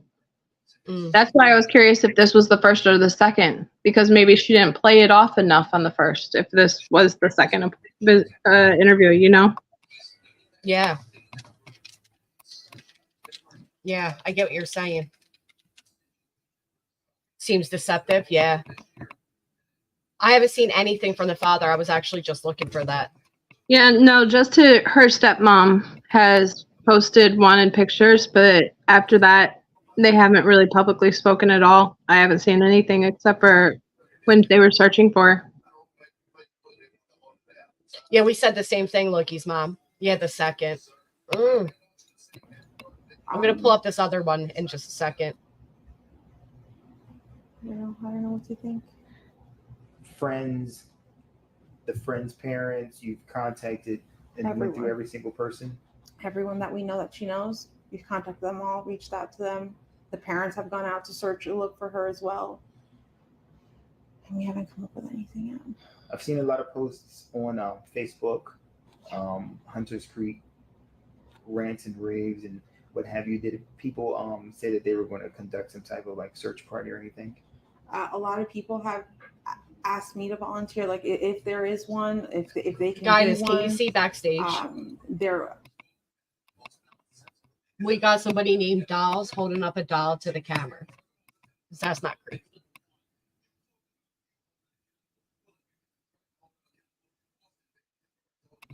No, I can't see it. I'm on my phone.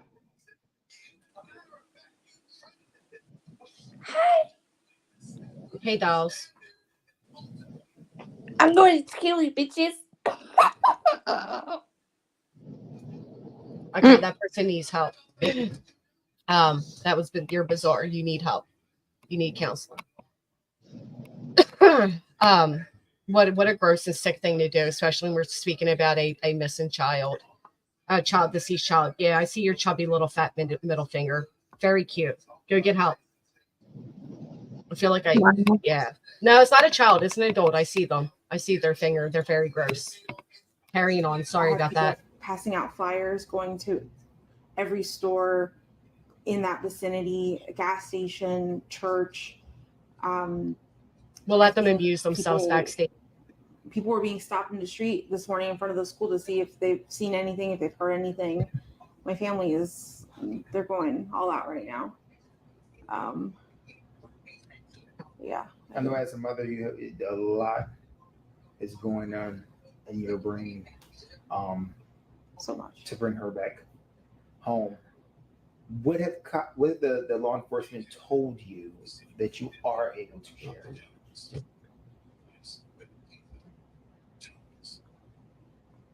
I mean, that they're doing the best they can.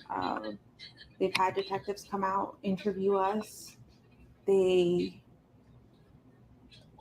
took a piece of her clothing for the canine dog to see if they can sniff her out. I'm not sure when that's being done.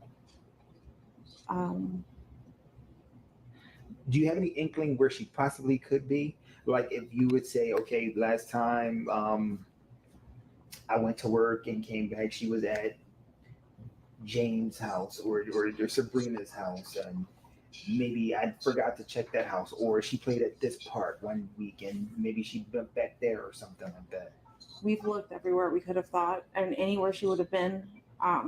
She would have known to wait for me at the school. But we did check if she could have walked. My mom's office is close to the school. We checked there. We checked the walking paths that she could have taken. We've checked all of her friend's house. I think we've checked everywhere I could think of, honestly. What do you think? Oh gosh, I just had to tip my tongue. What was she wearing? She was last seen wearing a green hoodie, black shorts, white Crocs, a black JanSport backpack with gray hibiscus flowers on it.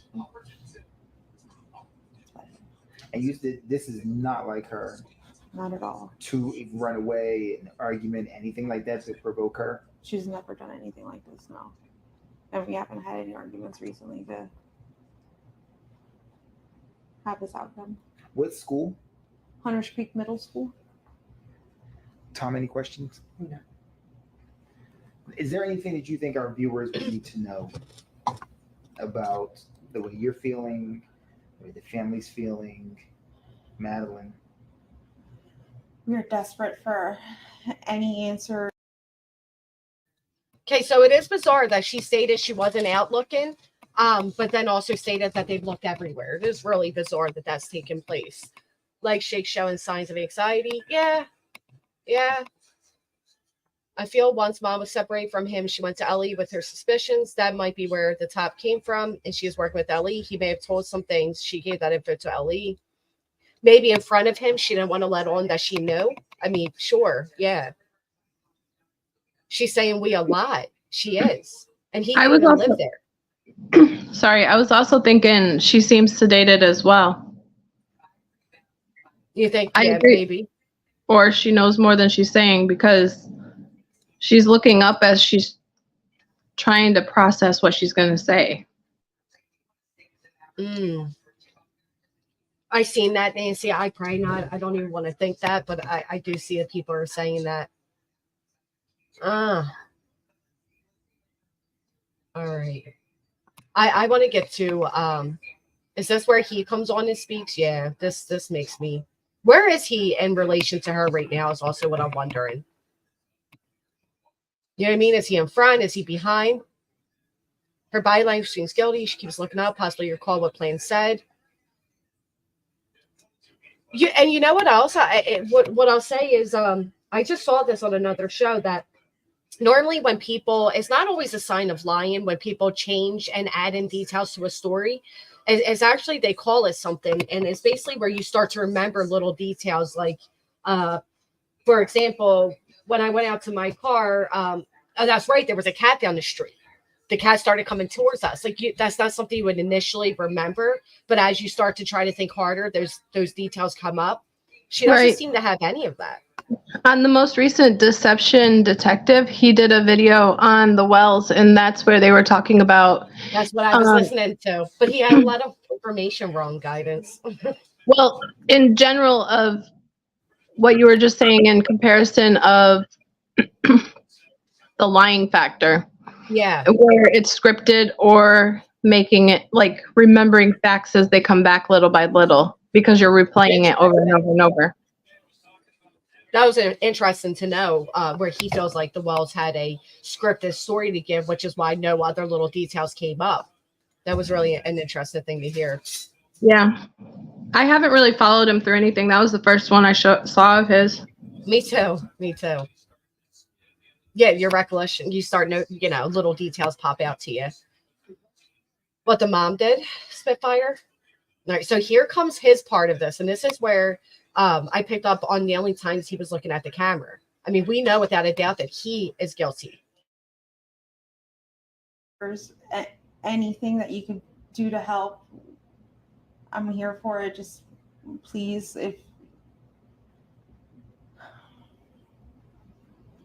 you see my daughter, just please bring her home. I just hope you're okay, Maddie. I hope you're safe. I hope you're not hurt. I just hope she's okay. And see, when she says this in the other interview, he puts his head down, and that's when I noticed his ears go bright red. She got dropped off in the morning. We did not notice until after school pickup at 4 o'clock when I went to go pick her up, and she wasn't at school. So we're going in 24 hours now. Yeah. Just about. Yeah. Nothing. No word. No text message. No messages anywhere from her. I've looked at all her social medias. I've looked at all her games she could have played with. Any app. No weird conversations.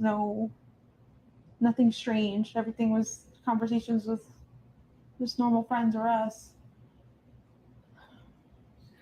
She knows how to get home by her. Sorry, I had to feed my cat. Thank you, Jones. And I will say here, I know people are talking about her squinting. For me, she, as somebody with anxiety, she does work. I mean, these do look like signs from useless. It was more information. Is that really you, Chase? I don't get where this Northport stuff comes from unless it was more recently. If that is really you that was on Gray's, I would love to speak with you. Northport comes from it because they were in connection in the police reports of working together with Orange County. That is how she does appear like she took an anxiety, which granted I would have to. I would absolutely have to. But the squinting of her eyes and all, it looks like she's in like a distress type of thing. I don't know if that to me seems like a guilt thing. Calling every hospital, etc. He's 8 miles from our home.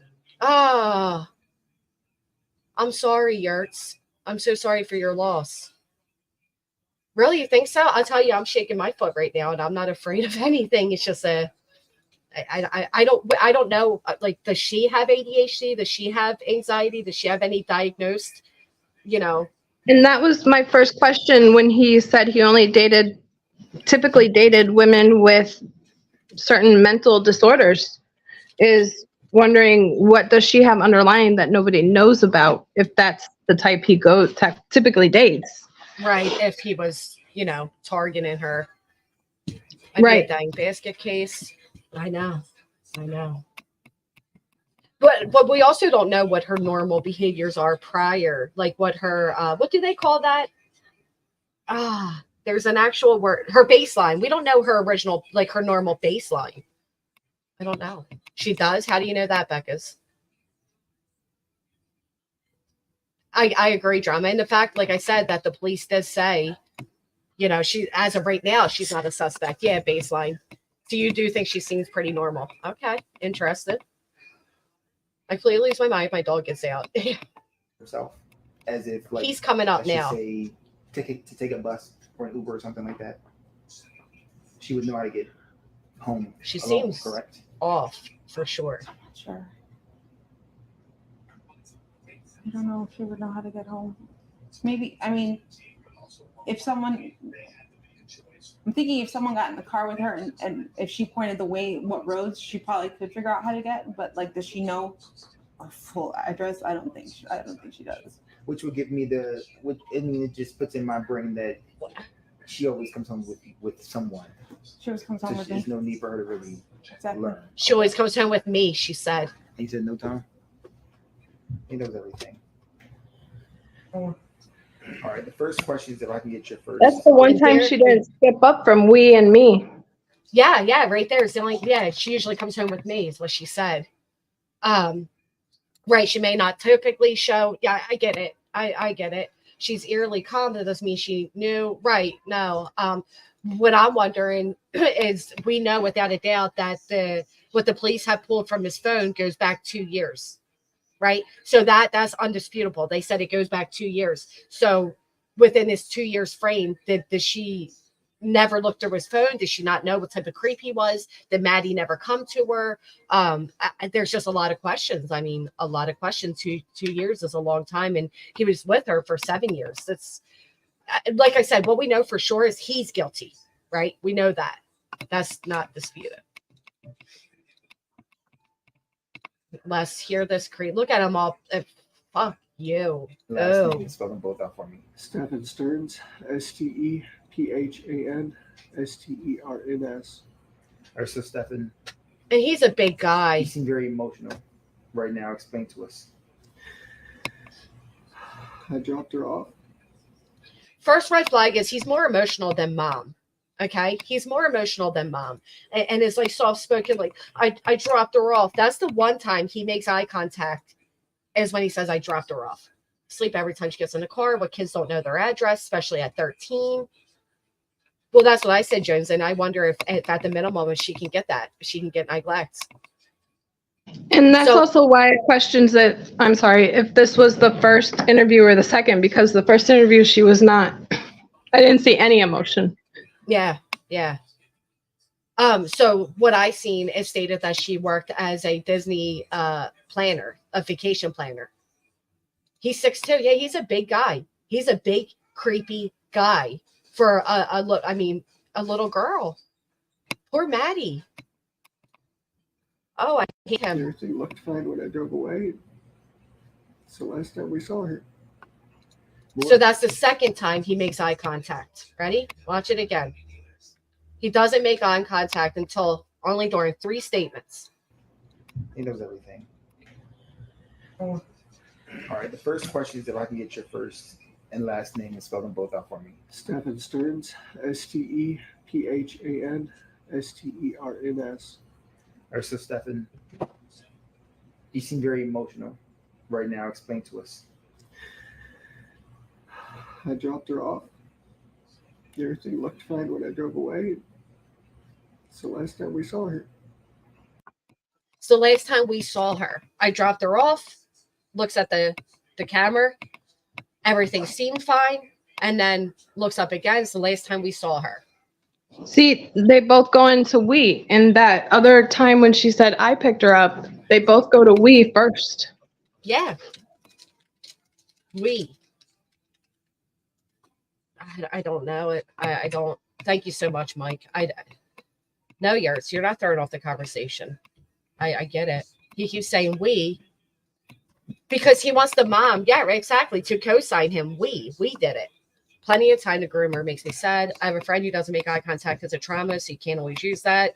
Yeah, but we can't always use that. We know somebody who does something because of something, because at some points he's making eye contact, right? So it's not one of those things where I have this social cue that makes me unable to make eye contact because he makes it just only at certain points. You know what I mean, Chronicles? I get what you're saying, though. I truly do. What were the conversations that y'all had in the car when you dropped her off? Not much. She was asleep for most of the way. Down again. Told her have a good day at school when she got out. I love her. She said thanks. Love you too. Back up. That was it. And so where do you think she could possibly be? I mean, this isn't, as I was told, this isn't normal behavior. This is not normal behavior. She's not the type that would just run off. We don't know where she could be. We're scared. A lot of we don't know where she can be, and we're scared. You think so, Petty Cocker? Yeah, asleep in the car the whole time.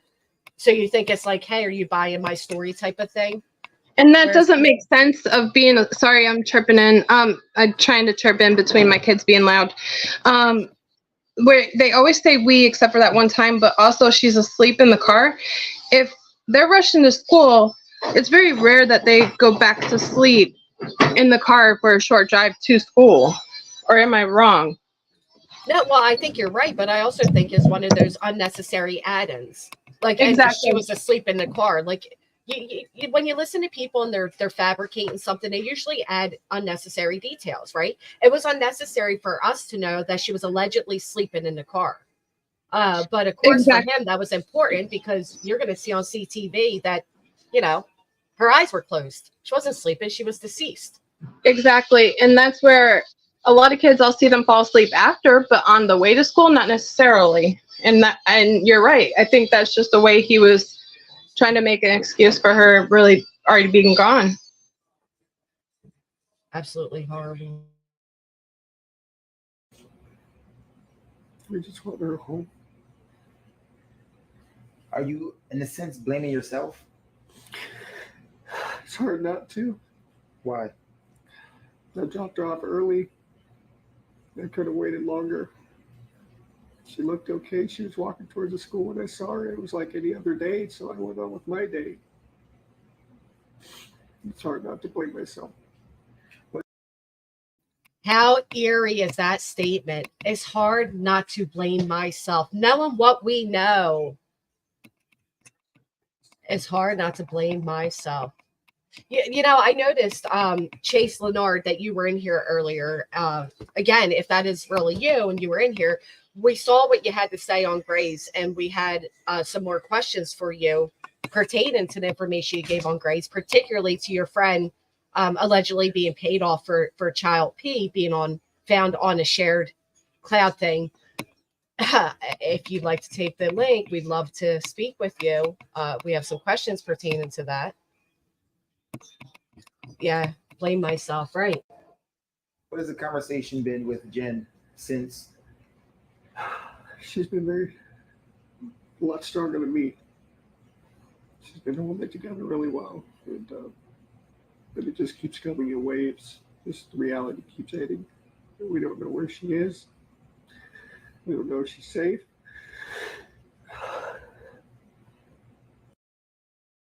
Oh, I hate him. The fake sniffling, the crying. She's been stronger than me. It comes in waves. We, knowing what we know, how could he? Now, do you know what's crazy, though? you know what? Maybe it is a good point that we shouldn't take these interviews and tear them apart, because quite frankly, I wouldn't have known first watching this. I wouldn't have picked up on it. I don't know. Would you? Would you in the chat? Would you have picked up on the fact that he is completely lying right now? He is pure evil. We're just scared. We just want to go home. Have you like literally put boots on the ground, went out? Yeah, I even went out with the cops where I had dropped her off. And we looked all up and down the road, all along communities, and there was nothing helpful. None of the cameras were pointing the street. Nothing, which in 2024 was surprising. Oh no. What did he just say about cameras pointing at the street? The communities, and there was nothing helpful. None of the cameras were pointing the street. Nothing, which in 2024 was surprising. That seems like a relief right there. Knowing what we know. Knowing what we know, to me, that was a relief of which is surprising. Like you see like the release from him. So there are no cameras. Wow. I can't believe he said that. Yeah, it's almost as if he pre-scoped it, and then after, when he had to go canvas with the cops, they were asking him and probably watching his body language, because since he was the last one with her. Very interesting. Kashtasha says, best piece of advice ever from FBI profile, Jim Clementon, who said, if there's someone who wants to spend more time with your kid than you, there's a problem. I can't get anybody to take my kids. I'm just kidding. Bad joke for the time, and I'm sorry. But no, you're right. And you go back to the Reddits. I don't know if you're just coming in, Kastasha, but go back to the beginning. I played Jay's for Justice video where she breaks down all of his Reddit and online forum postings, and he's constantly mentioning his stepdaughter and the Pokemon they did together and all these things. Listen, and there's a reason why I came across this other thing last night that I'll link in the chat. It was the most horrific story of a 16-year-old who survived the unaliving attempts, where the mom's boyfriend, who was an abusive boyfriend, she left him, he'd come back, leave, come back, broke into their house in the middle of the night and ended up taking the lives of her mother and her brother. And it's just heartbreaking that these kids are going through this. It's heartbreaking that there are so many single parent households right now. There are so many broken families, and this is what's out there. It's scary as hell. I don't know if the mom knew anything. I pray to God she didn't. But 2 years, and now her life is gone. Amen, Kendra. I always say I'm not until my kids are older, and they're getting there, and time goes by quick enough. You never seen it, Lucia? You don't want to. It was horrific. Absolutely horrific. The church across the street had some cameras, and they mentioned seeing her waiting around in the parking lot for a while before moving on, and that was it. But it was grainy. It was grainy footage, and not much else. Does it seem like she walked west, east? They said in the direction of the school. I'm not sure what that is. Shut up. What was the language? Not language verbally, language, body language. When you dropped her off, did she seem happy? Was she like, I'm going to meet my friends? Happy. She had a happy weekend. She just turned 13. She had a 13th birthday party. She was happy that we were all together here. And she was happy when she got dropped off. She was sleeping in the car the whole way there. She woke up just happy. I mean, this is all bizarre. But again, we know what we know now, right?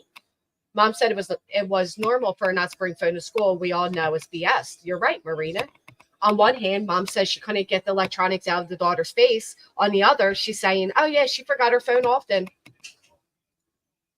It was too disturbing. I mean, she was happy and joyful, but yet she was asleep in the car. I know if my kid's tired, she's like, oh, okay, I'm going. You know what I mean? Like dragging her feet.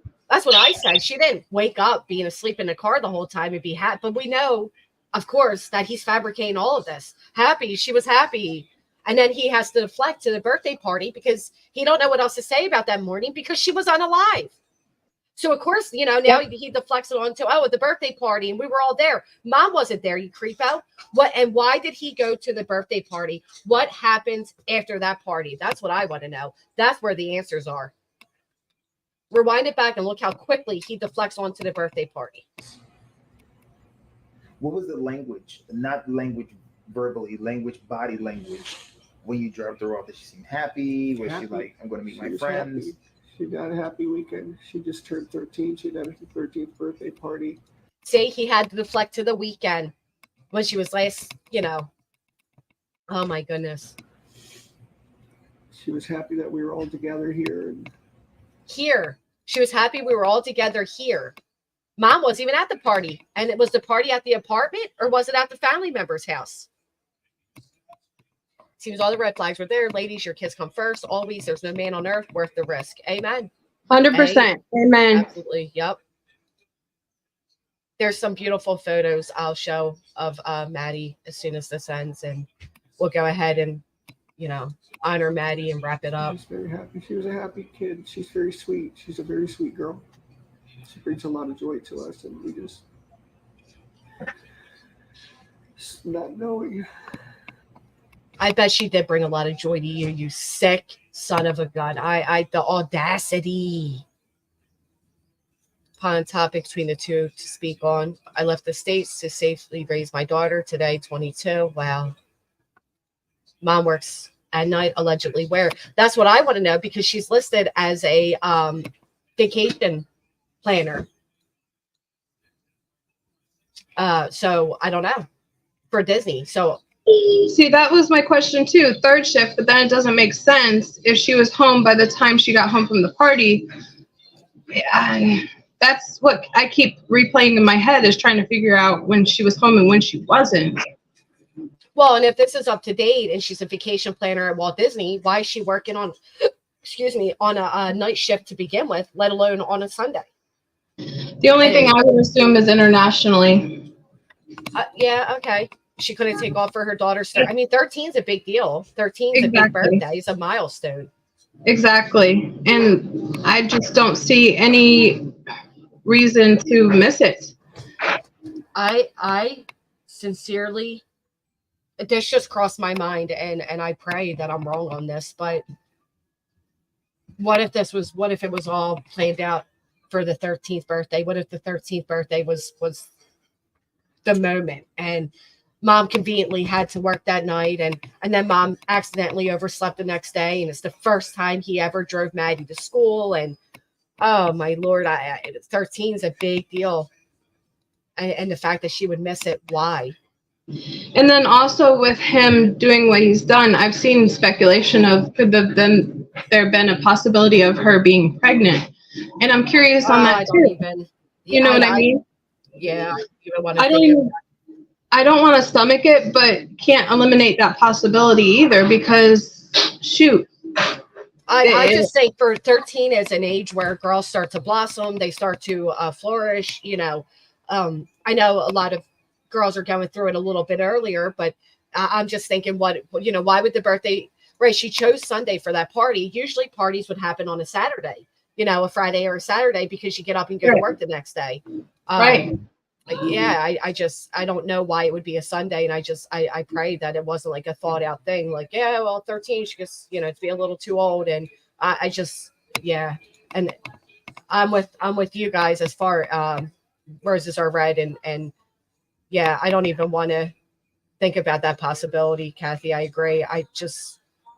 Nope. We already know this girl suffered enough. I don't even want to add that to her name. I don't even want to fathom it, think it, none of it. She's no longer being abused. Sorry about bringing it up. I was just thinking it could have very well been a motive. That's where I was going to with that. No, I get it. It's just disgusting. Right, Kathy. Why have the party if you can't be there? There's always a possibility of that something makes these abusers suddenly decide to unalive. Oh, all right. I'm gonna finish him out. So the unknown is killing you. Yeah, it's like our whole world is upside down. The whole world's upside down. Like her presence here is. Sorry. It's hard. I know you're fine. Don't need to apologize. What do you want our viewers to know when they see this? She's a sweetheart. She's a very sweet, kind girl. You sicko. Just please be nice to her. Bring her home if you find her. Just please be nice to her. Well, Gene, yes. So when I was watching Jay's for Justice video that had the all his Reddit forums and all the social forums, and he's saying like, my stepdaughter told me to buy, I got my stepdaughter the latest. It was almost like he was buying her off on these gifts.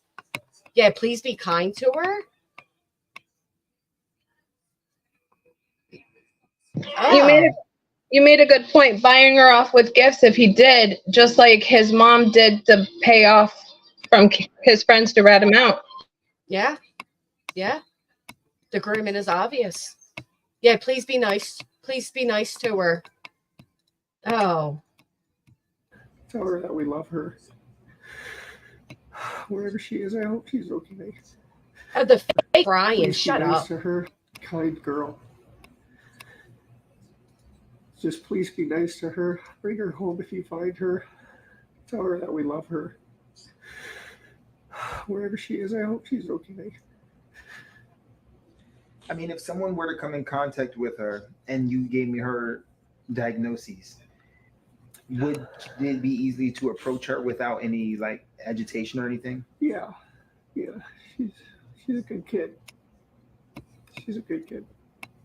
If you can sum up in one complete sentence, waking up, getting ready to drop her off at school, dropping her off. Right there was past tense. She was a good kid. Yep, she was a good kid. It certainly was past tense. Not only that, but this whole like he's trying to appear softer and well, like this real like soft spoken voice, and he's wiping his eyes, and there's no damn tears. There's nothing. And of course, we now know as he's saying all this, he knew she was deceased. Look, her and get some news fake crying with stupid hat on. CC, it seems like basic respect, like removing your hat, is gone nowadays. This whole thing, he's a demon. You're right, roses are red. It was a complete fake moment, Gary. Oh.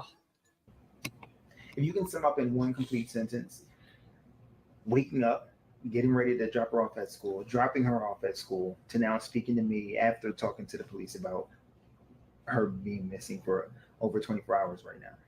In one complete sentence, what would that be? A living nightmare. It's a living nightmare. Day started off like any other. I just want to wake up. You just get hit with waves of the reality, just it's setting in. So the way he says that, the day started off as any other. What if, somebody mentioned earlier, what if Jennifer, Maddie's mom, was drugged and that's why she just overslept? What if he was doing that to Maddie and the mother to take advantage, and he didn't mean for her not to wake up that morning? I don't know. I want to know what happened, and I'm sure all of you do as well. Well, and the roommate supposedly came in here earlier, and I wish he'd come speak up. We all heard you on Grays, and we have a lot of questions, sir. A lot of questions. Maybe we could reach out to him on Facebook. He commented a bit back. I highlighted it, and you responded. If that was really him, and I'm curious, I would love for him to come up on panel. We have some major questions about that. Yeah. This might be unpopular. I don't know. I'll tell us, however, what if mom is just plain stupid? She could be. She could be completely disconnected from her daughter. Maddie, when this may started happening, may have pulled away from her mother. The mother's busy. She's working. She just wasn't very observant. Seems like she didn't know much about her daughter.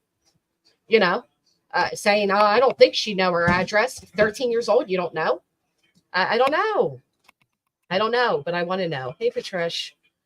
Mother kept saying we when she is interviewed, and then changed her story to her boyfriend. Her story doesn't fit at all. And she initially said the stepfather, Maddie's stepfather. And then it turned to boyfriend. As soon as it got dark last night, we started falling apart. We knew it wasn't going to come to an end. Yeah. And now we're going on 24 hours and still nothing. It's conflicting reports here and there. People say they see this or that. None of it's conclusive and none of it's helpful. Either it's your fake crying. Tom, any questions? No, I'm good. Thank you.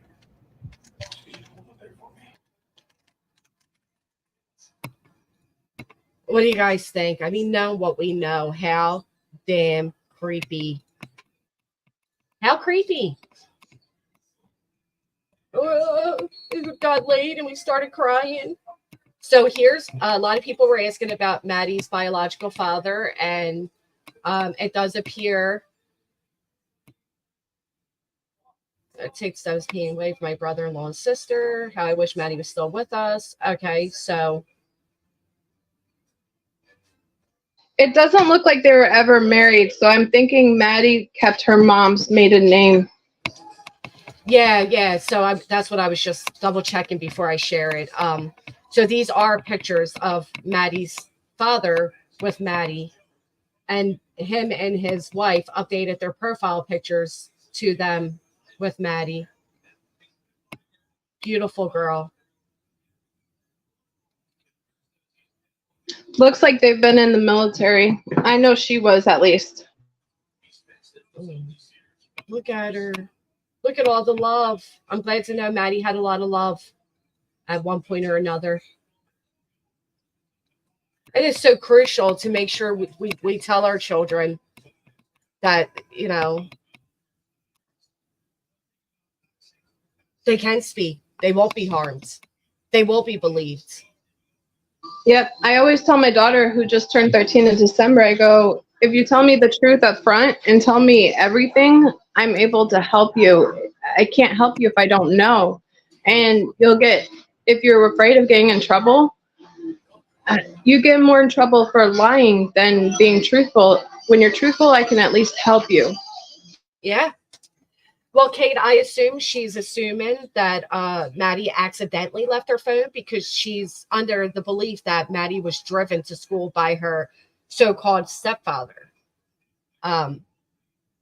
So she knew at that point, so from what I'm gathering, the mother at the point believed that the church footage was of Maddie and that Maddie was dropped off down the street from the school. So that's why, if we believe that, I would assume that she would assume that it was accidentally left behind. And see, we should have caught that first red flag is when they didn't let her see that. That would have been, like you said, we'd be pounding for that footage. And if they didn't let her see that footage, that should have been the first red flag that something was up. Well, and if you didn't see the footage yourself, I wouldn't be co-signing. Yeah, they saw her. No, if I didn't see her, you know, I'm not going to say that you no.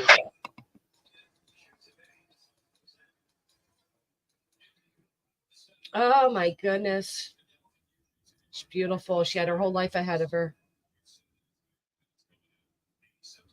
3 boys, oldest 18. I've always had open door, and we talk about all kind of things. Well, that's one thing Maddie's mom does say is she says that, you know, we talk about everything. If she had a crush on a boy, which to me was a bizarre statement to make. Now, somebody did bring up a good comment, and I don't know if it was in another chat, or could he have potentially been jealous?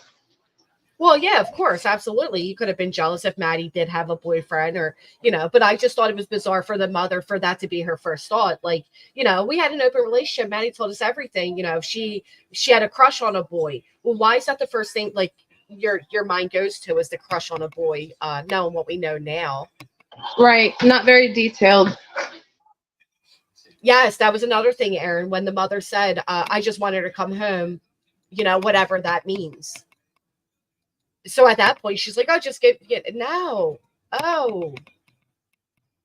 And then also when she felt like it was wasting time on looking in that trail behind the school, ultimately where they found her was big to me too. Saying they won't find anything in the woods, but they did. Yeah. He returns back at 8:18 a.m. and Maddie is sleeping, deceased in the car, not moving. So what time did she get into that car? That's what I'm wondering, if the police are going to have footage. You know, they claim that in the Chris Watts case, Shanann Watts, they claim, the family claims as well as the LE, that there was actual footage of, unfortunately, Shanann and her girls unalive in Chris's truck. And if you recall during one interview, her brother says that, Frankie, he says, you know, I saw my family piled like garbage in his truck. So we don't always get these things. We don't deserve these things. And also, if the apartments, in my opinion, if the apartments have video cameras on the garbage, they must have them in other spots too. Because not all apartments have video cameras that you can see. Wait, I'm sorry. Can you repeat that? I wasn't paying attention. I apologize. And if they had video camera footage of the dumpster of the apartments, they've got to have had video cameras around the apartment complex itself then, or possibly at the entrance at least. Yeah, which I think he knew he'd be spotted on camera, like Bert Popcorn said, which is why he made a point to say she was asleep in the car. That's just a bizarre statement to make. Oh yeah, she was asleep in the car. It was 9 a.m.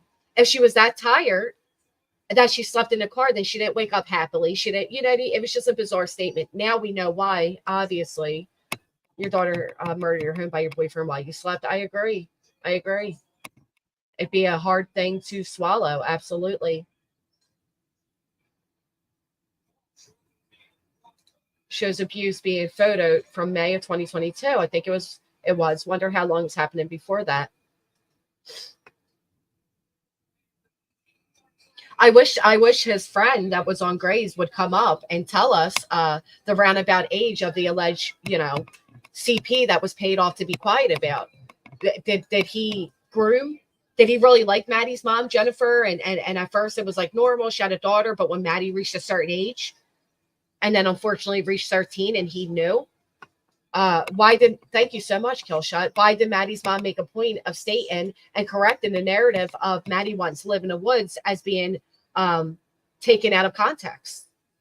Why was she determined to fix that? That seems like such a stupid thing stupid rumor to fix at that point. I don't know.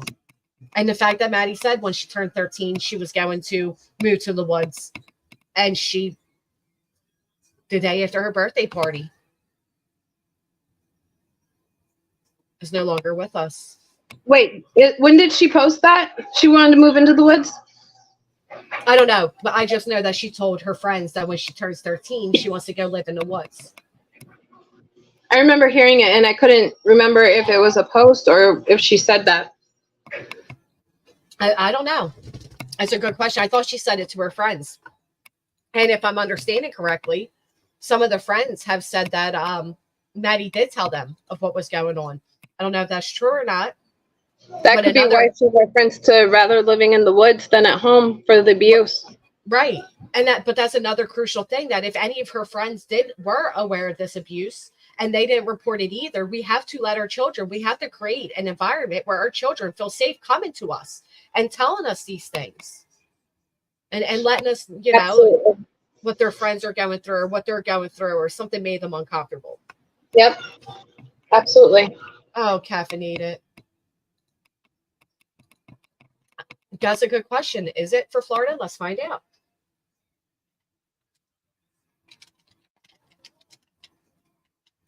I think it's 14.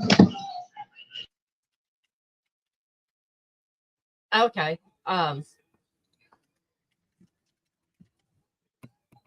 14. It does say 14 is the age for Florida. So that's not the case. Oh, it's not the case in Florida, as there is no particular age set. The decision is left up to the judge. But I don't believe they were in a custody dispute. But no, it says Florida doesn't have. Yeah, but their guideline is kind of around 14. They try to stick around 14 because I've been going through custody issues for the past 4 years. Okay. I see. Maybe they seen the text of this on purpose. Maybe. And listen, I get it, Cash Tasha. A lot of people are saying maybe the mother's a victim of abuse too. I totally get that. I just feel like it's up to us as parents to protect our kids at all costs. 100%. It's this, the whole thing's just devastating. And I can give that. I can say, yeah, maybe the mom was abused too. Maybe she was afraid. But then if we give her that, then we give her the fact that she was aware And to me, I just here's an example. This isn't about Maddie. This is a beautiful little girl named Alexis Taylor, who lived through the most horrific thing I've ever watched, heard, read at the hands of a boyfriend who was abusive. And in this situation, the mother asked her not to tell her father, and she didn't. And now the mother and her 13-year-old brother are unalived. Has anybody seen or heard of this? I'll link it. We don't have to watch all of it. It's just very sad. I had no problem with him. It was just to a certain extent where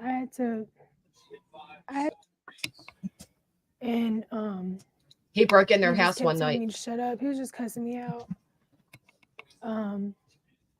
He went back to my brother and he called him a bitch and he hit him in the head in front of us.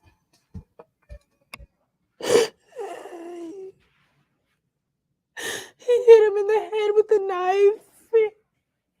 And at that point, I just wanted to die.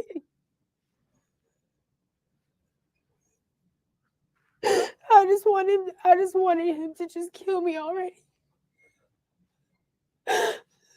So we all get up and he tells us to follow him upstairs. And so I had got up. I was nearest to the door. My mom was next to me. So I had got up and I was right behind him. And I guess he thought I was trying to run away. He was like, "You walking too fast. Where are you trying to go? You're not trying to leave, are you?" I said, "No, I'm trying to hurry up and sit down. I'm bleeding too much." He was just like, "Shut up. I don't care. Blah, blah, blah. Y'all all gonna die." Yeah, I won't play it all, Zan. It is very difficult. I will go ahead and link it in the chat if anybody else wants to go watch it.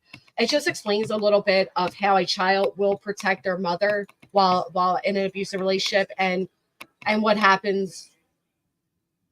The mother tried to get a restraining order. She kicked him out. She tried to get away from him, and he broke in one night and did all of this. It's just really horrible. It's a horrible case. It was 4 years ago. He was found guilty and arrested and all the things, but unfortunately, her mother and her brother were, their lives were taken, and this little girl will never unlive those moments of that night. She'll never, ever heal from that. Yeah, Mandy, I know. All of it's hard to listen to. What are you thinking, Guidance? What? I get it. People don't want to look at the mom sideways. To me, where the police say, when Spice said, is the mother a suspect? And he says, I don't think the mother's suspect right now. That says a lot to me. Yeah. He says, not yet. It's just her. I think a lot of us are side-eyeing her based on her body language and how we would feel, how we would react, and the storyline and the verbiage. Right. And to be fair, I don't know how I would react, right? I've never been in a situation, thankfully, and I hope I never am. But there are just certain cues that make you think. You can't help but be a little judgmental. I mean, let's be honest here. We're nosy people, right? We're true crime people. We're some of us enjoy, and it's part of sleuth. And there's something feels off. And a lot of us, let me check my poll. A lot of us tend to agree on that. And rather, you personally like it or not, I understand, but we want what's best for. Look at that, 649 votes.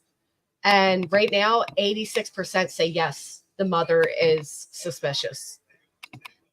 Yeah, I saw on her Facebook by last night a lot were crucifying her on her Facebook. Yesterday was her birthday, I saw too. And that's the part where I do feel bad. If the mother is innocent, that is the part that I absolutely feel bad, because as if losing your daughter is not enough punishment, right? Your whole world being ripped from you. But then I think for at least 2 years, Maddie was not even safe in her own home. And rather the mother was aware or not, it was the mother's responsibility to make sure she was. Exactly. And for me, I feel like there should be a type of accountability for that. Fair enough, Twinkles. Okay, if you feel that way, I get it.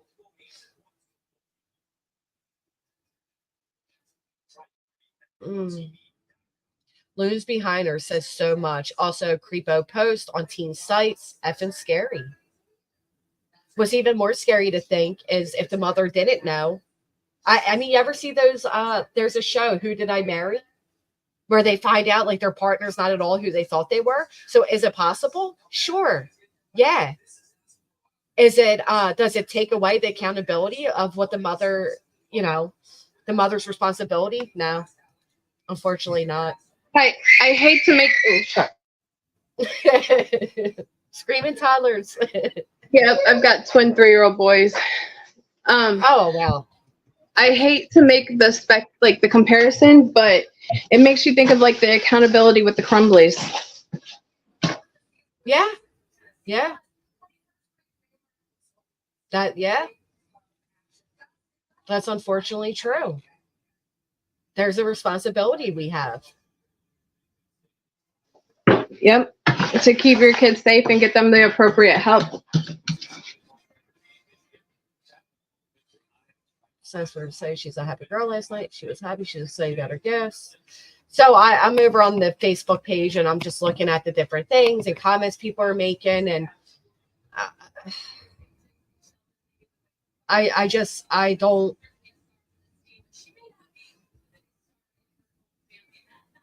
Like what it says. I don't see what they're saying. Maybe somebody else sees what they're saying. Right here it says, do you see what I see? He's talking about the mark on his knuckle. Yeah, they're talking about his knuckles. Defensive wounds, a bruise on his hand. Somebody said black eye.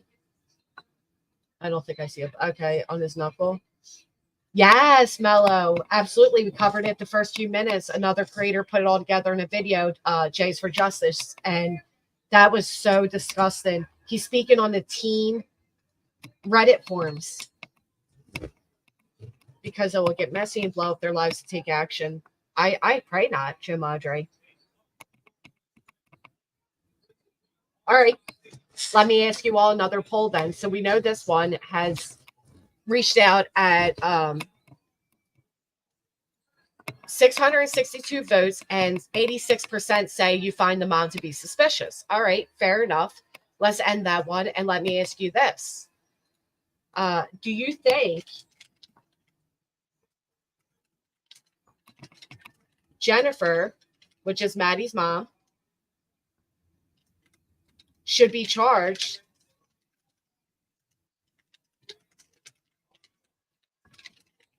with neglect at the least?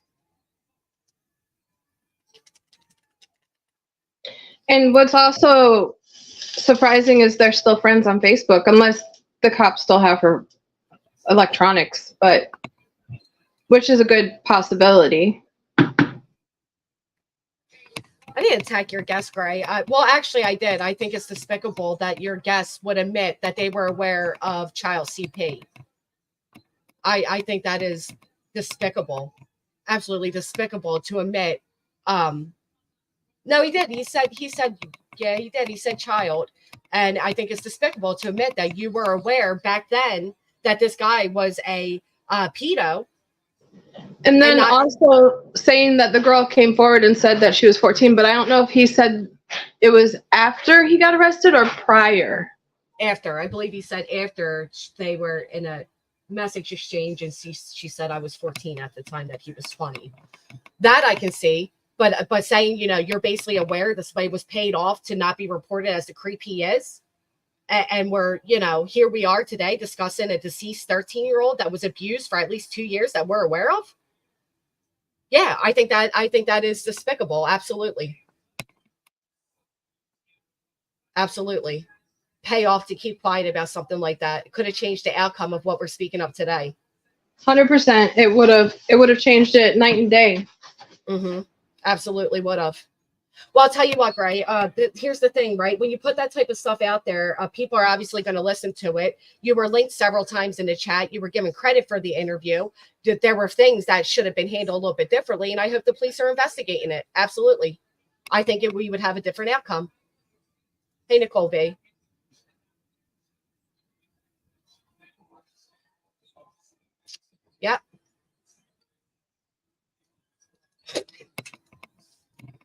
It's weird. It's weird that anybody would get angry, that somebody's angry at the fact that this guy openly admitted that there was a payoff to keep hush about child P being found on a shared account. I think that's bizarre. It should be more outraged that somebody was. Right. I mean, you don't stay quiet about that crap because then now you've got blood on your hands because you stayed quiet. Absolutely couldn't agree more.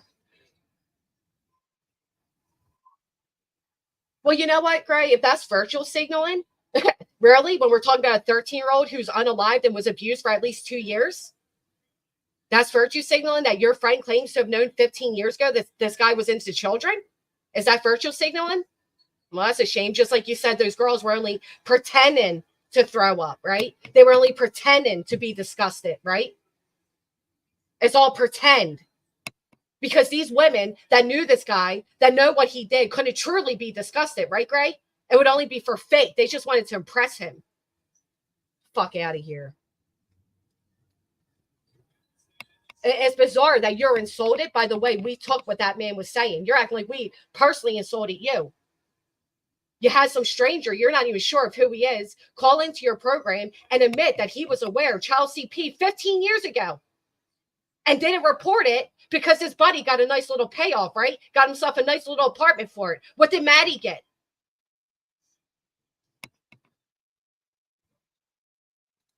Right, he was paid off. And we're virtual signaling by being upset by that? Okay, sure. Cute term.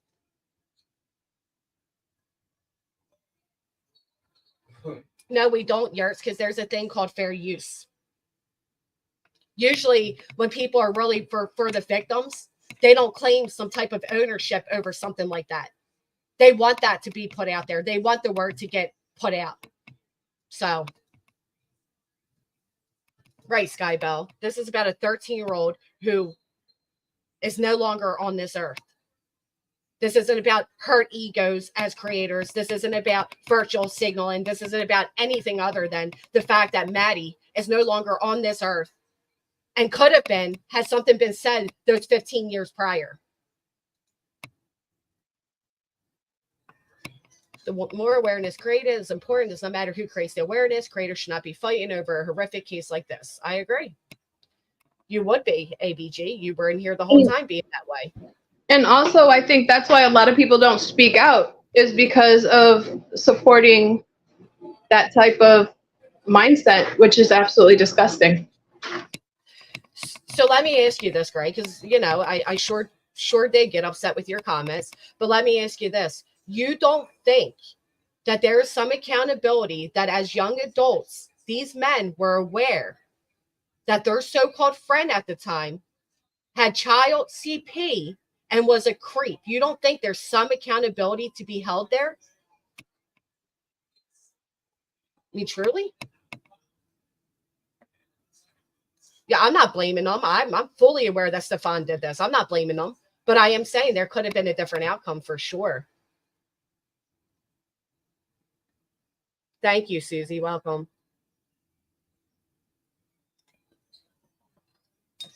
No, just this, you know, dissecting and discussing everything that has been brought forth. Is that you? Yeah, the other me you'll have to kick out. Gotcha.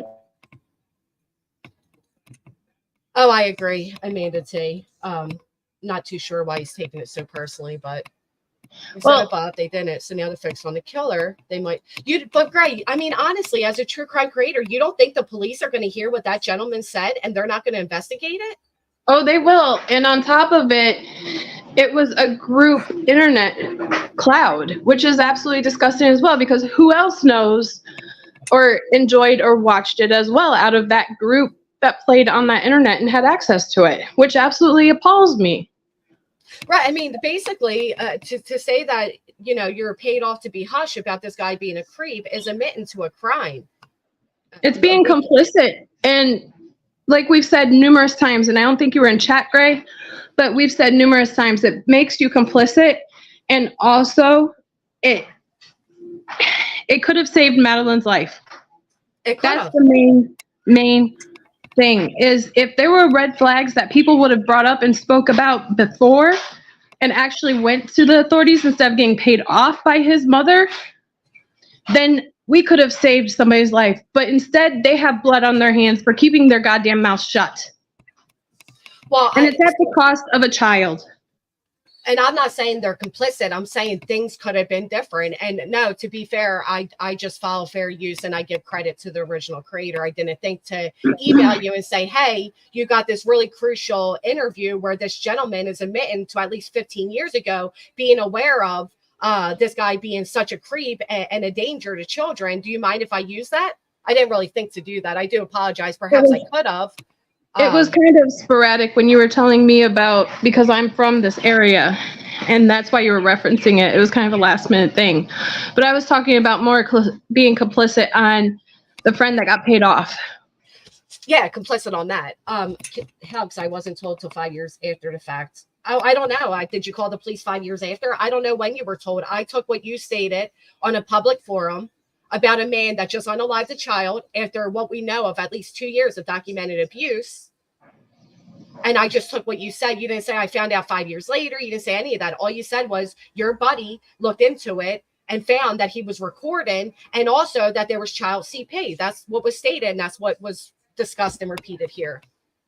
And the reason, and like I said, you went to his channel because you were referencing if I might recognize who was being interviewed as well. Right. Yeah. Well, that's fine, Gray. You can call it what you want. I'm going to call it what I want. Is that okay? I said I hadn't talked to him in years. Yeah, you did say that. There was a little bit of, what did you like email Gray and be like, can you come in here with me? You know what I mean? Because it's funny you guys came in together. You could have just came in yourself. But yeah, you did state that. You said you haven't spoken to him in years. There were some questions on the dates you gave. I even gave reasons for the numbers. This maybe he's just spitballing numbers out here. It was 27, it was 17 to 27, then you were 25. I don't know. I don't care. The part that mattered to me was the part where you admitted that this guy has done creepy things in the past. That part was crucial. That's true, Greg. But the fact is they knew that he had child CP, right? At the very least, they knew that. Megan, I hear this just the way it is, honestly. And that more than one days doing this with friends. Got it. Okay. And more than one had access to it. It's just the cover up. And hindsight's 2020, but this is the exact reason of why if you see something, you need to say something. Yeah. Not be hush-moneyed out. Especially if we go and think about the ages of which, we're not talking about teenagers, right? If your buddy was paid off to buy an apartment, okay, well I think CC, welcome to, I guess, YouTube, if you will, because when you say things like that, people are going to discuss things like that for sure. Given how lenient liberal judges are. Yeah, sure. Okay. We are in Florida. Gone forward all those years ago. Right, we're in Florida. Florida's not very liberal, but that's okay. Florida's not liberal at all. I don't know why liberal has to come into it, but how lenient liberal judges are, he would have been out continued. But I thought it didn't matter, right? Why would it matter if he was looking at child CP back then? Now it matters, but the judges are liberal. All right. Jumped out of the shower, type this. Ridiculous. Should all be working together. If you see something, say something, not brush it under the carpet, ignore it. Right. And this whole area from Sarasota to Orlando is pretty much all conservative as well. It's very, very not very liberal at all. It's the minority here. I mean, I'll take my chances on the judge being liberal or not. The fact of the matter is it should have been reported. Yes, hindsight is 2020. Absolutely. It is absolutely 2020. But we are now talking about today. Right? In 2024, there's a 13-year-old girl whose life was taken at the hands of this creep, and we know was abused for at least 2 years that we know of prior. That's what's important. And him also stating that he was working at Disney. Now, if that would have been reported, there's so many red flags on that they could have gotten him and been aware of him prior, especially with his aggressiveness of gunpoint to that guy's just for wanting to move out. You know, Right. it's just He supposedly, stabbed somebody years ago. There was a lot of red flags with this guy. And yeah, sure. Do they free sex offenders often for them to offend again? Yeah. So let's work on changing the laws. It doesn't change the fact that we shouldn't report it if we're aware of it. So we shouldn't report it in case the judge is liberal and doesn't do anything about it. I mean, you can't be being serious right now, Gray. You just can't. There's just no excuse to not report it. I'm like baffled that this is even the discussion, to be honest. A little bizarre. I mean, maybe it's a troll account. I don't know.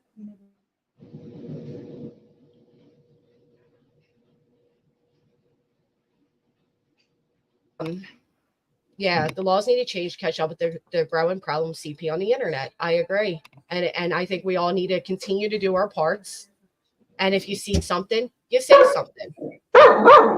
Okay, then I will take that I'm wrong. Okay, ABG, I will take that I'm wrong. If you see something, don't say anything because the judge might be liberal and they'll just free them anyway, because that makes sense. And exactly why people don't want to talk is for criticism like that. They get pounded into their head that they cannot talk and there will be no helping. I sound like I'm reading your comments directly out, and it is literally the way it was written. Is that the judge? Okay, all right. Like the 3 boys gone. What's going on in the States? All I can say is I raised my U.S. citizen daughter in Germany safely for 6 years. Walked to school, took city bus, shopping. Yeah. He's welcome to, Megan. Oh, that was the last link. Video I did. Wrong one. That's right. And that's exactly why I'm big on see something, say something, is because when I mentioned about my uncle being a very violent RSO, he was one, but he got grandfathered in to where he did not have to report that he had to register. Oh, that's gross. Anybody that was charged prior does not have to register and get grandfathered in. I think they should all register if they have any type of charges. Absolutely. That's the sickening part, because he even held a gun to my face, and even if he was reported, he would still be out. I agree, but here's the thing, Gray. If he was reported, right, maybe he would have gotten out, maybe nothing would have happened, whatever, but there would be a documented history that at least as a single mother, Jennifer could have looked and saw like, oh, well, look, this took place, rather it was 15 years ago or not. It would have been exactly what we go right back to Audrey Cunningham in that conversation with the history and having to report and have it documented with Stephan. It's the same thing. Right. And I will say, I'm not blaming by any means was I blaming that guy for Stephan's crime, but I will stand by that. I believe there could have been, and obviously it's the whole could have been thing. There could have been a different outcome had that had been reported all those years ago. I didn't even fully believe it until all of this. Okay, that's different. I wish you would have stated as much. I mean, you got to understand how the internet works. We are going to dissect it. Jason's asking if he can come up or if the link's just for Gray. Well, I'd wait and see if Gray would like to take it first, if you don't mind, Jason. I appreciate that someone called in to give us more context to the monster. Yeah, but it's important context. And as a true crime creator, you can't overlook that. You just can't. I think it's very crucial context to the situation. Very hard punishment for first time, so you can't say it would have been let out. It doesn't matter because it wasn't reported then, and here we are today, right? He's not getting out now, that's for sure. And there would have been a paper trail, because look at how many people said, well, what's his history? Does he have a history of A, B, and C? And there's nothing, because it was all paid off and pushed under the rug. But yes, at least he did give some insight to this monster, but also the insight that was that he was a monster and he was violent, and it went unreported. He put a gun in the guy's face, didn't get reported. Yep. He dated the 14-year-old. Of course, that can be excused because the girl, rather he said she was 17 or not. The girl didn't come out until recent that she was, only 14 at the time. But the whole, creepily recording the girlfriend and then finding the child CP, that's just the type of shit that you just don't usually go like, yeah, okay, let's just brush it under. Exactly. Right. It was a payoff was given for it. Yeah. I mean, by the sounds of it, that's how it sounded. Disney World is known for having sex offenders working. There has been for years. You can Google past. Yeah, there's a lot of information out there about Disney for sure. It does, Meg, and unfortunately at the expense of a 13-year-old's life. That's a good question. Accepted hush money. Yeah. Yeah, that's what I said, wasn't it? Yeah. No, not at all what I said. I said your panel guest that came on to report knowing all this creepy stuff didn't know that until this crime took place. That's what I'm saying. You and those liberal judges got to watch out, right? Please. You know exactly what I'm saying. I'm not going to hold that against your panel guest because obviously they didn't know. They didn't know that. But that is part of his creepy shit. There's no twist in words, Gray. I played your video. You're the one that came in here being all, as if I insulted you personally because your panel guest decided it was okay to pay off some weird shit years ago. Sorry. When you hear wild accusations, I'll give you that. Yes, sure. But you did say that you told your friend to report it. Take the money and report it. You're welcome to take the link if you like. You can. And that could have been 2 reportings, extortion and CP, but none of it was reported. Twisty twist. There's not many liberal judges, especially in Florida. Right, that's why I said that, Cece. He knew what I was doing. He was just being an ass.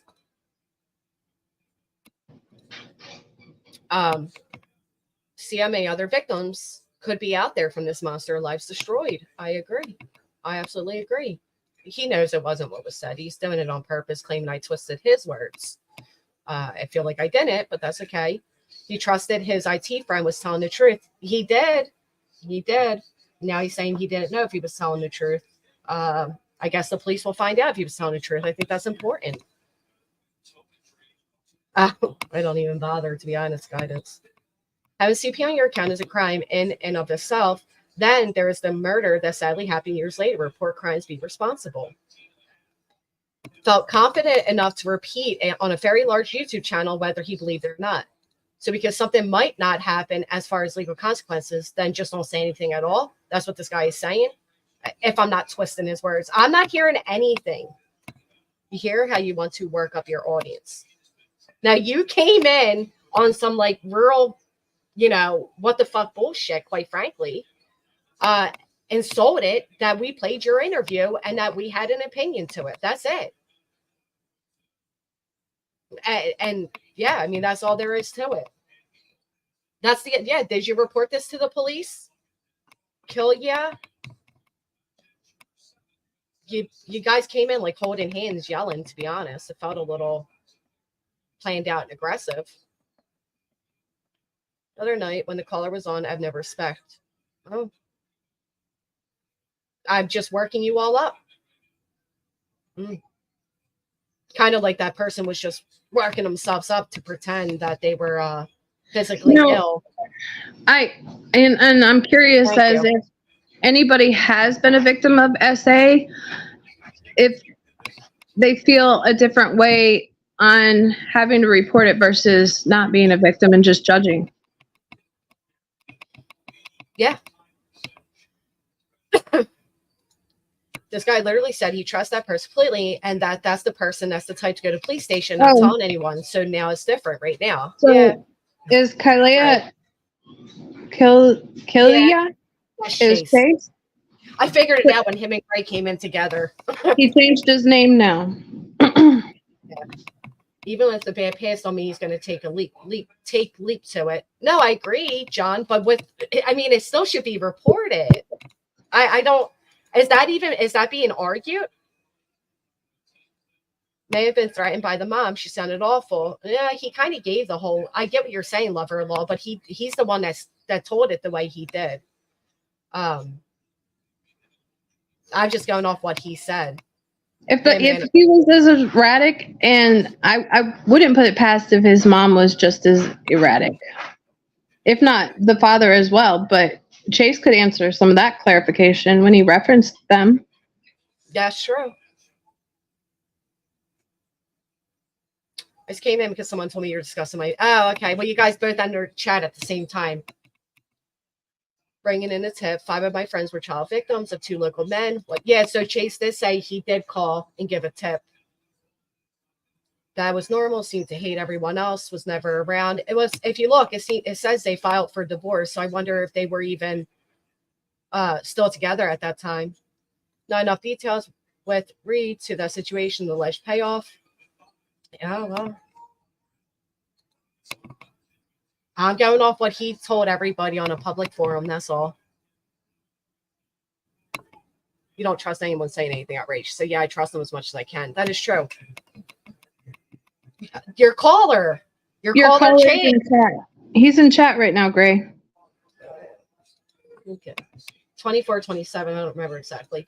And I gave you, I offered that when the ages were changing. I said as much. Maybe you're just throwing out numbers. You know, this whole situation can have anybody looking back and thinking about everything. I get that. What I don't get is the alleging your friend was paid off to be hush hush. That part is very serious to me.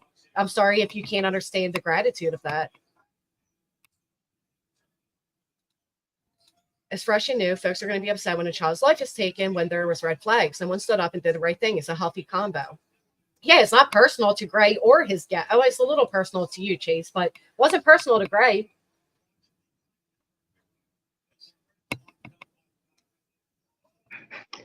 Yeah. This just shows how important it is to speak up and say something and not hush up. You know, Right. be a voice. Well, Lover, he did say he told his friend to take the money and report it.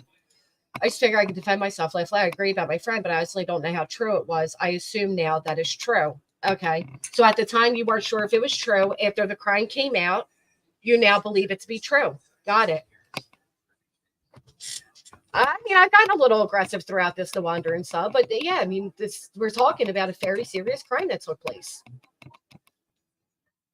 Right, Devil Mike? I don't know, Land of the Free. It's not personal. Surrounded by party kids, troublemakers, kept getting in trouble. But on the interview with Gray, you said that you trust this guy very much. I mean, that was your words. We didn't pull that up. Like, we didn't make that up. You said that. In reference to the guy that was paid off. Right.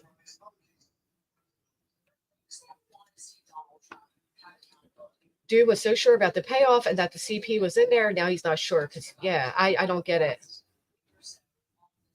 Well, that's very nice of you, Gray. Going forward, I'll send emails, okay? I'm sorry. Instead, I gave very much verbal and credit in the chat. Told everybody go over, give it a view, give it a thumbs up. I shared it several times. Sorry, I didn't think to email you. Well, I didn't even think I was going to be playing it, to be honest. Yeah, it was just brought up through our conversation that I didn't see it or know about it. Oh, you assumed it was college girls. Okay. All right. Gray, may I have permission to revisit your interview? Because it sounded like you were pretty sure that it was child pay. Maybe I misheard it. Yeah, I'll send an apology email with flowers later. I thought I was. You're fine, CC. It's a passionate situation. There's a lot of victims of you know, SA and CP, and it's not as easy to get worked out with these type of situations.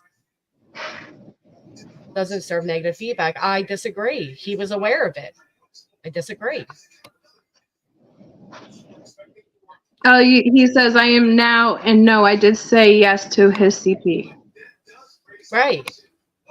Maybe you thought that meant college girls. You didn't know what the abbreviation meant. I don't know. I was just going by what you were saying.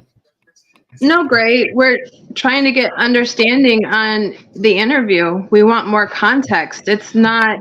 Why is he such an asshole? Why is he such an asshole? Like, I don't understand it. Like, we're not talking about Gray. We're not talking about your hurt feelings. We're not talking about me using your content. We're talking about a 13-year-old girl. And I feel like I've been very respectful to Chase, and he's been, you know, very understanding. But to you, you just got to make it negative. We're just, you know, we're just having a conversation. Thank you, Chase. I'm the idiot. I'm the idiot that had a man on my panel admit to a crime and didn't, go further into it. Yes, that was me, sir. Got it.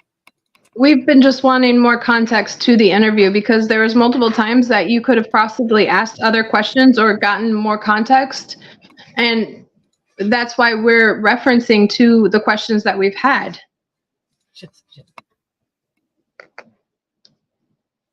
Obviously, Gray doesn't believe in important things because the judge might be liberal. So that says enough to me.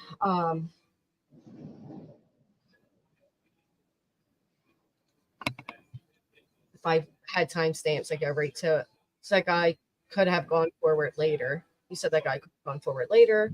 Talk about what it was 2:30 a.m. Your bartending shift. What was when you went on the panel or when that happened? I don't know. As long as I don't do anything, as long as I'm alive. Chase, would you be willing to grab a link to jump up and talk? You don't have to show your face, but at least give more context than text for tone and. I'll be honest, I'm just quite baffled that any excuses would be given as to why that shouldn't be reported, especially by you, Gray. Like, I even just went to YouTube side to see if that was really even him, because I just can't believe that you'd be so fucking ignorant, quite frankly, because that's what it is ignorance. It'll work on the phone, Chase. It will ask you just to link yourself, and you have your all right. I put my hand up like I could block you. Thank you, B. Yeah, say something. If you see something, say something. Absolutely. Well, I'll catch you up, Tracy. We played Gray's interview where he had a guest come up that said he was aware of Stephan and everything in between, and said that about 15 years ago. No, Gray. She's not saying that.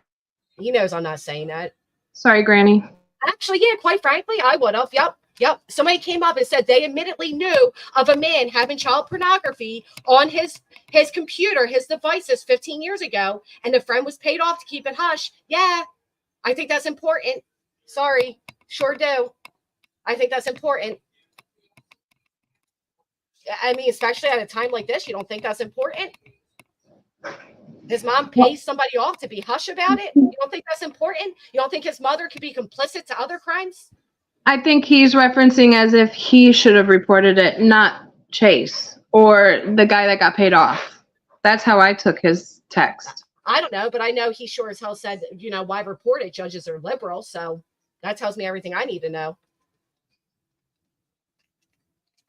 Once you get a voice from being an SA victim, you need to report everything. It doesn't even matter if they take it seriously or not. There's a paper trail potentially to save the next person. Oh, I didn't see Becca's comment. Let's see what did Becca say. Oh, did Gray actually know? Back then, she's being a smartass as you are. That's all. That's all. They took a bribe. It's a crime, period. Your guest knew someone was paid off because of CP. End of. I mean, how is that not crucial information? And Melissa, we did look into it, and the caller has been tagged with Stephan and Facebook, and they did have a connection, and Sleuthy Goosey was in here looking it up as well. Yeah, we verified that the guy was real. We did. We verified that. Hey, RC. He is the wandering stuff. He is being rude. You like the fox? I mean, the cat fox. Doesn't seem like he's much of a team player the way he came in here. People feel Gray is being rude. Gray has had the link dropped several times that Gray wants to come up, but I feel like Gray is enjoying being rude and aggressive in the chat and twisting things. Thank you, Bushi. Oh. Right, it is crucial now. Right, so why can't you understand why we find it to be crucial? It was crucial then, quite frankly. But we're all right, so we can agree on that, Gray. It is crucial now. I just feel like it was crucial then, too. And maybe we wouldn't have a now situation. I don't know how you don't understand that, but all right. Making progress. We're agreeing that is crucial. See, there we go. Politics and lawmaker judges, but that does not excuse the obligation to report these types of crimes over and over if you have to. His words were not twisted at all, Tracy. His words were not twisted. He came in swinging, angry that we played his interview, and then said that his words were twisted when they were not. He literally wrote in the chat something about why report it. Judges are liberal. It was weird. I don't know what he was saying. I did look, sandwich maker. I did. It's real. It was critical then too. Right. That's all I'm saying. I don't even understand where the argument's coming from, quite honestly. But that's all right. You did say that. Rewind about 15 minutes and it's there. She highlighted the comment. I'll go ahead and I'll rewind and see if it's there. But I'm pretty sure that is actually exactly what you said. I mean, I was quite frankly baffled that you would even say it. Yep. So you didn't say it. Okay.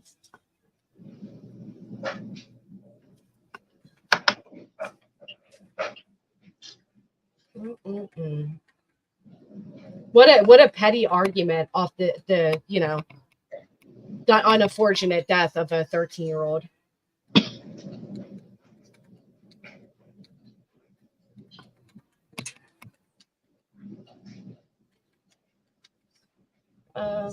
Blame them for the crimes in Soto. I agree with you there. He's not being blamed for it.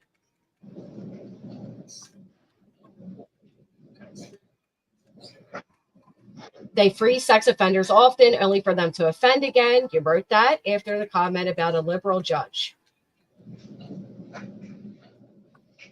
Here we go. You found it? Yeah. So right here, Gray, you wrote, yes, he probably should have gone forward all those years ago. It may have made a difference. But given how lenient liberal judges are, he would have been out and continued his activities. That is what you wrote. Thank you, Spike Mountain Dew. And then you went on to say that they let out offenders all the time to reoffend again. So no, he didn't necessarily say you shouldn't report it, but he's saying it wouldn't have made a difference. Thank you, the Wandering Sub. So you're right. All right, there you go, Gray. I did read it as if you were saying, don't report it. So you're right. I twisted that. I apologize. I read it wrong. I was worked up on the way you came in. I wasn't reading your comment entirely. I missed the part where you said he should have. And I did take it as if you were saying, why bother? The judge is liberal. So I apologize for misreading your comment and the way I interpret it.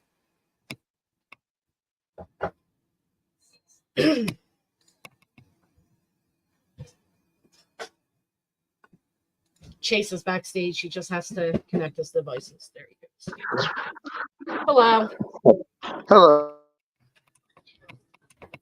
I'm sorry if you feel that we misunderstood your interview. Thank you for coming up to explain it better. Oh yeah. Sorry. I just came off like a double shift that day at the bar. Been talking about this all week with everyone under the sun, like family, friends, all that. So yeah, I mean, I was pretty dead by the end of the night. And like the comments about I've just seen so much stuff in my life that at this point I'm kind of desensitized to certain things. I'm just kind of like, damn, that's crazy. Like, I don't know really what else to say other than that's still blowing all of our minds. Everyone who knew Ryan, because I mean, he lived. So you guys keep saying something about Northport, and I knew he lived down in like Hollywood or something for a little bit before I met him. I don't know if that's the same area. No, Northport is just south of Tampa. Oh, I don't know about that place unless I was more recent. But they lived in Windermere like through after I think after down south they just lived in Windermere the whole time. I mean, all over Windermere, like Kings Point, stuff like that. And Kings Point is like a super rich neighborhood, and I know they had like a lot of money in California. Like they had basically like a mansion in California or something. His dad was making a lot of money in real estate. I think when that stuff went down with Stephan doing the stabbing, when they moved to Florida, I think they sold like all their stuff and they just never got back to being like big. Like I don't know.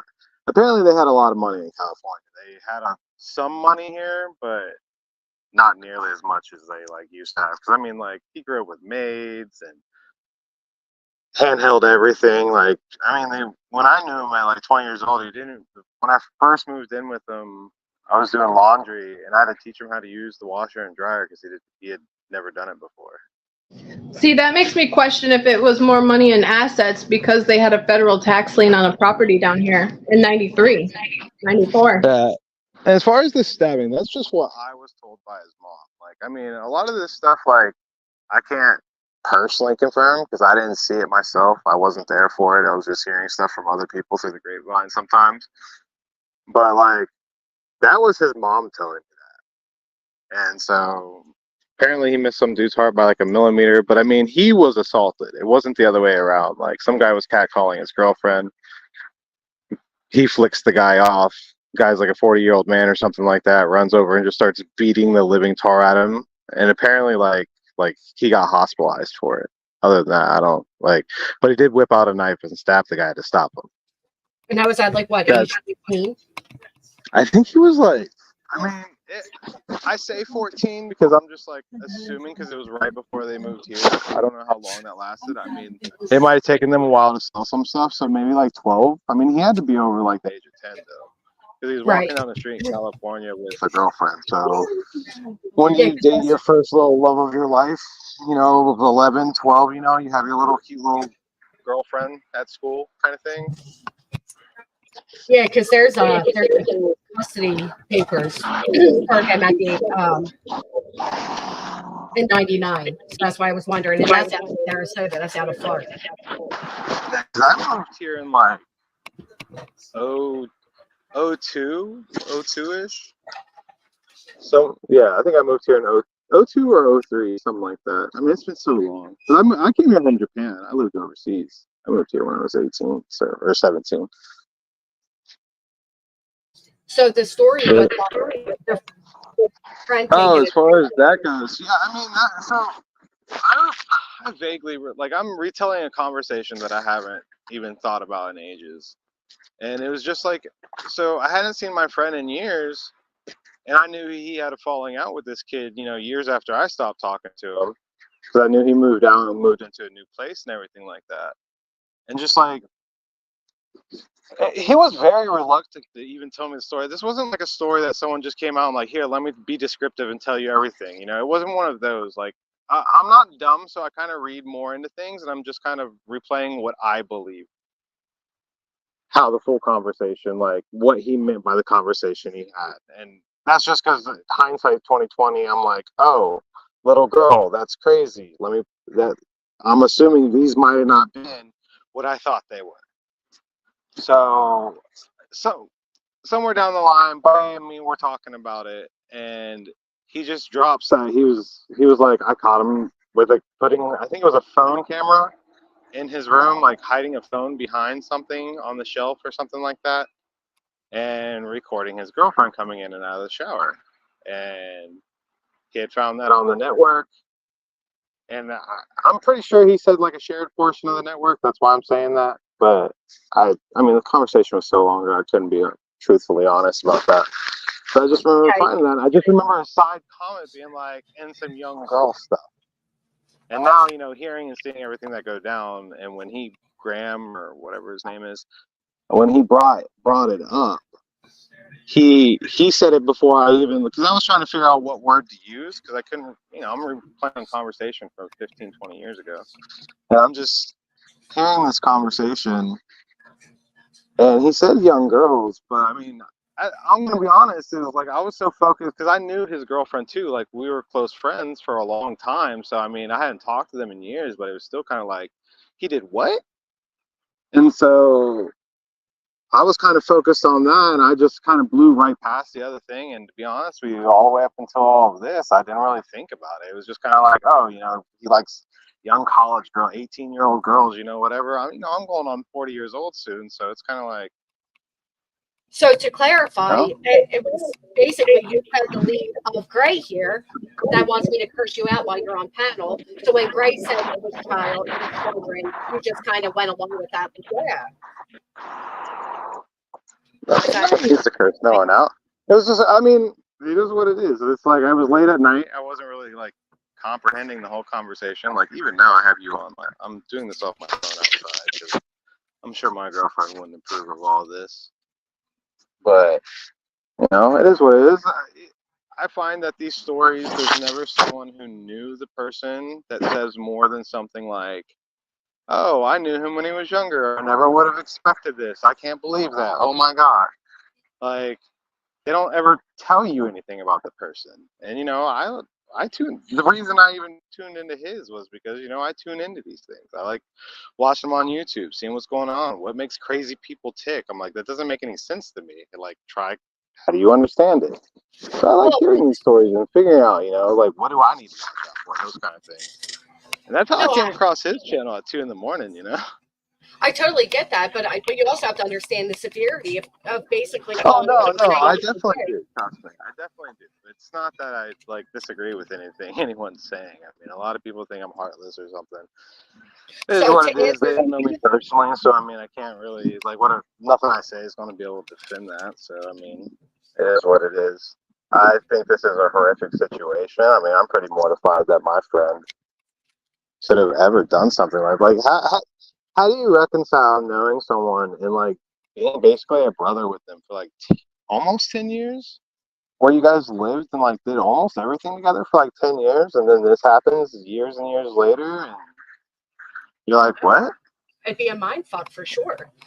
But yeah, and that's just kind of how it is. I'm just kind of sitting back, and I'm like, this is nuts. Like, I don't really know how else to describe it. I mean, when we think back to things, it's like, I mean, all of his girlfriends, well, they all said there was, like, a creepy vibe. Like, they all actually said, he treated them very nice. He was a nice guy, did this, like, there's not a lot of hatred from any of them. Until, obviously, now this story where they're all, like, absolutely mind blown. I mean, from what I understand, he was still messaging a few of these people, like, a year ago to hang out with them down, like, Fort Myers or something. So, like, but to clarify, do you think that he had child CP or just young adult women? I mean, now that I hear this story, I just assume it's child CP. Like, that's my assumption. I don't know fully for sure. Okay. I mean, like I said, I don't talk to these people anymore. You know, I went my own separate way. So I randomly had an interaction every now and then, and that just kind of led to that conversation. Because me and him were friends for so long that everyone was shocked that we weren't friends anymore. But I mean, how can you be friends with someone who threatens your life? No, I totally get that. It sounds like he was an aggressive, nasty person. But like I said, my biggest thing was the understanding that perhaps he had child CP and your buddy was paid off to be hush about that. I know you mentioned also that he was reporting the girlfriend.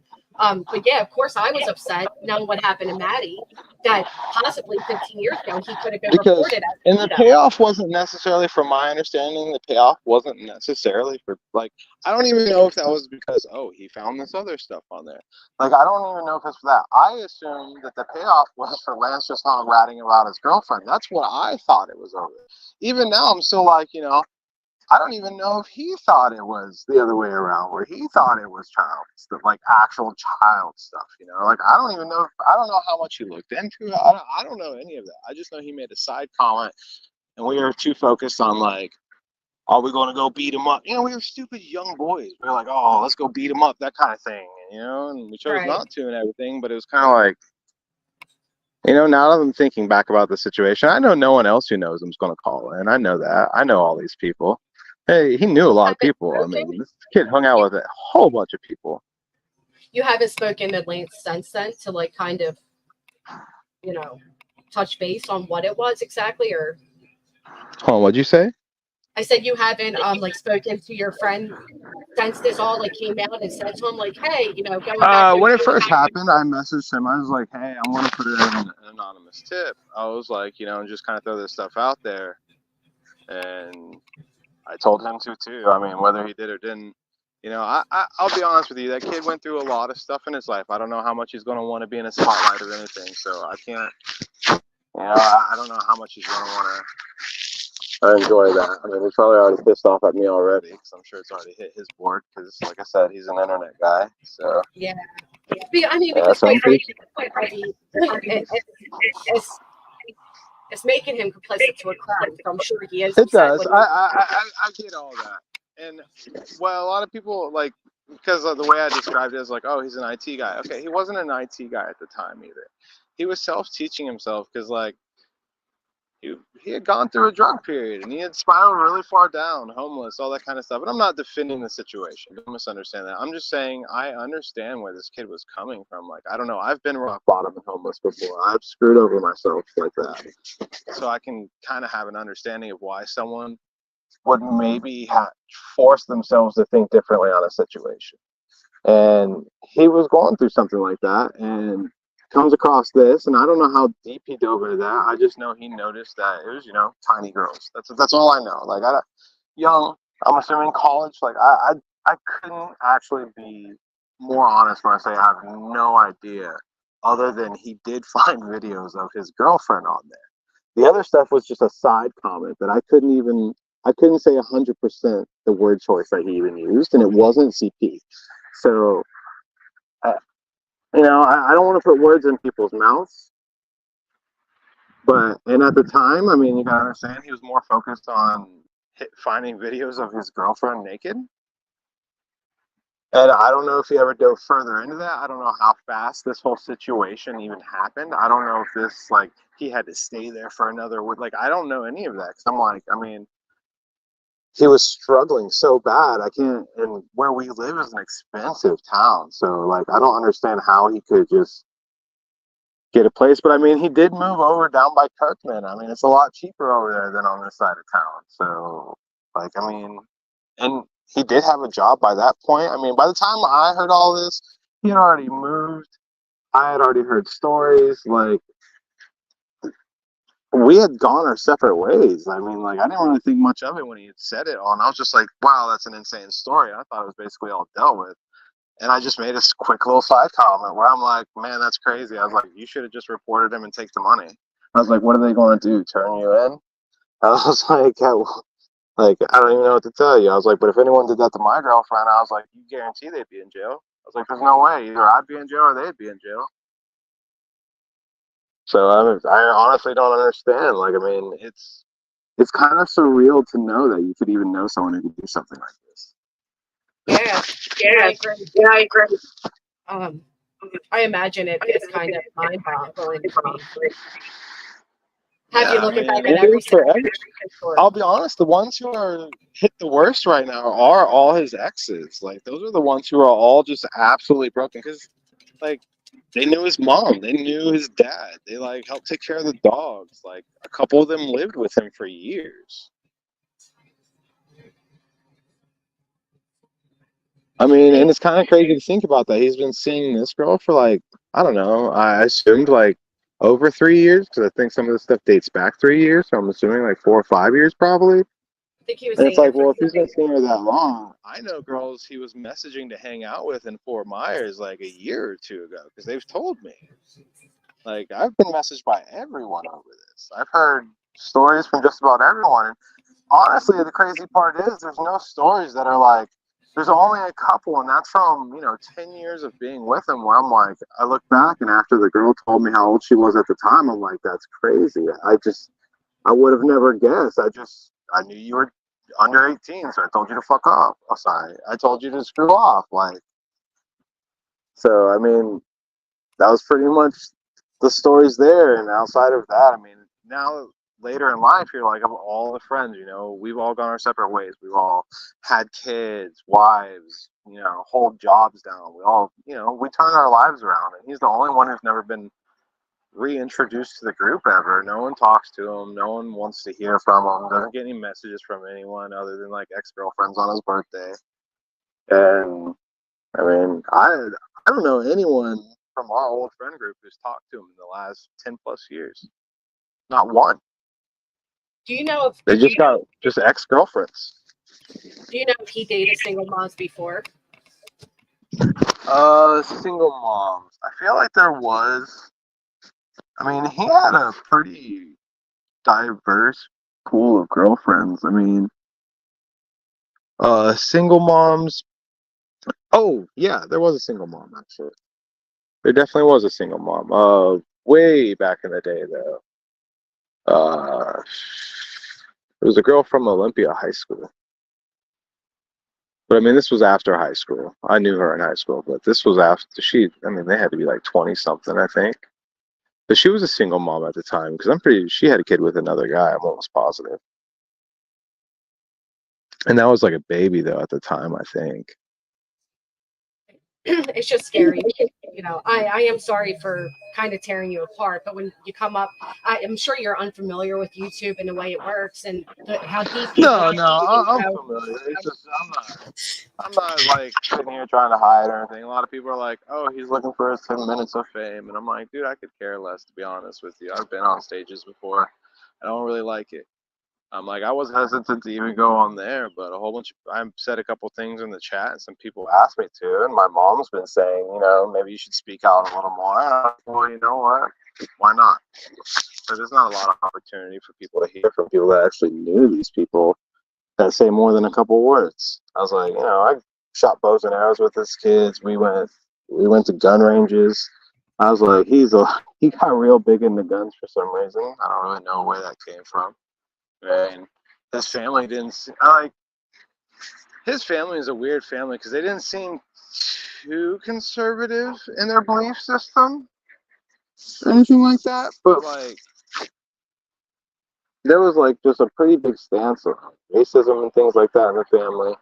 His dad was always like, understand when I say the family, I'm talking about him and his mom. His dad was like, he just wasn't around ever. Like, and when he was around, I don't think Dad liked the family. I didn't even know they got divorced until I think when I was watching this video earlier, you guys had mentioned it. Yeah, there shows that they filed for divorce in court at some point, which is why I was saying either he was no longer with the family, or they, you know, they ended up not getting divorced. But there are. Well, they ended up not getting divorced, yeah.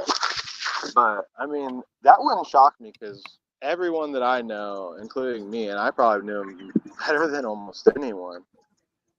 I mean, I don't think the dad ever liked the family. I don't think he liked the mom. I don't think he liked the son. Like, and I can't, you know, we were troublemakers. I was a troublemaker growing up. You know, he was a troublemaker as well. He got into trouble well before he ever met me. I came from living on a military base in Japan and moved to a really kind of a rich town, went to a rich school.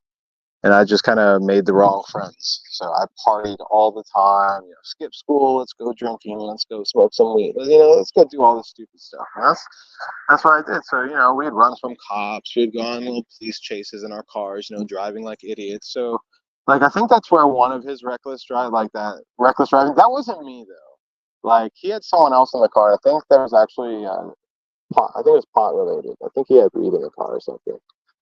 And they were like speeding through Windermere or something.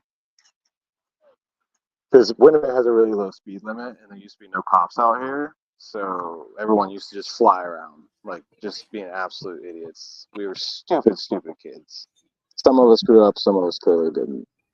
And so I'm pretty sure that's where that charge. I mean, it was probably on a yellow Lantern back in those days. But I mean, he dated older women, honestly. Like, most of them were older. He dated a couple girls that were like a year or two younger than him.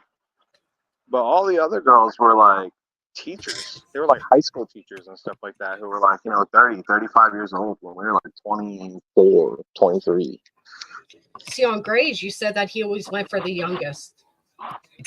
At the parties. So when we first hung out, we were like, when he was single and he was at the parties, the girl he always hit on at the party. And like I said, I can't confirm that. I was too busy. I was doing my own thing at the parties. Like, so I don't really, I mean, he was at the parties. I got pictures that have him at the parties. I'm like, but other than that, I can't tell you who he was trying to talk to at the parties or anything like that. I normally had a girlfriend. So I was normally attached to her the whole night, you know, playing beer pong or something. So I don't really remember the girls, but other people have mentioned that he like a good friend of mine had mentioned that he always went for the youngest girl. And, you know, like I said, we're all talking about it. And I'm just like, I don't know. He said that in passing. I believe it. Like, all of this makes sense. So anytime I hear something that sounds true, I'm just like, yeah, that's probably right. I mean, I believe that. I mean, it seems that's the case, correct? I get what you're saying. So basically, friends are coming together now, and you guys are all like revisiting things and being like, "Dude, remember how weird it was? How weird it was." go for the youngest girl at the party type of thing. So you're just now, after hearing about this, you guys are all dissecting everything you thought you knew type of deal. Yeah, because 100%. I mean, like now that we're all talking and stuff like that, we're definitely piecing things a lot more together. Like that's my speech is probably reflecting a lot of that too, where it's like, it's been repeated enough the last couple of days that I'm confident in what I'm saying. I wouldn't take it as gospel. Some of the stuff is God. The things that I say that I personally experienced, yes. Like, feel free. If you think I'm lying about it, that's fine. I'm like, but the other stuff, it's like, I've heard it down the pipeline. I know those people are never going to call in and talk. Like, I know, and most people don't want to do this kind of thing, Yeah. So whereas me, I grew up on a military family. My mom's harassing me, telling me to talk to people. I listen to my mother, so here I am. Kind of just, I'm not saying what anyone did is right or wrong. I'm just saying there was a man going through a really hard time who had to make a really tough choice. And I don't personally know exactly what he saw with his own eyes. I'm putting two and two together on him. But he's a good guy. Like, I mean, that guy is not a bad person by any means. He might have made a horrible, horrible mistake younger. But if you were to rewind time, you'd have to tell him all of this that happened in the future for him to understand that back then. I'm like, and I just don't want to judge a man over that. I think that's wrong.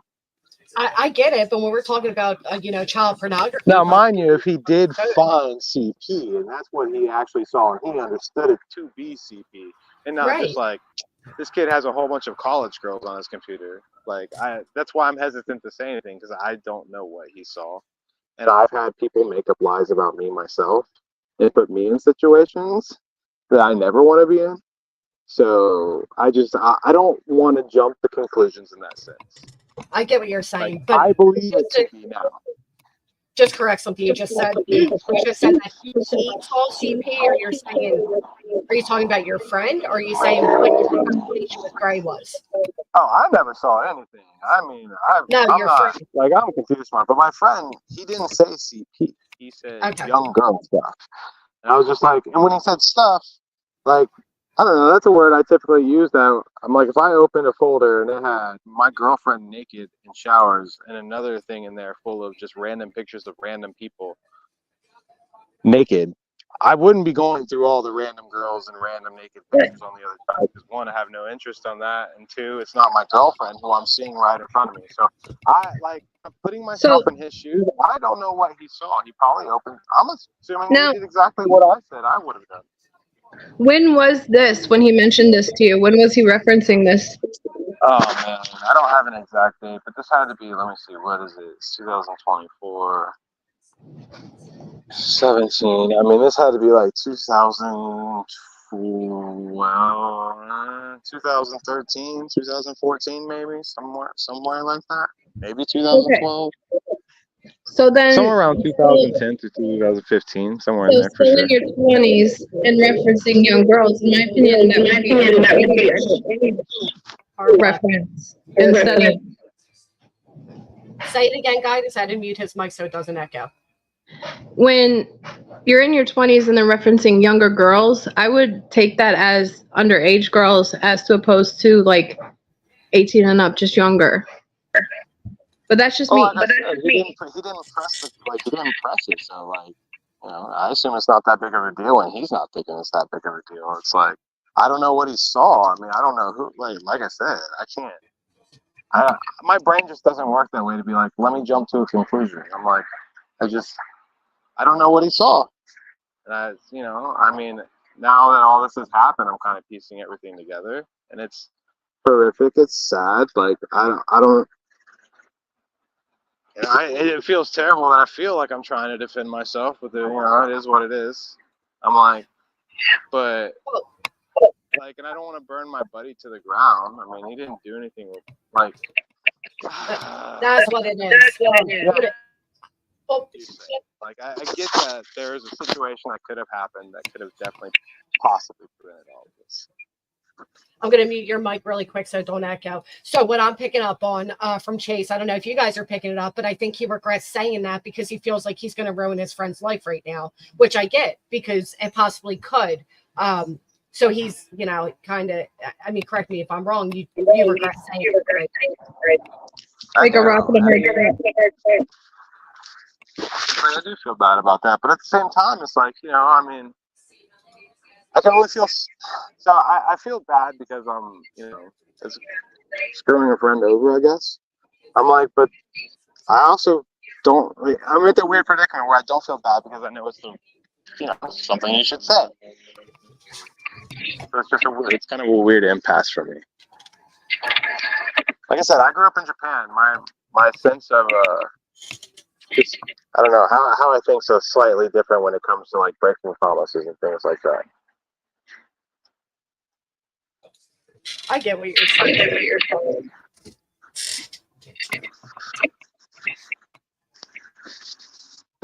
And like I said, I mean, I don't know. I was a super dumb kid. Like I was too smart for my own good, and I just chose to get in as much trouble as humanly possible for the longest time. I mean, it was all self-inflicted damage. High-speed chases, just driving around like an absolute moron most of the time. Beer runs, it's just stupid kid party stuff. And I dropped everyone, so I don't really talk to any of these people anymore. But I mean, we're all still connected on Facebook. We all added each other back in the day, so that's how we all still have connections. I get it. I'm gonna mute you for a second so it doesn't echo.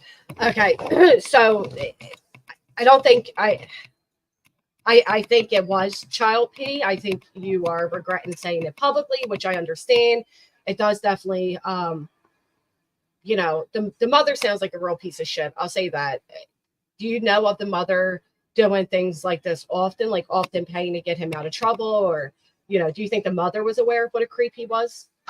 Well, I mean, every time he got in trouble, he got bailed out by mom. Like, I mean, he didn't get in trouble with like the police or anything like that most of the time. It was just he did stupid stuff. He'd show up with like stupid drugs that no one approved of. Like it would just be crazy stuff. He was just he was into crazy things. He liked I don't know, from my understandings, before he ever moved here, he used to like doing a lot of acid and stuff. So, I mean, and take that for what it is. There's a lot of brain issues going on over there. It's very interesting. But I know there was a time during our period together where he showed up with meth one day and we all kicked him out.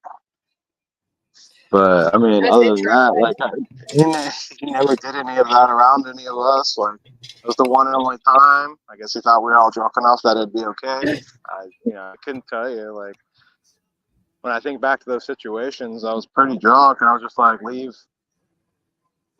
But I'm more of an alcohol guy, so. It's interesting that you bring up. It's interesting you bring up drugs because we were wondering if drugs were in play here, if maybe the mother overslept because he perhaps drugged her, and if maybe that's how she ended up being unalived. I know Greg doesn't like the word unalived, but well, actually, because like I said, I don't know if I've told you guys this, but I've said it in a few comments and stuff like that. People have this weird thing where I'm kind of being very casual about this. So I'm like, I'm being as casual as I can be about this for the sake of what I'm telling. And when it comes to like the drugs and stuff like that, he never drugged anyone growing up. He definitely knew where to get drugs from.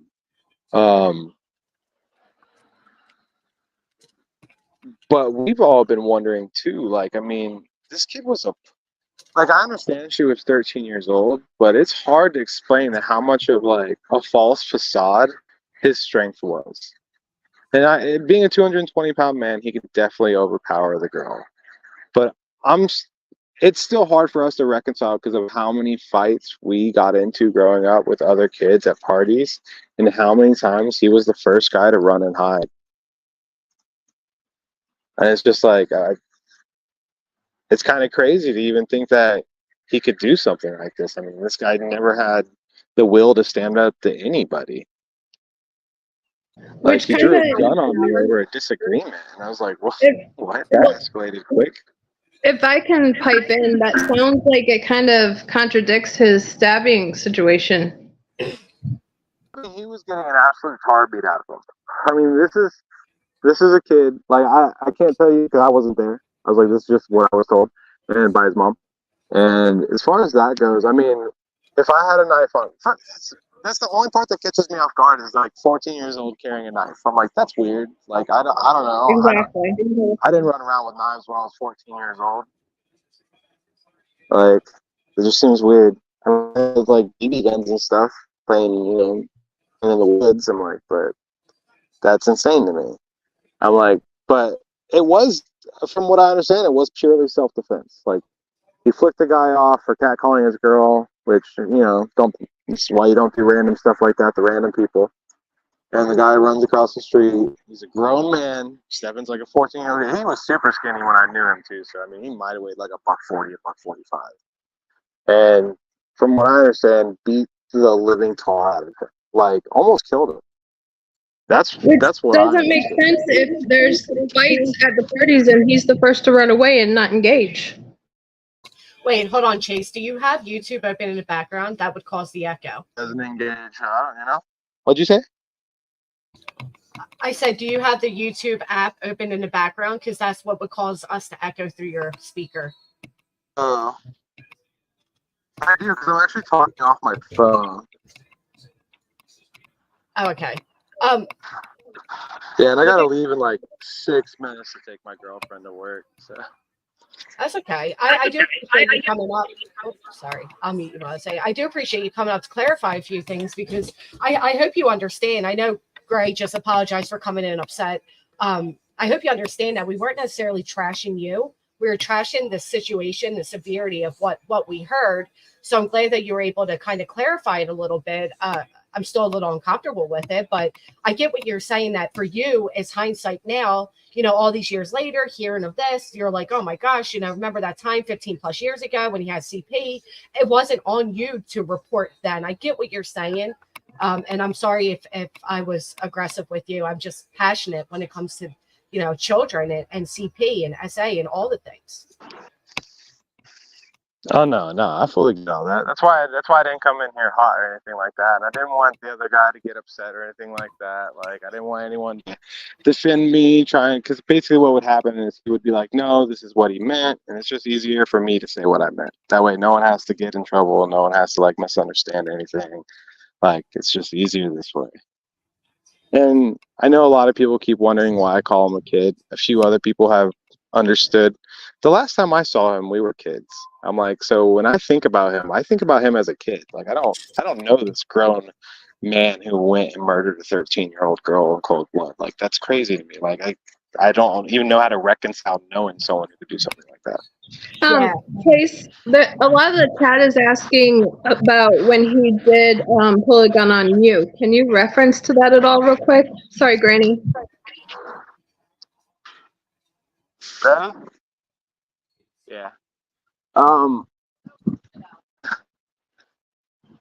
So I can, but I'll have to talk later because I gotta take her to work and she can't be late. Okay. We're bartenders. I think you understand that. I can probably come back later though. Okay, I appreciate that. I'll put my email in the chat if you feel comfortable coming back not up. a problem. Answer if there's some other things that we may have said that you feel like we misinterpreted or got wrong. No, you're good. I mean, I was just listening to part of it, honestly. Like, I'm not upset about anything. Like, people who know me know who I am, so I'm not really worried about, random people thinking I'm some monster or something. I don't know.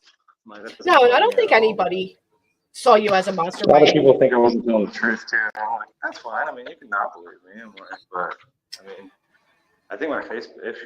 If one of you want to add my Facebook, there's definitely pictures on there. Yeah, what I'll say is I don't think you're a troll. I think you're being very truthful about everything. I can imagine after hearing this, what a complete, to be quite frank, mindfuck it would be. Somebody you lived with, somebody you considered like a brother at one point, you spent years with, would end up doing this to a child. I can understand how it would have you just, revisiting everything. Yeah, for sure. Well, thanks for letting me talk. I'll message you in a little bit. All right. Thank you. Thank you. You're welcome. So that was interesting. I think he was. I think he's regretting speaking a little too much, is what I'm getting, because he doesn't want to ruin his friend's life all these years later. And I get that. I understand that. I think that's, the internet sucks when it comes to certain things. To clarify for those of you who are unaware, he did say that they did contact the police after this happened with Maddie. He did call in a tip to let them know about that situation from years ago. I don't think he's protecting Stephan. I think he's protecting his friend that took the payout with the whole situation. Do you feel that way, Guidance, or do you take a different takeaway?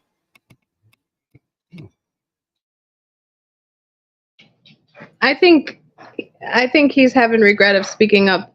It's an inner conflict. Yeah, that's what I'm getting. He wants to speak about it, but then again, it puts him in a sticky situation of more shit that's going to fall down too. Right. That's exactly what I picked up on.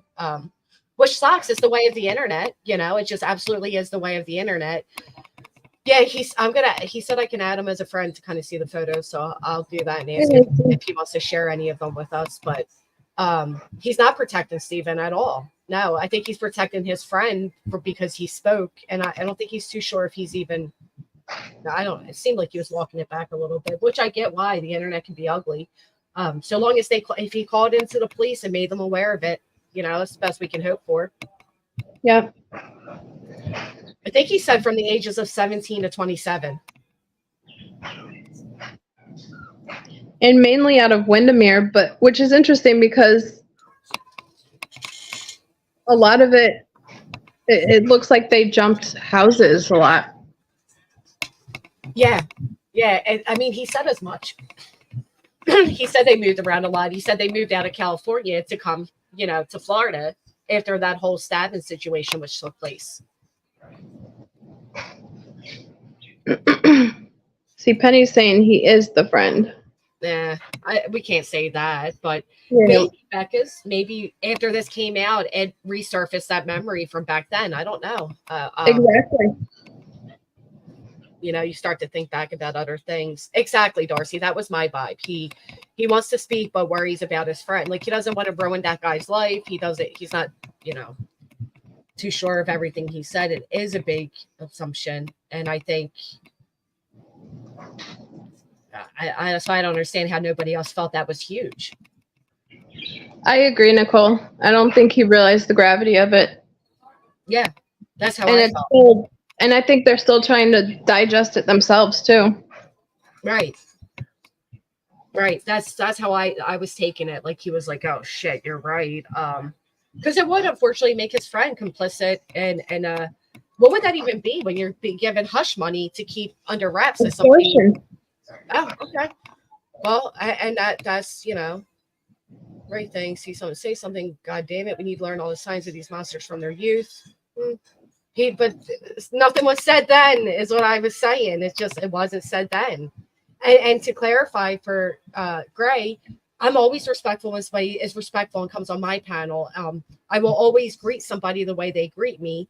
He didn't come up on my panel screaming at me. I'm not going to scream at him. And he understands. He understands why we felt the way we felt, which is most important, which is why an open dialect as adults can often resolve these type of issues, because he took the link and we were able to discuss it instead of going off comments in the chat where we're limited. Okay, Penny Dreadfuls. Wow. Does show exclamation and violence and sexual deviancy. Yeah, I mean, he was recording his friend's girlfriend. That's peeping Tom. That's weird. And it sounds like he has violence in his. Yeah, there's a lot here. And it was nice that we were able to do that. He was not. He was very angry at us. It was weird. That took me off guard. How about you, Guidance? I've seen him do that in other chats. Oh. Well, I've heard. I just never witnessed it for myself. So he's always ran from adults. Cowards feel superior, younger. How about, wasn't it interesting when the friend just, now, granted, take everything with a grain of salt, but it was interesting when the friend just said that Stephan would often date teachers. Yeah, I think we all, our ears perked when we heard that. Yeah. It sucked that there was such an echo because I had to keep muting him, and I know he was talking a lot. But yeah, that he dated high school teachers. That was bizarre. Man. Getting him into specific situations, kind of like the Disney workers. Yes, you're right. Okay, Serenity. So the guy that was just up on panel, his name is Chase, and he grew up being good friends with Stephan, lived with him for many years. Well, at one point, Stephan was living with a mutual friend of theirs, and the friend had found by a shared cloud that there was that Stephan had a phone or something set up where he was recording the roommate's girlfriend. And when a roommate came across this, he found another folder that he thinks has CP in it. I'm going to say thanks because he kind of walked it back a little bit himself. So I'm going to walk it back with him. But it was stated that there was CP and that the friend accepted money from Stephan's mother to not speak out on what was discovered and ended up, kind of getting an apartment. And so that would be the extortion. And that can all be found over in Gray Hughes. If I didn't drop the link. Mental note email first. Yeah. I got an email before I dropped that link. But no, I think Greg was upset about I think he was under the impression that it was being under attack rather than discussed. Yeah, perhaps. I don't know. It was very egotistical, but I'm glad he apologized. I'll take the apology. I mean, it wasn't cool to come in that way. Not the first time I've seen it. Well, no, I asked about that, Mystic. He said he does think that he dated one other woman that had a child years ago, and that was a baby. So saying you were playing this video without fair use. I think people are trying to twist and start shit. Well, I do have a great fan base of haters that get jealous and they would do things like that. But still, he could have came in and approached it a whole different way. Nonetheless, here we are. It happened. And see, what I wanted to know is if he would have thought of if there was any other potential victims that should be brought to Ellie's attention that wouldn't necessarily be made known, like the teachers, for example, like past interactions or areas that he has been. It doesn't sound like the friend knows much else, to be honest. Right. But his friend group might. Yeah, he did mention his friend group doesn't really want to speak out. Could it possibly be because of the intimidation of the family? Or just the fact that the internet gets nuts, Yeah, that is true. Yeah. I don't think so, John, but I could see why, perhaps. The whole thing is absolutely sickening, and the idea that here we are. I know it, Cece. Here we are, all the, Maddie paid the ultimate price. Rather, there were signs of it 15 years ago, 10 years ago, 5 years ago. Unfortunately, the events have already unfolded. And this is really sad. Hey, Buttercup.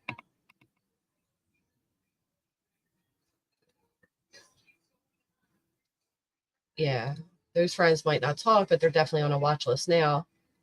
I think so too. Yeah, absolutely. Especially if they're that. I mean, yeah, how could they not be?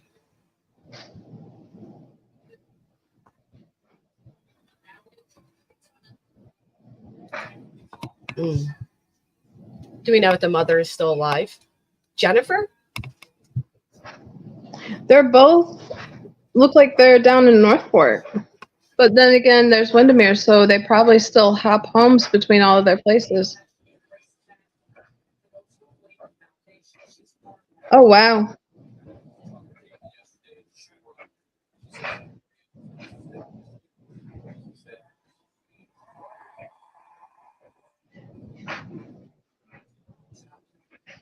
On which platform would you say that, Penny? What source?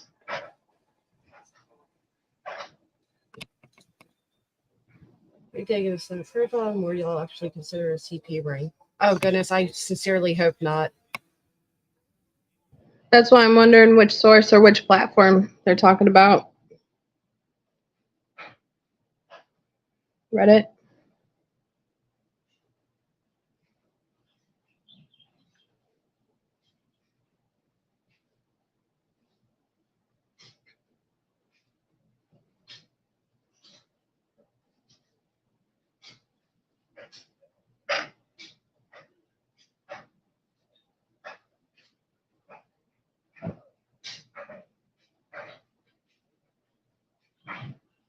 Sorry, I was looking at something. So people are so pathetic. They just can't stand when anybody does anything or, has any type of good discussion. Today was a very good discussion.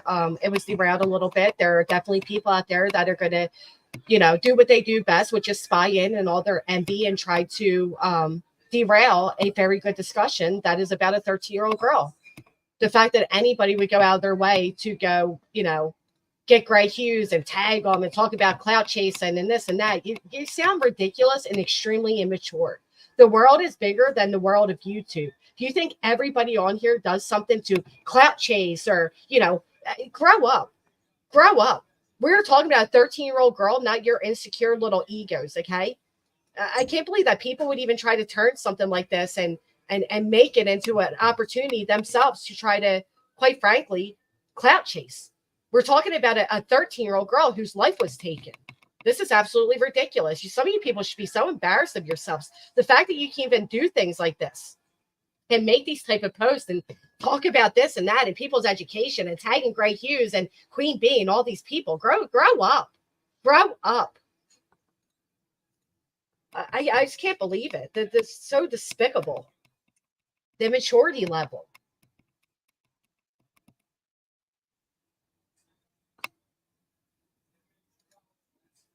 It just makes me so mad, Amber. I mean, this is about Maddie. This isn't about egotistical creators or sub poaching or clout chasing or anything of the sort. First off, if I was clout chasing Gray Hughes, I'd have him tagged in my video. He's not tagged. You know why? Because I'm not. Has nothing to do with that. He had an interview that was crucial to the timeline of Stephan that ended up taking the life of Madeline. And that's the only reason Gray's video was played here today. That's it. That's all. Clout chasing, you have to tag the person, add them. It has nothing to do with today. Wasn't about Gray. It's about Madeline. It's not about Queen Bee or anybody else you want to tag and turn into something that's not. So sick of these people and their juvenile thinking. Grow up. It's pathetic. It's truly pitiful, Pristine. Just to derail the chat. Right. Today was a great stream. Went through a lot of things. We got a lot of discussion out of it. I think it was very insightful. I'm personally, I think it was great. It's sad to hear that maybe something could have possibly been done 15 years ago that could have prevented today from taking place. But here we are. I'm curious to see. I hope they have a presser on Monday and we get a little more information. I'm curious to see if anything comes about with Jennifer. Let me check what the poll says over here in the chat. So I asked, do you think Jennifer, Maddie's mom, should be charged with neglect? And again, the poll is at a 77% say yes, 23% say no. So it seems like a lot of people do feel like Jennifer is guilty in one way or another. And this is just sad. You got to be careful. Yeah, because the minute you become a mother, that's your first responsibility. Protect your children. Absolutely. I agree, Darcy. That's how I felt. I'm close enough to be at the trial. You have to keep us posted at if you hear anything. Harassing the interviewer. Yeah. Yeah, we went and looked at him. He gave his name. We went and looked. Yeah, I think when you're admitting to being aware of things such as child CP and extortion, people are going to look. So I'm glad that his friend came up and spoke a little bit, but the fact remains that's a serious thing. It's a very serious thing. I appreciate you coming up with me today, Guidance, and helping me find the paperwork and having an awesome discussion. It was really...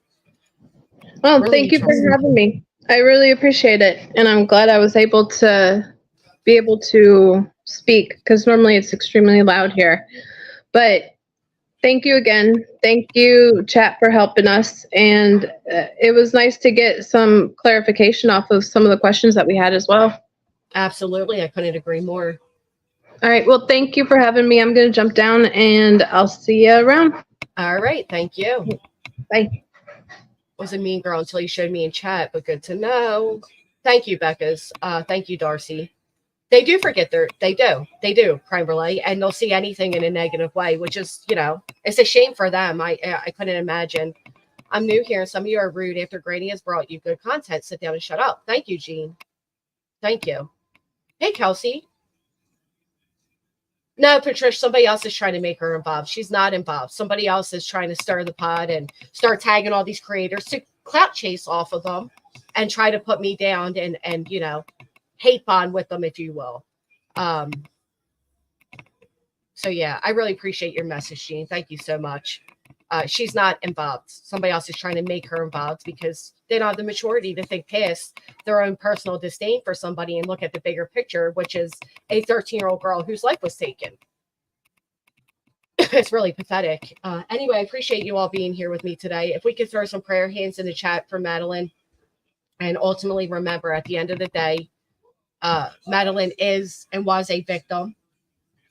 And while things happened the way they did, fortunately, you have to remember that if you see something, you say something.